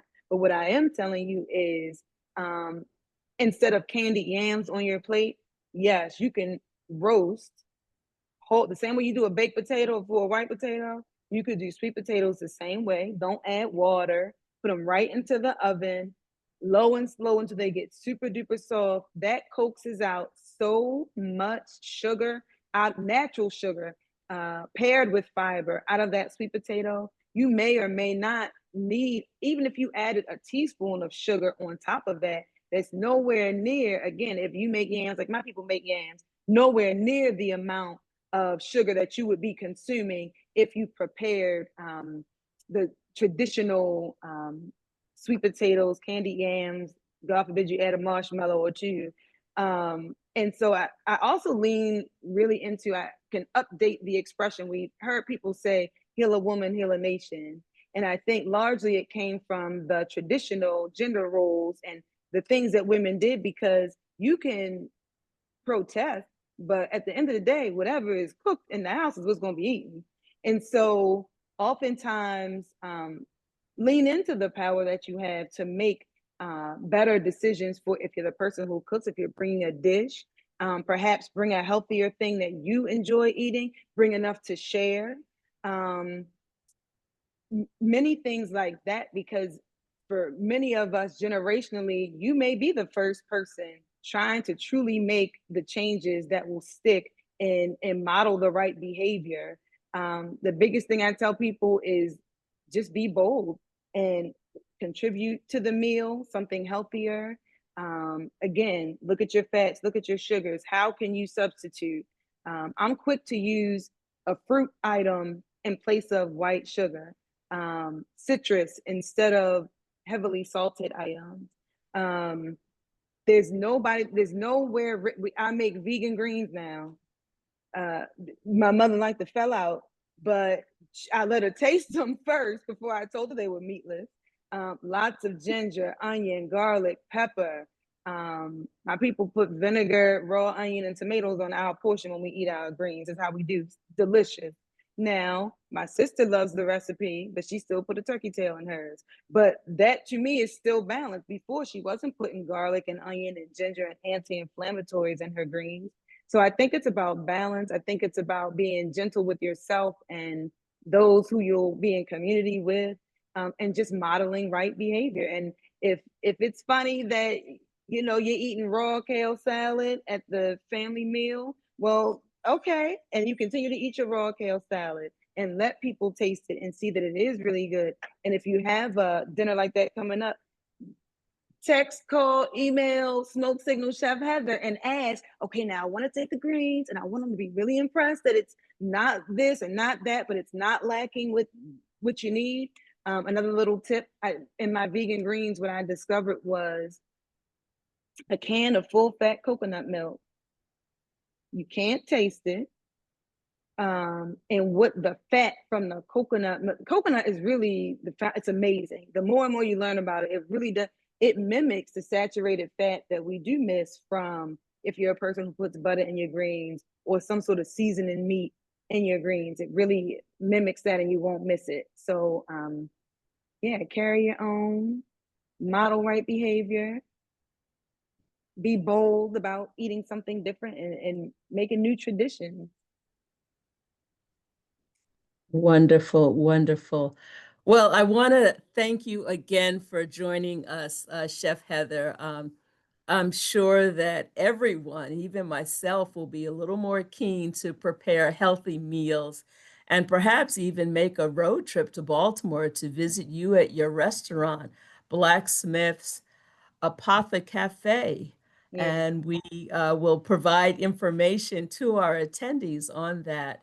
So at this point, I'm hoping that everyone enjoyed today and learned some things that will hopefully be able to take and apply to our daily lives. I want to give a special thank you to our speakers, Dr. Jessica Colburn, Monique Gudger, Camila Ramirez, and Chef Heather Smith. We are so incredibly grateful you could be here today.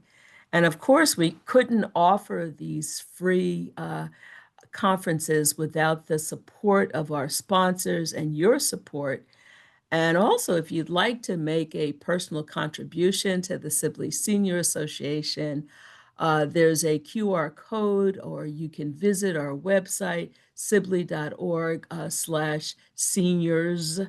And again, let me just go ahead and list our sponsors for you as we're ending our session today.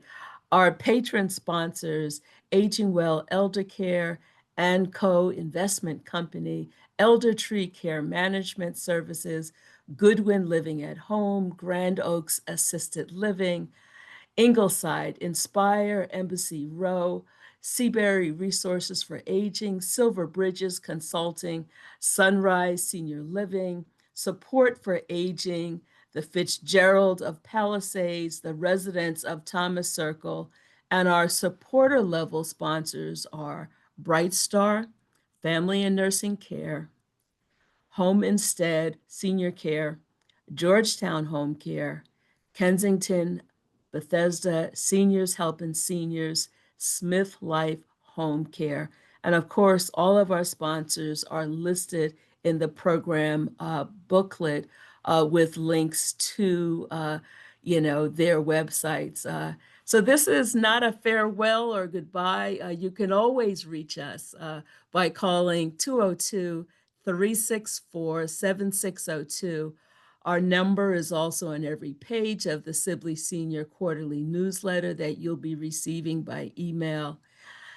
We have some great programs coming up. I mentioned many of them earlier, and we're hoping that you will pay attention to our our Sibley Senior Association newsletters, that you will check us out, sibley.org/seniors. And we're now going to screen the information videos from our patron sponsors.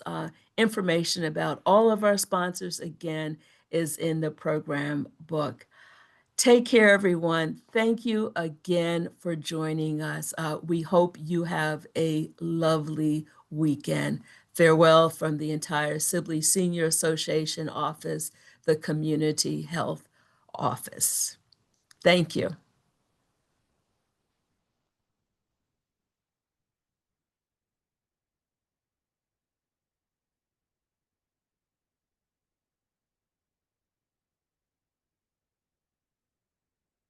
When you go to sell your house, you hire a real estate agent. Go to do your taxes, you hire a CPA.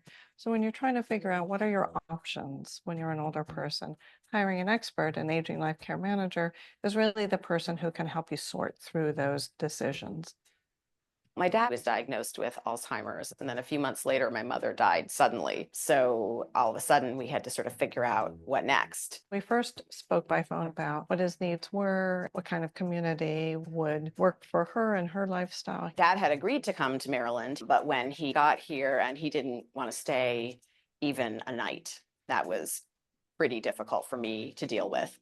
The next day, I met with our care manager. She reassured me that this is very normal, and that was a huge help. We've been doing it for over 30 years. So we bring all of that experience to your situation and really are able to help provide the confidence that we can help you through this. Jane is my care manager. She checks on me every year. It's really a source of comfort to know there's somebody there that is on my side. I just don't know what we would be doing without them. And it's such a huge resource because they know they've done this so many times. Once you hire our company, you're not alone. We're here with you through this process, and we'll be with you to the end. Welcome to Care with Love. For over 10 years, we've been dedicated to providing exceptional in-home care to seniors, bringing peace of mind to their families. With 5 branches in Fairfax, Richmond, Winchester, Fredericksburg, and Washington, D.C., we have over 900 active caregivers, available 24/7, ready to assist you. Our dedicated operations team of 55 full-time employees, including 10 scheduling specialists, ensures smooth operations and can fill shifts within just 4 hours of signing an agreement. Our online training academy ensures that all our caregivers and staff are continuously educated and equipped with the latest skills to provide the highest quality care. Need in-home care? Call us today at 703-935-4070 for a free assessment. At Care with Love, we care because you matter. So here at Elder Tree, what we do for our clients is we help them with all areas of their life. It can be anything from as mundane as I need you to remove the leaves in our yard, and as complicated as I need to move from the home I've lived in for 45 years into a very complicated medical supportive environment that's able to take care of all aspects of my life.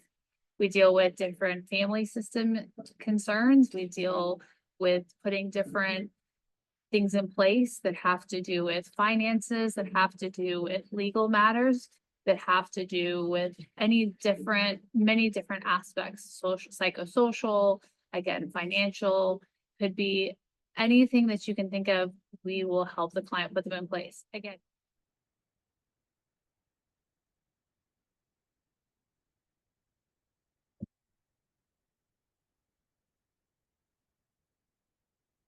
Aging is a fact of life, and we've all learned just how quickly life can change. Maybe you want to age in your own home. Perhaps you want to protect your assets. Maybe it's a combination of these things and more. Goodwin Living at Home was created for just these purposes, to help our members maintain the highest level of health and quality of life while living in their home. With a membership to Goodwin Living at Home, you'll have a partner for life to help you receive quality care if and when you need it, and a financing plan to help cover the costs. Our plans can be adapted no matter where you call home and include affordable alternatives and supplements to long-term care insurance.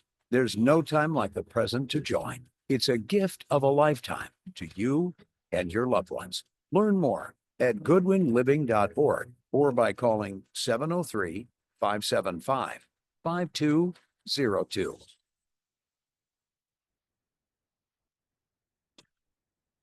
My mother came here on a Tuesday and I never was able to come back in. It was that Tuesday right before the school shut down, everything shut down. It just wasn't a normal transition.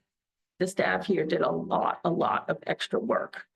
The level of cleaning and everything was just amazing. I feel like the care is very coordinated here. It doesn't involve me at all. There's all kinds of doctors and specialists that are here associated with Sibley. And I'm just so grateful that she's healthy, she's safe. Ironically, even though this is assisted living, I feel that in many ways she's more independent here. COVID is hard, but I can't think of how Grand Oaks could have done it better.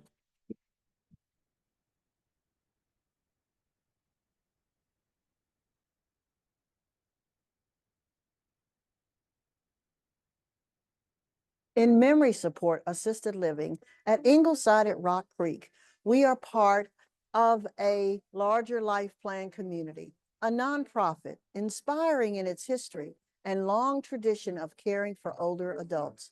So the partnership between Levine Music and Ingleside at Rock Creek has been born out of a desire to bring a rich music program to the residents at Ingleside at Rock Creek, mostly with music therapy programming for individuals in the memory support assisted living program, but also to bring a performance series and bring recitals and concert opportunities, music-based lectures and beyond in the future. We have successfully launched 3 new programs: storytelling conversations, poetry and prose reflections, and field studies in nature, and our art therapy program for those who have enjoyed art in the past or for those who want to try something new. Every day, our memory support programs bring the past to life, validate our residents' curiosity and love of continuous learning.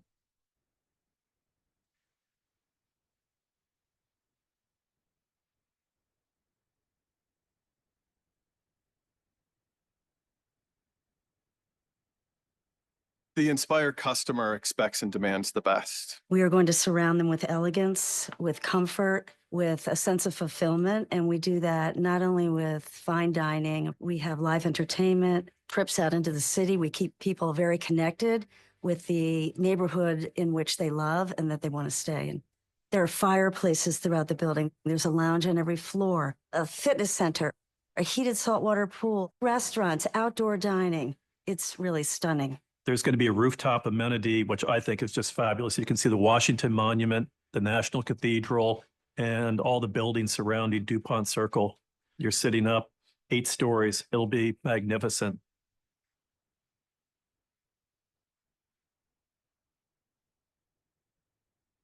At Silver Bridges Consulting, we're here to help you and your loved ones find the ideal senior living community and transition seamlessly by representing your best interest always. We do this by blending our expansive senior living knowledge with the empathy of having walked in your shoes. Our approach is hands-on, profoundly personal, and steeped in expertise. Together, we'll find the place that feels just right. Visit silverbridgesconsulting.com/always to learn more.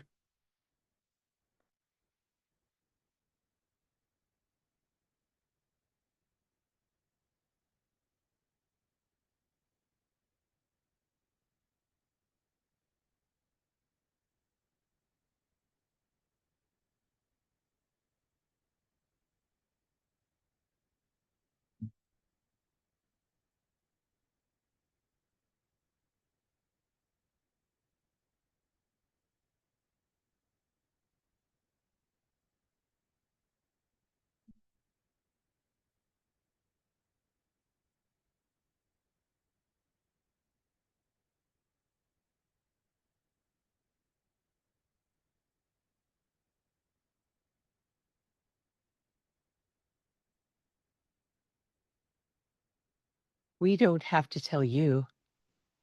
This journey is hard and long, And sometimes you need knowledgeable partners to help you along the way, coaching you through tough moments, helping you meet your goals for your loved one, for you and your whole family. Support for aging is here. People who've been there, who personally know the road and who know how to make this a little bit easier. Come to our Problem Solving for Alzheimer's Care Partner group. Find solutions. Improve this new normal that is, oh, so daily. Whether you're earlier in the process and don't know what you'll face, slogging through the middle, or just wanting some peace, contact Support for Aging. We are here for you.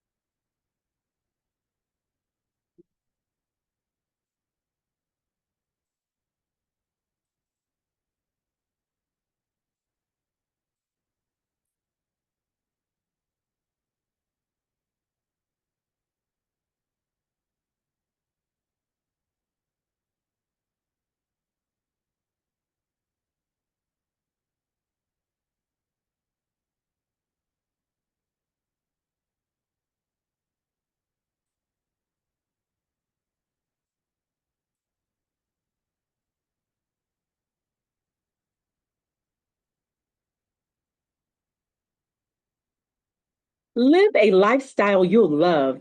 Discover a welcoming community in the heart of Washington, D.C. Whether you're an active senior that's ready to live a more vibrant lifestyle, or you're a family member searching for your loved one's next community offering comfort and safety, the Residences at Thomas Circle is a perfect choice. We provide a wide selection of senior living lifestyle choices, including independent living, assisted living, and memory care, right in the heart of Washington, D.C. Our downtown senior living community empowers residents in Washington, D.C.